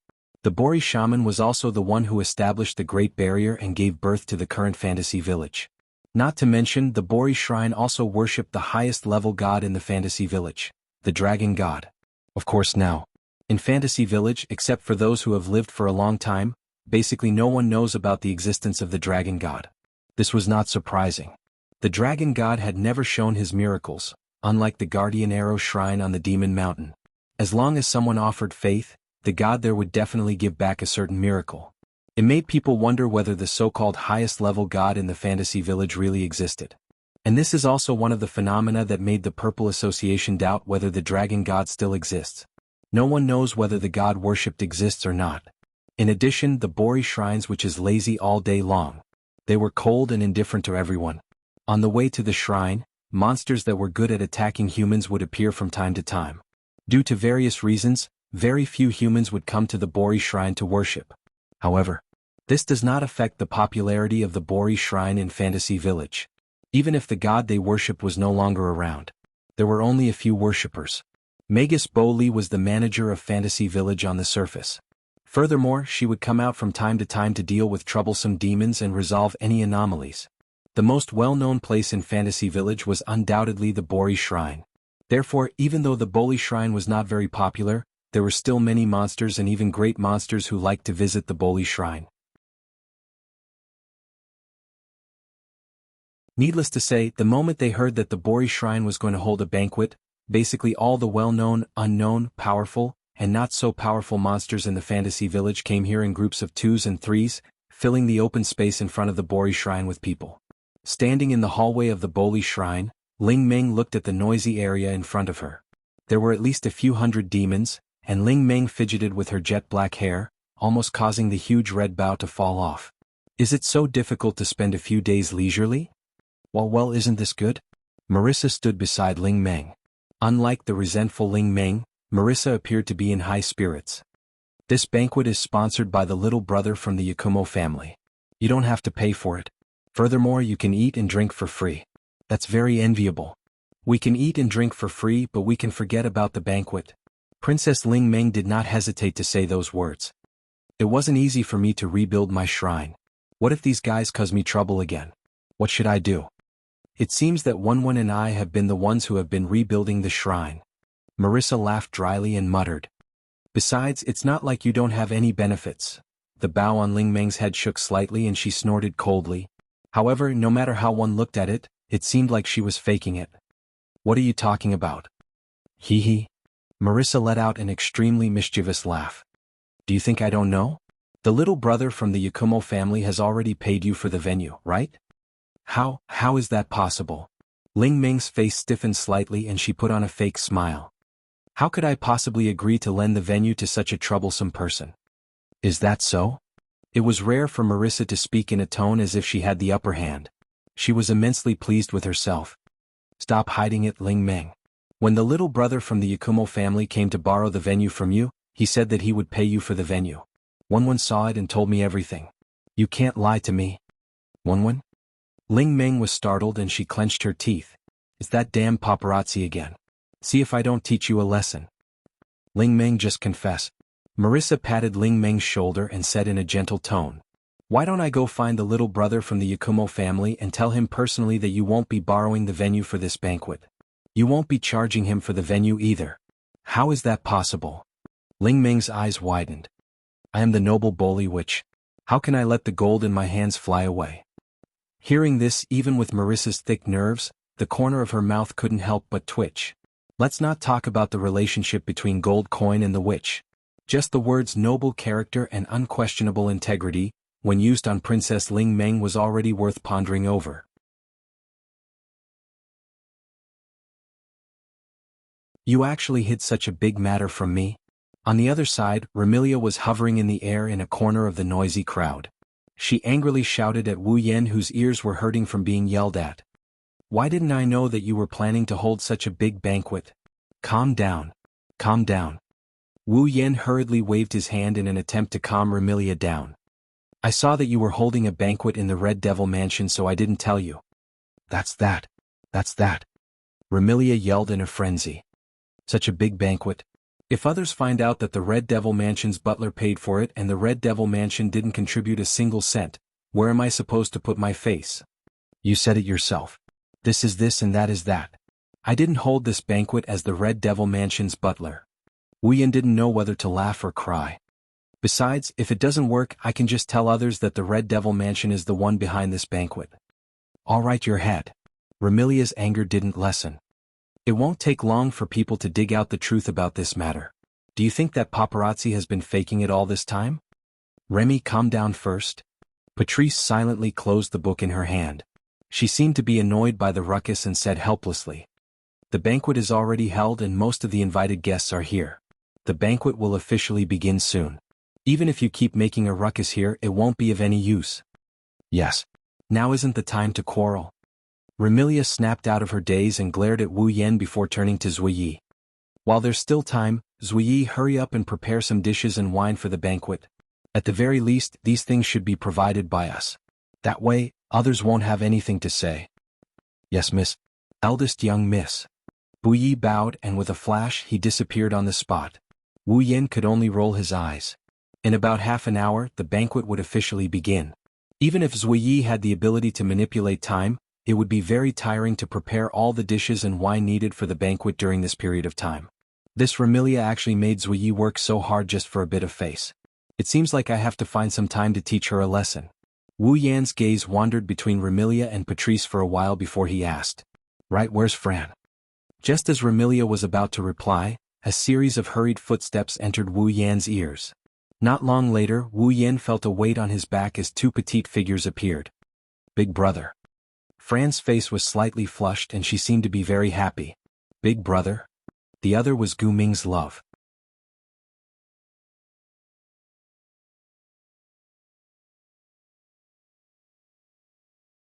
Chapter 1868. Lian Lian? Looking at the naughty Furan who was lying on his back with her head peeking out from his shoulder, Wu Yan laughed. You're here? Gu Ming Di Lian nodded his head heavily, his little feet dangling in the air, swaying non-stop. Lian Lian is here and there's a lot of people with her. Gu Ming's love, who had come to the surface more than once, naturally had seen the scene of the banquet. Moreover, after the mutation caused by the monsters in the underground world was resolved by Ling Meng, the fantasy paradise held a banquet as usual. At that time, Gu Ming's love had also participated. However, the scale of the banquet then was on a completely different level compared to this one. Putting everything else aside, the number of monsters attending the banquet alone was so large that even Gu Ming's love was surprised. Where's your sister? Wu Yan pinched Gu Ming Di Lian's nose. Don't tell me that you abandoned your sister and ran over here by yourself? That's not bad. Lian Lian is not that bad. Besides, I won't let Lian Lian come alone. Gu Ming Lian wrinkled her nose and pointed in a direction. Sister is over there. Wu Yan, Remilia, and Patrice looked in the direction Gu Ming Di Lian pointed. Gu Ming Di Lian was looking around with Spirit Wu Lu Kong and Flaming Cat Phosphor. They seemed to be looking for something. Gu Mingdi scanned the surroundings, nimbly passing by demons and walking towards them. Sister. Gu Mingdi shouted. I'm here. Gu Mingdijua looked over when he heard Gu Mingdijua. When he saw Furan and Gu Mingdijua lying on Wu Yan's back, he couldn't help but grin as he walked over. Sorry to keep you waiting. Gu Mingdi smiled. I'm not late, right? Thank goodness the banquet hasn't started yet. Wu Yan greeted Gu Mingdi and waved at Spirit Wu Lu Kong and Flaming Cat Phosphor. Hello you two. Facing this one and only friend that their master thought about every day, Spirit Crow Lukong and Flaming Cat Phosphor did not dare to be negligent. They quickly bowed. Why are you two here? At this moment, Remilia frowned and glared at Wu Yan. You even informed the people of Earth Spirit Hall, but not me. What is the meaning of this?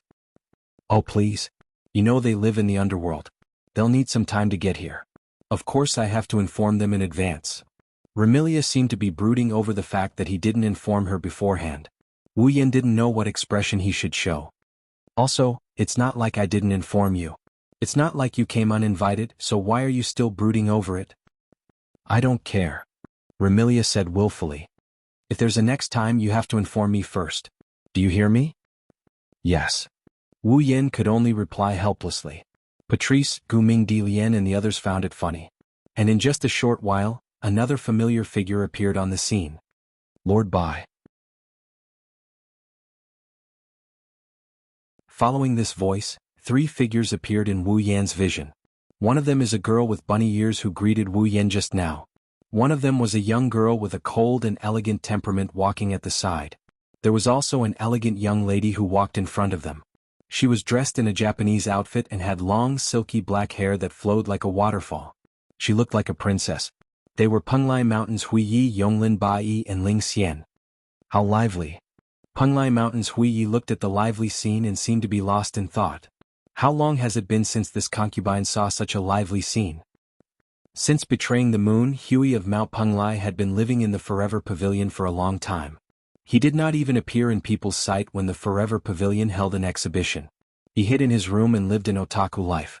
Thus, Penglai Mountain's Huiyi didn't know how long it had been since she went out. She also didn't know how long it had been since she saw such a lively scene. Yonglin Bai also seemed to be reminiscing. Now that I think about it, it's been a long time since I saw so many people. At this moment, these 2 girls who didn't seem to be over 20 years old were filled with an aura of vicissitudes. It was hard for people to get used to it. Wu Yan was the only one who teased him. Now you finally know how much of an otaku you are? This sentence was naturally directed at Penglai Mountain's Huiyi. As a lady of a noble family, it's not strange that you don't go out. Penglai Mountain's Huiyi finally recovered from her absent-minded state. She dragged her long sleeves and covered the corner of her mouth. Her beautiful eyes curved into crescent moons. Besides, the human heart is very complicated. For a weak girl like me, if I run around, I don't know when I will be abducted by a strange uncle. Saying these words, Mount Penglai's Huey still acted as if it was a serious matter, tenderly stroking his cheek. Without a doubt, Mount Penglai Kagaya was a great beauty. She was a woman who was much more beautiful than those who called themselves beauties. Otherwise, she wouldn't have conquered an entire era with her beauty and written her own monogatari. When such a great beauty touched the side of her face, it was indeed breathtaking. Even Remilia, Gu Mingdi, and the other young girls couldn't help but cast sidelong glances. Wu Yan couldn't help but retort. Let's not talk about whether you're weak or not. Only a little lowly would be abducted by a strange uncle. You're not a delicate lowly. You won't attract a strange uncle. Don't worry. Allah, have you forgotten my ability? Penglai Mountain's Huiyi smiled slyly. My ability is to control forever and for a moment. I have already recorded the moment when I was still a lowly. I can reproduce it at any time. How about it? Do you want to see it? The lowly version of Penglai Mountain's Huiyi? Asking if he wanted to see it or not, of course he wanted to. For a moment Wu Yan almost wavered. But when he saw the sly expression in Penglai Mountain's eyes, his heart suddenly turned cold. Intuition told Wu Yan that if he really answered yes, he would definitely be tricked by this two-faced princess. Thus Wu Yan flatly refused. Forget it. You should find someone else to see it. Is that so? Penglai Mountain's Huiyi shook her head in disappointment. A trace of vexation surfaced in her eyes. Clearly it was because Wu Yan didn't fall for her trick. This made Wu Yan rejoice. Gem? All of a sudden, Patrice lifted her head and looked in a certain direction. She paused for a moment and knitted her brows. What's wrong? Noticing Patrice's change, Remilia asked. Then she turned to the direction Patrice was looking at just now. The others also looked over curiously. Soon after, everyone present saw another familiar figure flying towards them in midair. There were two palm-sized people floating beside him. Wu Yan's spirit jolted as he raised his hand and without thinking, he yelled out. Alice. Hearing someone calling her, Alice, who was flying over, turned around and met Wu Yan's gaze. Her pretty face quickly turned red. It couldn't be helped. Not long ago, when Wu Yan invited her to the banquet, she placed all her attention on Eve's heart and ignored Wu Yan. As a result, she was viciously dealt with by Wu Yan. Alice still couldn't forget the scene where Wu Yan placed her in 18 different positions. In the end, she could only beg for mercy due to exhaustion. While Alice was furious, she also fiercely glared at Wu Yan. Even so, Alice obediently brought Shanghai and Peng Lai to land in front of Wu Yan's group. Alice didn't realize that she was getting more and more used to interacting with Wu Yan. She was no longer as distant as before. This made Wu Yan secretly delighted. If it continued like this, sooner or later, Alice would be willing to accompany him by his side, and it would be a matter of course. However, this joyful mood collapsed at the next moment. After landing in front of Wu Yan, Alice didn't look at Wu Yan immediately. Instead, she looked at Patrice. Wu Yan could only curse inwardly. These two girls with Yuri plots, they wouldn't quarrel, right?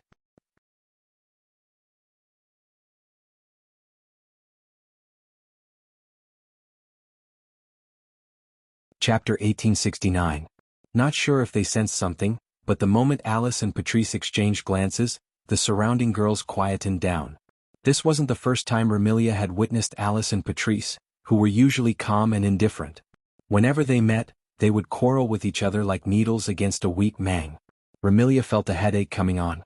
Gumming Diju seemed to have read some information from Alice and Patrice.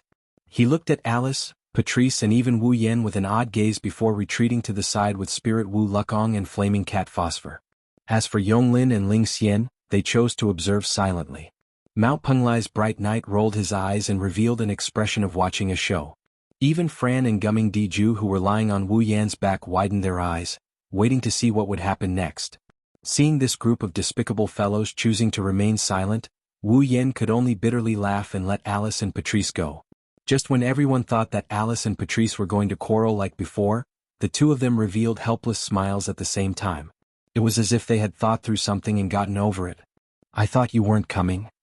Patrice smiled faintly. Fortunately, I'm not too late. Since you've invited me, of course I'll come. Alice nodded her head calmly, as though everything she had done before was just like a child playing around. Moreover, wouldn't it be a loss if I didn't come to such a large-scale banquet? That's right. I don't know how long it has been since I attended such a large-scale banquet. In the past, such a banquet would only be held once a year at Boli Shrine, right? It's a pity that Boli Shrine hasn't held such a large ceremony for many years. Indeed, it's a pity. Immediately, Alice and Patrice ignored the surrounding people and started chatting with each other. Moreover, they seemed to be having a good time, causing Remilia to be at a loss. What's going on? This question was also what Wu Yan wanted to ask. Looking at Alice and Patrice, who are chatting like old friends, Wu Yan couldn't help but think of this possibility. Could it be that these two Yuri girls have gotten over it? Could it be that he was just smiling on the surface, and secretly made an appointment to find a place to fight to the death later? While Wu Yan had such a thought, Patrice suddenly spoke to Alice. Right, Marissa is over there with Princess Lingming. If you want to find her, you can go over there. Marissa? Alice was startled, her face was filled with curiosity. Why should I find Marissa? This time, it was Patrice's turn to be startled. She hesitated for a moment before speaking. But didn't you have feelings for Marissa? I don't understand what you're talking about. As if she didn't want to hear anything, Alice interrupted Patrice and looked straight at her. If we really want to talk about it, shouldn't you be the one looking for Marissa? How could that be? Patrice's brows twitched. Marissa and I are just ordinary friends. Patrice's words weren't forced at all. Anyone could tell that she wasn't lying. At the very least, she wasn't lying. Naturally, Alice also heard it. She narrowed her eyes. but Marissa and I are also just ordinary friends. Similar to Patrice, Alice's words didn't feel like she was lying at all. Her credibility was at least 90%. In other words, because of a certain matter, the two of them had mistaken Marissa, who used to have a Yuri plot, as an ordinary friend. Because of this matter, they also mistakenly believed that the other party still had a Yuri plot towards Marissa. Simply put, the reason why Patrice and Alice didn't quarrel like before was because there was no longer a need to quarrel. Their orientations had been twisted by a certain wolf and they no longer coveted Marissa. Therefore, they couldn't be at each other's throats anymore. Then here comes the question. Since both of their orientations had changed, then who was the one who had changed their orientation? Even though they didn't know why the other party no longer coveted Marissa, Patrice and Alice sharply sensed who the problem was. They lifted their heads and shot their ice-cold gazes at Wu Yan. Wu Yan started sweating profusely when he heard Patrice and Alice talking to each other about what happened. Whether it was Patrice or Alice, both of them used to like Marissa. Now, it seemed like they no longer had any feelings for Marissa. However, the one who changed them was him. Wu Yan had a rough idea of what would happen next. On the other side, upon witnessing Wu Yan's sweat-drenched appearance, Patrice and Alice instantly understood what was going on. Their gazes turned sharp. Could it be that you also, toward Alice? Could it be that you also, toward Patrice? These two sentences came out of Patrice and Alice's mouth at almost the same time. At the same time, Patrice and Alice understood what was going on. They fell into silence and their gazes toward each other were no longer as harmonious as before. Instead, their gazes were filled with the smell of gunpowder. Actually, I know about the matter between you and Marissa. After a while, Patrice revealed a sincere smile. Don't worry. I will support you.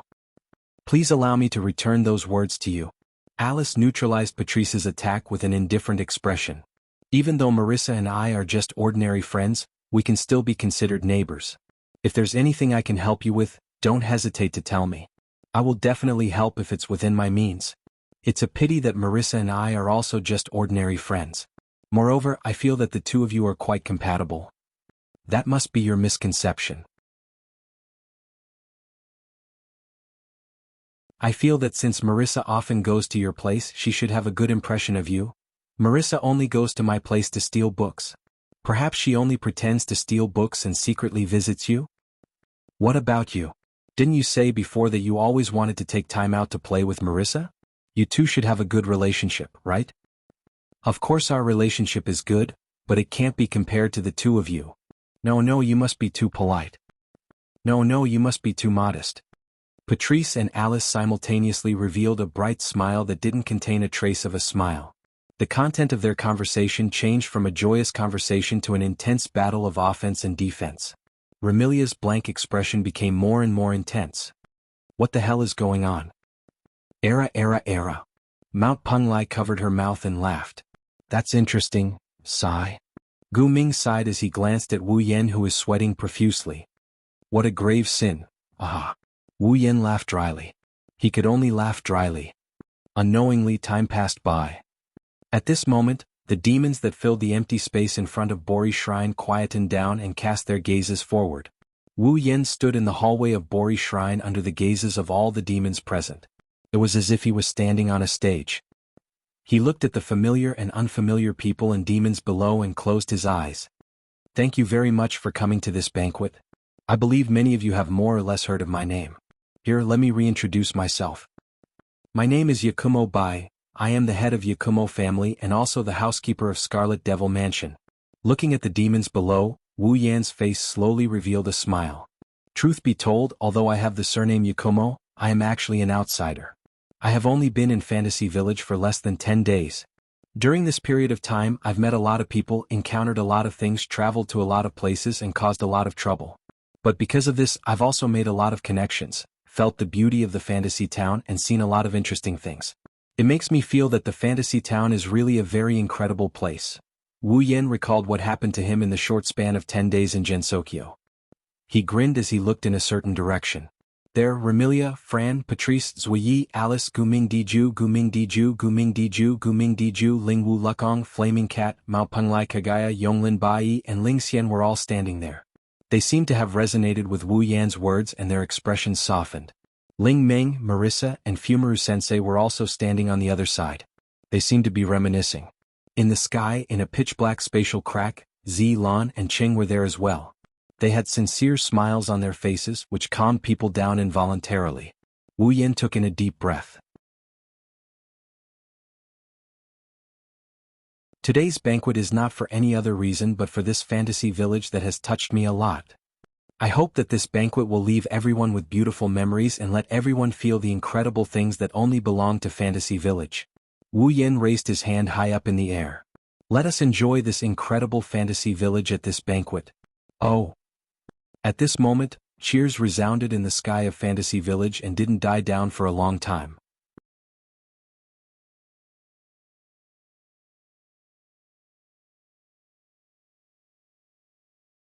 Chapter 1870. Night gradually fell, but the liveliness of the Boli Shrine did not decrease at all. At this moment, in the open space in front of the Boli Shrine, no matter where it was, there was a picnic cloth spread there, almost covering the open space in front of the Boli Shrine. And on these picnic cloths of various colors, hot dishes and bottles of wine had already occupied every picnic cloth. The monsters sat in twos and threes like this, laughing and chatting while eating and drinking in a lively manner. Perhaps no one realized that almost 70% of the demons who gathered in twos and threes, laughing and chatting, were not even friends. They had only met each other once, and some had not even met each other before this banquet. They were pure strangers who had not even met each other before this banquet. It was this group of monsters who were strangers to each other. At this moment, they were like relatives and friends who had known each other for many years. They chatted and got to know each other, and they even put their arms around each other's shoulders. This scene could only happen in this inconceivable fantasy town. Whether it was humans or monsters, at this moment they forgot their identity, forgot their race, forgot their friendship, forgot everything, and only enjoyed themselves for the sake of happiness. Under such circumstances, in the sky above the Boli Shrine, for almost the entire day, there were all kinds of noises echoing. But among these noises there was laughter. It did not make people feel that it was noise, and it was annoying. Fortunately, before this banquet, Wu Yin had already prepared a variety of dishes and wine. In addition, before the banquet began, Zhan Yi had also helped to prepare a lot. Even though there were many monsters who came to the banquet, there was always enough food, and it did not dampen everyone's spirits. Of course, no matter how abundant it was. Even if food was provided infinitely, the stomachs of the people who came to the banquet were limited. Even the monsters with special physiques were the same. Thus, when night fell, the sky turned dark. In the open space in front of the Boli Shrine, there were already many monsters with bitter faces. They held their big bellies and looked like they could not take it anymore. And those who were laughing and chatting with those who were full, but still had energy to spare, simply stood up. He allowed them to rest as he walked towards the tablecloths below. He continued to drink in big gulps and laughed loudly. He was having a great time. In addition to food, drinking was also a problem.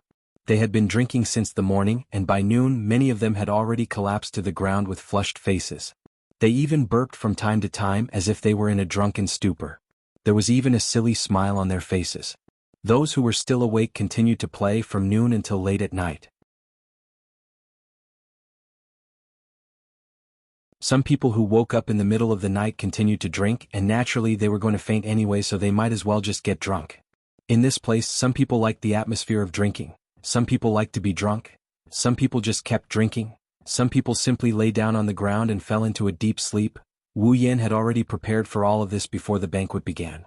Moreover, in every banquet, there were bound to be people drunk all over the ground, and the way to deal with it had already been decided long ago. Thus, under Wu Yan's guidance, every time a drunk person passes out, the Yoshi maids of Scarlet Devil Mansion would bring thick clothes or blankets and cover the drunk person or monster on the ground. Then they would let the drunk person go to sleep. In any case, most of the people who came to the banquet were monsters, and it was impossible for them to catch a cold or have a fever from sleeping on the ground for a night, right?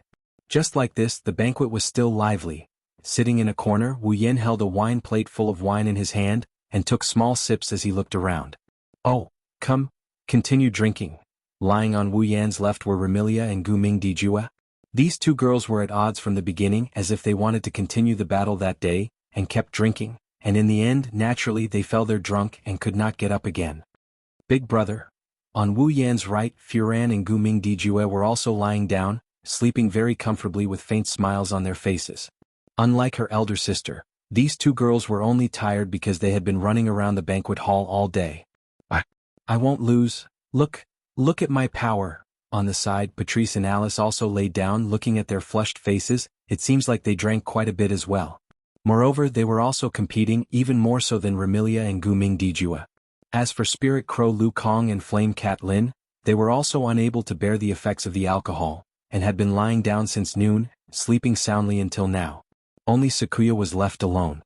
Looking at the drunk eldest miss, the tired second miss, and the drunk Patrice, he had a conflicted expression. He seemed to want to bid farewell to his mistress and return home to rest. But before he could say anything, he was pulled away by Marissa and Sensei Marumi. Right now, Zuiyi is still being persuaded to drink by Princess Ling Meng, Marissa, and Fumaru. Looking at his swaying appearance, he should not be drunk for long. Sigh. Wu Yan helplessly shook his head as he looked at this pitiful scene. He gently picked up some clothes and covered the bodies of the drunk and sleeping girls with them. In the sky, a dazzling full moon had unknowingly risen. The clamor continued. Some of the demons who were not drunk were still chatting with each other and eating and drinking. Compared to the morning, the scene was a little quieter, but it was still very lively. Looking at the beautiful full moon in the distance, Wu Yin picked up a wine plate and poured wine into it. While admiring the moon, he continued to sip the wine in his hand. Not long later, light footsteps could be heard. The person who came did not have the slightest intention to avoid arousing suspicion and directly sat beside Wu Yan, allowing that beautiful black hair to enter Wu Yan's eyes. Although he didn't turn his head to look, in his impression, among all the people he knows here, there is only one person who has such beautiful long black hair that cascades down like a waterfall. Moreover, he personally combed this long black hair before. Wu Yan chuckled. He didn't stop looking at the full moon, he didn't even turn his head around. Do you want a drink? Forget it. Like a dignified princess, the girl did not have any intention to play around, her tone was tranquil. I just drank a little with Yonglin, but perhaps it's because I haven't drunk for too long, my alcohol tolerance can't be compared to before? Wu Yan didn't try to persuade him any further. He just filled his own plate to the brim. Mao Penglai did not reply. She raised her head and looked at the full moon that was emitting a silver light. Strange ripples appeared in her beautiful eyes. It's still as beautiful as ever, is that so? Wu Yan gently shook the wine in the wine plate in his hand. You can't see the moon on the moon, right? But you can see the ground. Mao Penglai's face was serene as if he was reminiscing. It's different in the moon capital. You don't have to wait until night time to see the moon. In the moon capital, you can see the ground at any time. Perhaps it's because I've seen too much of the beauty of the ground and the coldness of the moon capital that I'm looking forward to life on the ground. That might be the case. Wu Yan closed his eyes and smiled, no longer answering. After a long time, Mao Penglai's Huiyi suddenly spoke. You're planning to leave the land of fantasy, right? Can you tell? Wu Yan was not surprised. He knew that he could not hide it from Mao Penglai's Huiyi. Even if he could hide it from Mao Penglai's Huiyi, he could not hide it from Yonglin. Even if I say yes, you won't leave with me, right? Including this time, we've only met 3 times. Mao Penglai's Huiyi said with a smile that was not a smile. Do you think that just because we've met 3 times, I'll be able to follow you or follow you to another world? It's because I don't think so that I didn't mention this to you. Wu Yan's expression was still calm as he sipped his wine and said this. But you came to find me at this time. This proves that you're not that against it, right? Perhaps. Mao Penglai Hui nodded his head in agreement. He stood up, turned around, and as he walked out, he lightly left behind such a sentence. I'll wait for the day when you can take me away. Looking at the full moon in the sky and listening to those clear words, Wu Yan's eyes began to ripple. He was a little drunk.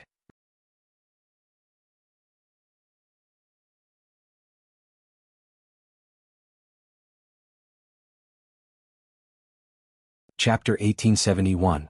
When the moon rose to the highest position in the night sky, the clamor that had been resounding in the sky above the Boli shrine had disappeared without a trace, as if it had been completely extinguished.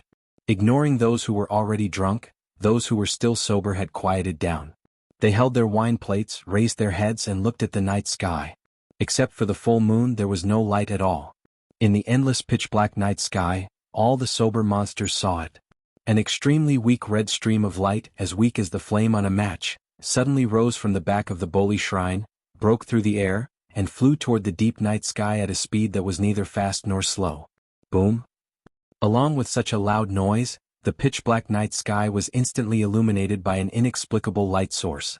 An incomparably bright and colorful flower exploded in the sky, and at the same time, a beautiful flower-like picture was imprinted in everyone's eyes. It was a firework. A firework that was bright and dazzling to the extreme, enough to cover the night sky in everyone's field of vision. When the firework exploded in the night sky, everyone present felt a ringing in their ears and a tremor in their chests. Their hearts stopped beating in an instant. And before the bright and dazzling flower of light disappeared from the eyes of the monsters, another loud noise, another explosion, and a bright flower of light bloomed in the night sky. Boom, boom, boom, boom. Not long after, the entire night sky above the Boli shrine was covered with bright fireworks, blooming in the sky along with the loud noises that rang out one after another. The pupils and faces of the monsters were all rendered colorful by the colors of the fireworks in the night sky. It looked so brilliant that everyone present seemed to be in a daze. They quietly looked at the fireworks blooming in the sky. They had forgotten everything else. As the priestess of the Boli shrine and the manager of the fantasy paradise, Ling Meng was drunk and unconscious, so she regretfully missed this scene. Marissa and soul-shooting Maru were also drunk and fell to the ground. He was snoring loudly. I can't do it again. Many of the monsters had been drinking for the entire day. There was so much wine, it was enough to make all the demons drunk. Some even drank until they vomited. After vomiting and drinking again, even their faces had turned green. However, the demons who were still sober were extremely glad that they didn't fall drunk and miss this wonderful night of fireworks. These fireworks were also the signal that announced the end of the banquet. At some point in time the fireworks ended. The drunk Gu Mingdi Ju and the sleeping Gu Mingdi Love were carried back to the underground world by Spirit Wu Lu Kong and Flaming Cat Lin, who finally woke up. Ling Xian is also drunk. Even Mount Penglai's Bright Knight is a little drunk. Under the care of Yong Lin, the only sober one, they leave quietly. As for Ling Meng, Marissa, and Fumi Maru, the three of them were directly thrown into the Boli shrine, where they continued to sleep. The rest of the demons also began to bid farewell to the others. Then they brought along those they were familiar with and left in groups of 3 to 5. When they left, the demons didn't have a trace of reluctance. In the fantasy paradise, there would be a banquet every once in a while. Thus, there was no need to be reluctant at the end of the banquet. Thus, after a joyous farewell, the demons left the Boli shrine with a face full of joy. At this point, the banquet that was held for the sake of this incredible fantasy land was finally completed. It had come to an end. Ugh. Holding their heads, Patrice and Alice staggered as they walked. Their bodies swayed as though they could fall at any moment. Before the fireworks started, Patrice and Alice woke up. Perhaps it was an agreement, but they miraculously woke up at the same time. Thus, Patrice and Alice were fortunate enough to witness the rarely seen fireworks in the fantasy paradise. However, even after waking up, the hangover headache still affected Patrice and Alice. The two of them could barely walk and couldn't fly as they trudged forward step by step. In order to take care of Patrice and Alice, Wu Yan and Zhang Yi, who were carrying Fran and Remilia, purposely slowed down their pace. They walked on both sides of Patrice and Alice, taking care of them while walking at a tortoise's pace. Wu Yan didn't know whether to laugh or cry. Can't I just use spatial teleportation to bring you back? Why do you have to walk? Muck. Patrice muttered cute words as she held her head. Her face was still red, but she stubbornly shook her head. I haven't reached the stage where I can't walk. After speaking, Patrice shot a glance at Alice beside her, allowing Alice to put on a brave front and speak. Me too. Obviously, the two of them wanted to compete with each other. That's why they didn't let Wu Yan carry them. It took them a lot of effort to walk. Wu Yan and Zhang Yi glanced at each other and could only reveal a bitter smile. Fortunately, Zhang Yi didn't get drunk by Ling Meng and Marissa. Otherwise, who knows what kind of mess it would be. Looking at Patrice and Alice wobbling as they walk, Kuye's delicate face is flushed red. Wu Yan thought for a bit before he spoke up. Let's go. All right, let me tell you something. Huh?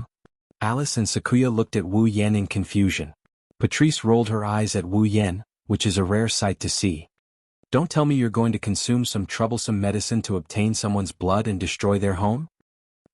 Blood? Alice knitted her brows in confusion. However, Wu Yan, Patrice, and Zhang Yi didn't explain anything to her.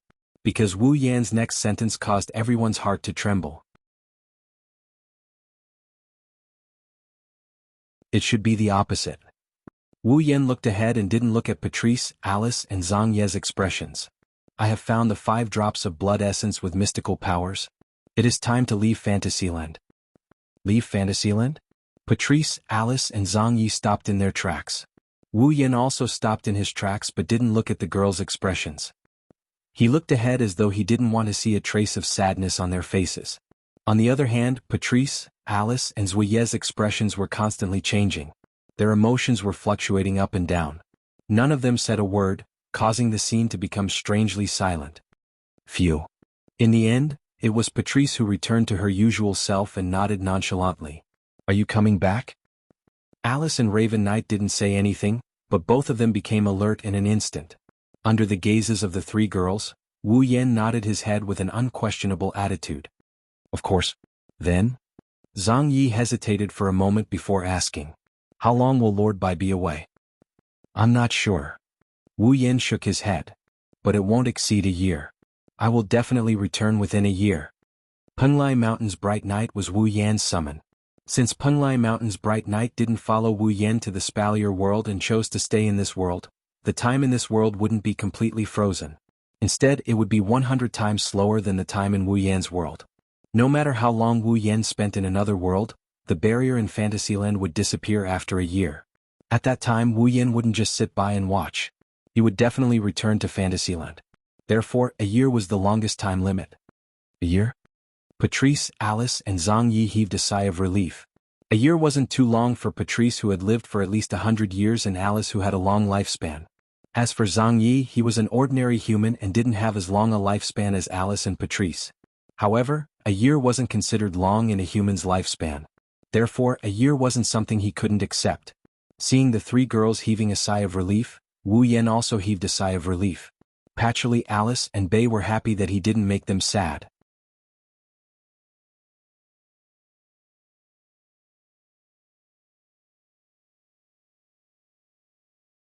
Chapter 1872. Fantasy Village, Red Devil Mansion.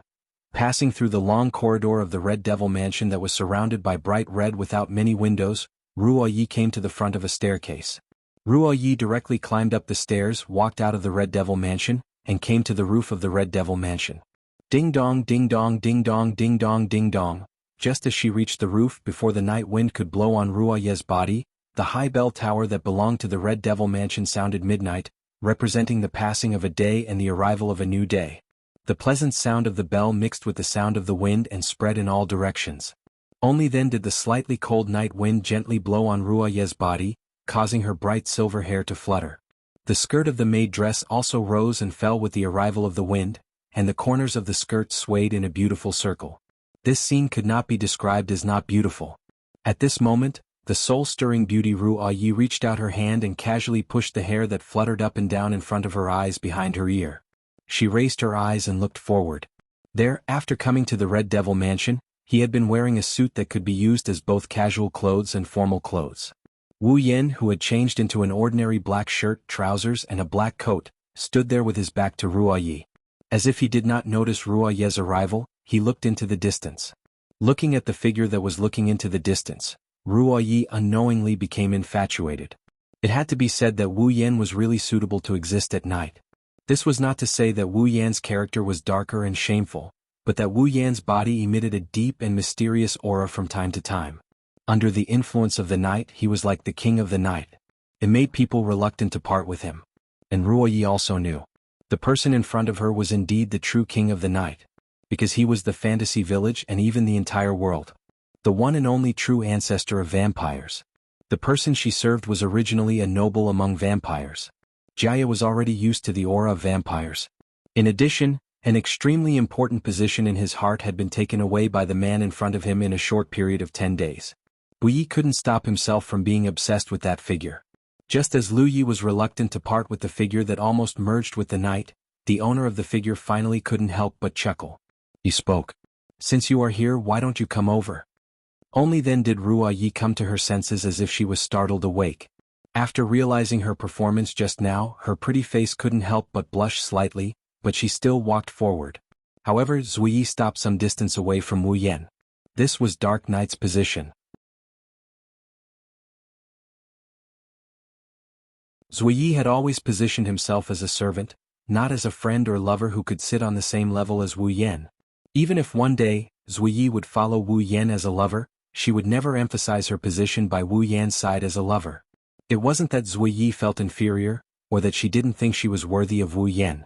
However, this kind of positioning was the only way for Zui Yi to truly express himself. She would always be the perfect and Sheik had made. There was no one else. The soft moonlight sprinkled from the sky, shining on the man and woman who were like master and servant. Tonight, there were no bright stars in the night sky of the fantasy village, nor was there a mysterious light source. There was only the round moon emitting soft light. The cool night breeze was like a cold breath, drilling into the noses of Wu Yan and Zui Yi, but both of them were staring at the night scene in front of them. The bright night sky, the walls of the Red Devil Mansion, the quiet courtyard, the huge clock tower, even the scenery of the entire fantasy village seemed to be seen by the man and woman who were like master and servant at this moment. Everything was presented in front of Wu Yan and Zui Yi. Wu Yan didn't look back to look. Zui Yi didn't express all the words she wanted to say. It was as if thousands of words were no longer important. On this night of parting, Zui Yi spat out these words. "Don't you want to tell Miss and Miss?" With Remilia's current good impression of Wu Yan, if she knew that Wu Yan left without saying goodbye, she would definitely be furious or even depressed for a while. According to Wu Yan himself, this time he wouldn't take Fran with him. In other words, Wu Yan would let Fran stay by Remilia's side. Otherwise, if her most important brother and sister left at the same time, Remilia wouldn't be sitting in the Red Devil Mansion. It was more likely that she would cause a ruckus in the fantasy village and look for Wu Yan and Fran. In any case, Penglai Mountain's Hui Yi was also here and couldn't be taken away. Letting Fran stay might not be a bad choice. But at the same time, if she knew that Wu Yan left without saying goodbye, wouldn't Fran cause a huge ruckus? Those two girls definitely won't let me go so easily. Wu Yan sighed faintly. I will be back in a year, it's not like I won't come back. Before I leave, I don't want those two girls to be too sad. Ji Yi was silent for a short while before he spoke again. Then what about Miss Patrice and Miss Alice? Don't you want to say goodbye to them before leaving?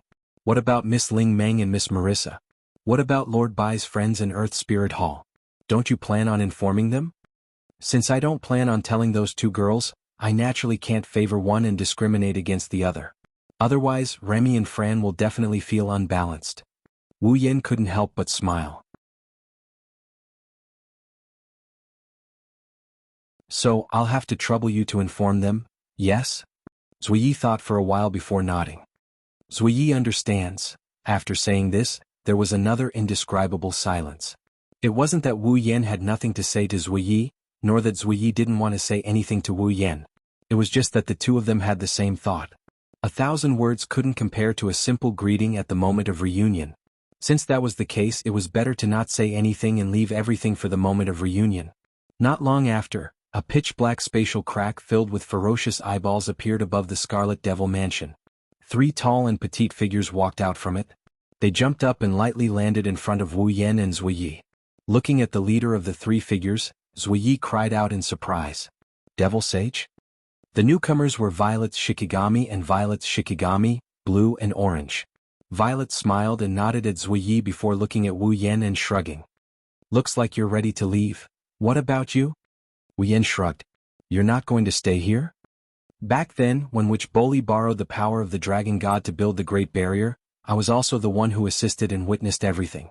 Even if someone else were to complete this job, I would still be responsible. Z replied vaguely. Besides, we're used to running around with you. Wu Yan couldn't help but laugh. Then let's set out. Yukari nodded nonchalantly. On the other hand, Lan stepped forward and bowed to Wu Yan. Lord White, I'll leave Lord Violet to you. Sorry to trouble you, meow.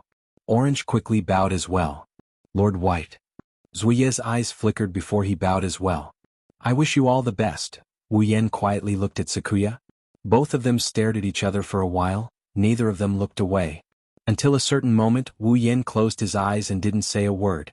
He disappeared with the silent Violet. Zuiyi, blue and orange stared in the direction the two disappeared in. They didn't react for a long time. No one noticed that at the entrance of the Scarlet Devil Mansion, several figures were standing in the corridor.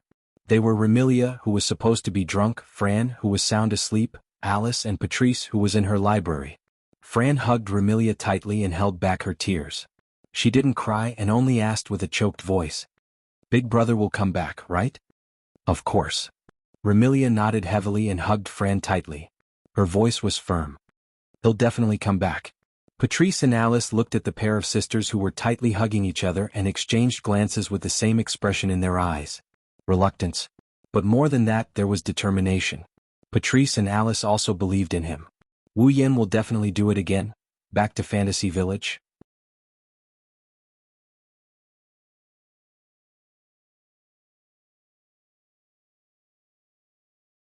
Chapter 1873. Behemoth Forest, Capital of Alternate Generations. It's a bright and sunny morning.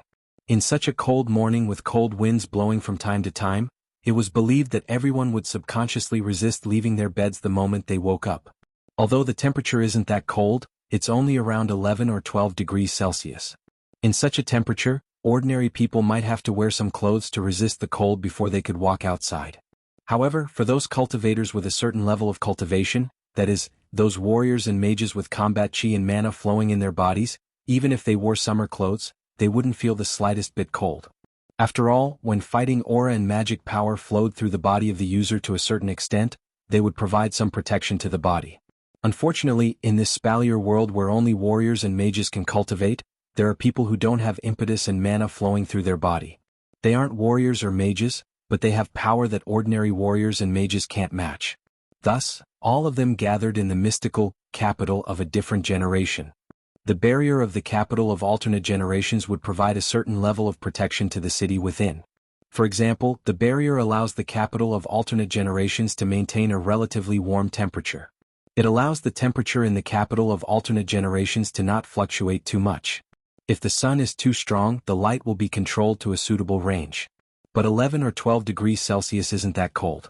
Therefore, the barrier covering the entire capital of otherworldly beings didn't undergo much adjustment, causing the entire capital of otherworldly beings to be filled with a chilly air.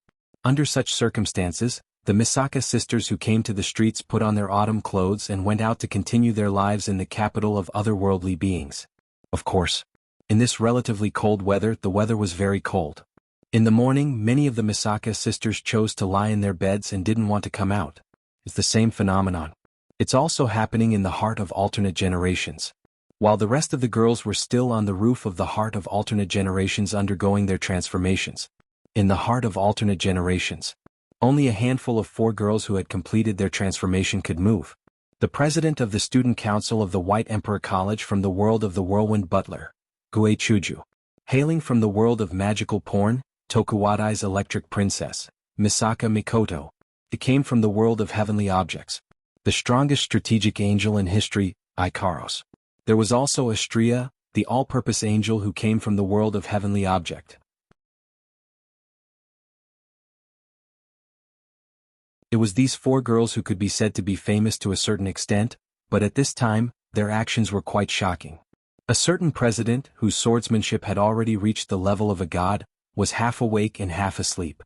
He wrapped himself in a blanket like a dumpling, vexed because he didn't know where to find autumn clothes to wear. A certain popular idol of Tokuwadai, whose electric shock ability was equally godly, also hid under his blanket in his room because of the cold temperature. Like a tortoise, he refused to come out for a long time. A certain natural all-purpose angel, who wasn't afraid of the cold, sat on the bed in her room. The ahog on her head swayed back and forth as she stared blankly at the sky outside the window. No one knew what she was thinking. As for the last one, a certain glutton who could never be full, she was the only one who came out of her room in the heart of alternate generations and came to the living room.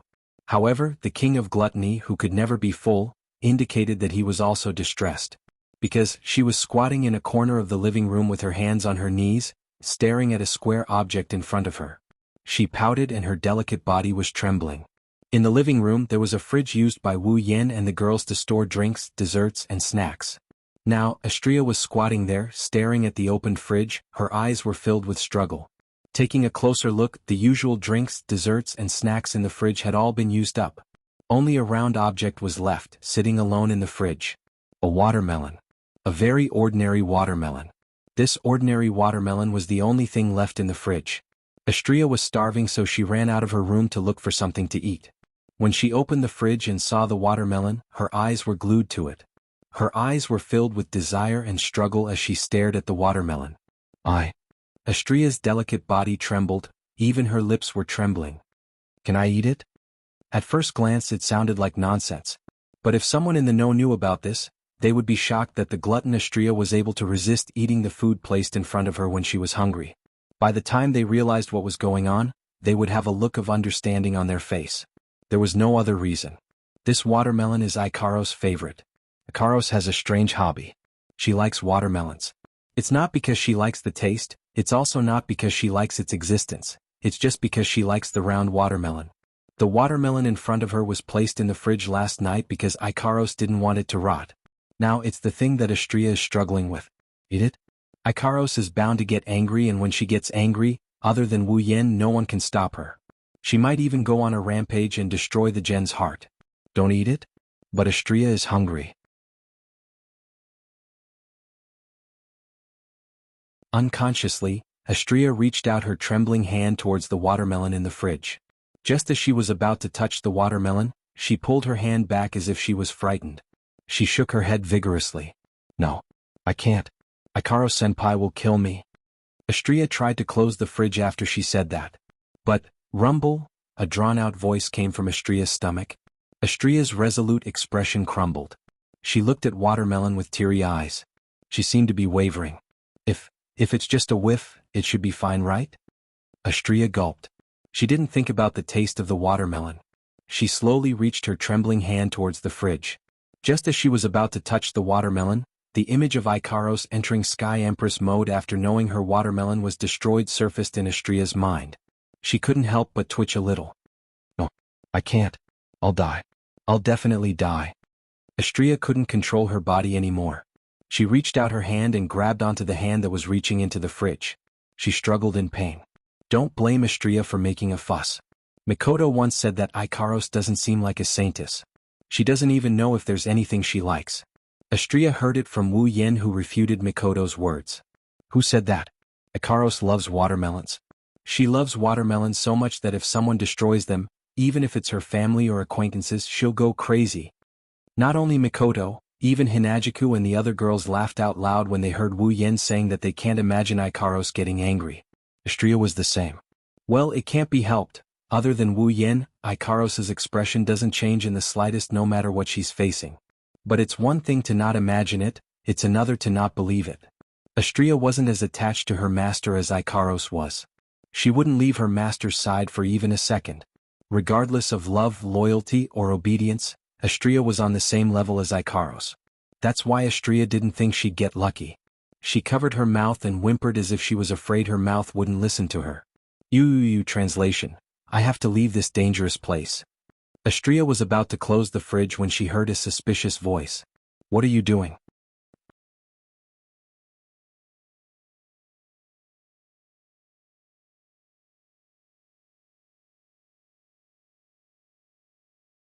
Chapter 1874. What are you doing? The voice came from behind Astria. Astria's hand that was reaching for the fridge froze. Her face turned pale. Yuwa. As expected, Astria, who thought she was captured, let out a sorrowful cry. The pure white wings on her back flapped and she fell to the ground like she was paralyzed.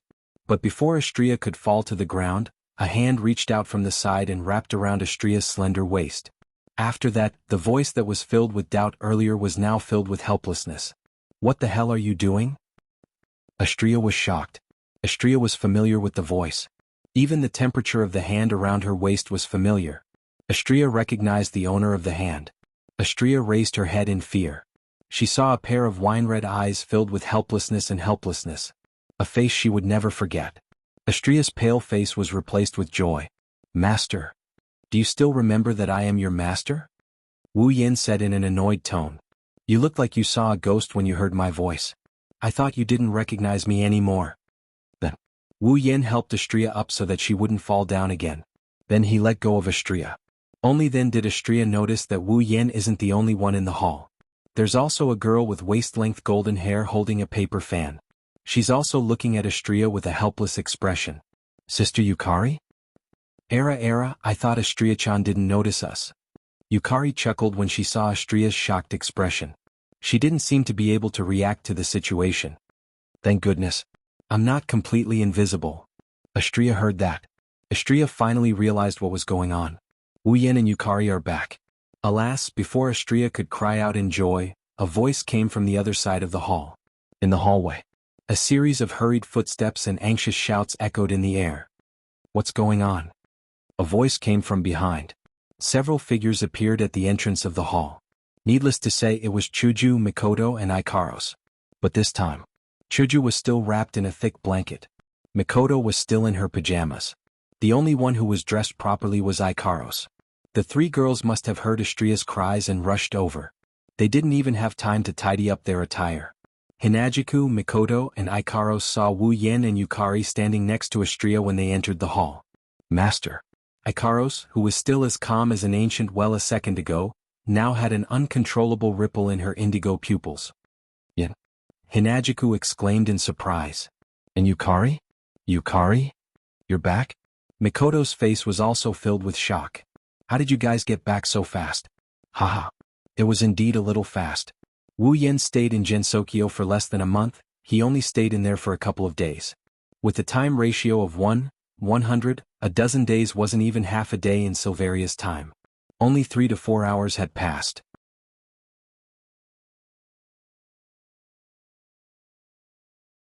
Chuju, Mikoto, Ikaros, and Astria just sent Wu Yan, Yukari, and Furan away early in the morning. Chuju and Mikoto went back to sleep. When they woke up, Wu Yan and Yukari were back. Ikaros and Astria, who didn't need to sleep, weren't surprised.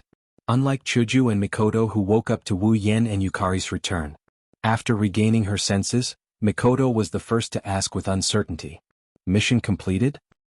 Wu Yan and Yukari looked at each other and shrugged. I guess you can say that. Where's Furan? Hinajiku furrowed her brows. Why don't I see her? Well? Wu Yan scratched his cheek and sat down on the sofa. He poured himself a glass of water and drank it in one gulp. Furan is staying in Fantasyland with her sister for a while. So it's like that. Mikoto nodded thoughtfully. She looked at Yukari and asked curiously, Yukari, why don't you stay in your house for a while? Before I came to this world and became Yen Yan's summon, I spent most of my time in Fantasyland. Yukari replied nonchalantly. Well, we have plenty of time ahead of us. Chuju and Mikoto didn't know what Yukari meant by plenty of time ahead of us. However, Yukari didn't seem to have any intention of explaining, so they didn't ask. Oh right, I heard Astria moaning loudly in the room just now. Hinajiku remembered why she rushed over in a hurry and looked at Astria. Asteria-chan, what happened? Ha! Astria, who was still in a daze, jumped in fright. She shrieked out loud. Don't kill me. Ha! Hinajiku's face was filled with confusion. Not just Hinajiku, even Wu Yan, Mikoto, and Ikaros, who snuck up behind Wu Yan like she's on standby, are all confused. Even Yukari, who is known as the sage, doesn't know what's going on. Don't kill me? What do you mean by that? Astria shook her head like a rattled drum when she regained her senses. Oh, it's nothing. I didn't mean to eat the watermelon. Ugh. Everyone was speechless. Is that self-destruction? As expected of an idiot with an IQ lower than 9. That's great. Both Hinajiku and Mikoto rolled their eyes at the same time, yawned, waved their hands and walked towards their rooms. Let's go back and change. Hinajiku and Mikoto disappeared into the hallway, leaving behind Astria, who was sweating profusely and looking at Ikaros with a terrified expression. Before Astria could turn around, a hand landed on her shoulder. Astria froze. Yuwa. Astria's sorrowful wail echoed throughout the heart of generations once more. Just like that, a lively and peaceful day passed by. Endless darkness covered the clear sky, enveloping the entire Spalier world in darkness. Today, the Behemoth Forest didn't give off any ominous aura. Logically speaking, a place like the Behemoth Forest is filled with vicious demonic beasts. No matter how one tries to disguise themselves, they shouldn't be able to hide the ominous aura. But today, the Behemoth Forest is no different from a normal forest. The smell of demonic beasts that used to permeate the air has mostly disappeared. It's as if most of the demonic beasts in the Behemoth Forest are no longer in the Behemoth Forest. When midnight arrived, a silhouette rushed over from outside the Behemoth Forest. The silhouette seemed to be enchanted with some sort of magic that boosted her speed. She rushed towards the Behemoth Forest and stopped right in front of the Behemoth Forest. Moonlight shone down from the sky and shrouded the silhouette standing in front of the Behemoth Forest. Her face was covered in sweat, her breathing was ragged, and her eyes were filled with exhaustion. She wore a robe befitting of a sorcerer, but it wasn't a terrifying black. Instead, it was a beautiful silver-white robe. The silhouette had long black hair that reached her waist. She looked to be around 17 or 18 years old. She was very young, but her face was so beautiful that it wouldn't be an exaggeration to call her a beauty capable of causing the downfall of a city. If Wu Yan and the other girls were here, they would definitely recognize this girl. Meililu? Lori. The only daughter of the Ailu Empire's #1 family, the Lori family. It's Lulu, the girl who is still studying at the Spalier World Academy. However, on Lulu's delicate face, there was not only a strong sense of anxiety, but also a great sense of fear. I must find him quickly. Raising her eyes and looking at the eerily silent forest, Lulu mustered her courage, wiped her sweat and tears, and without hesitation rushed into this dangerous place. You're tuning in to the Han Li's Wuxia Adventures YouTube channel. We're so grateful for your support, and don't forget to subscribe to join us on this incredible journey through captivating stories. Your generosity through donations truly makes a world of difference, as it's the primary source of revenue that allows me to expand and enhance this channel for you. Thank you from the bottom of my heart for being a part of this adventure.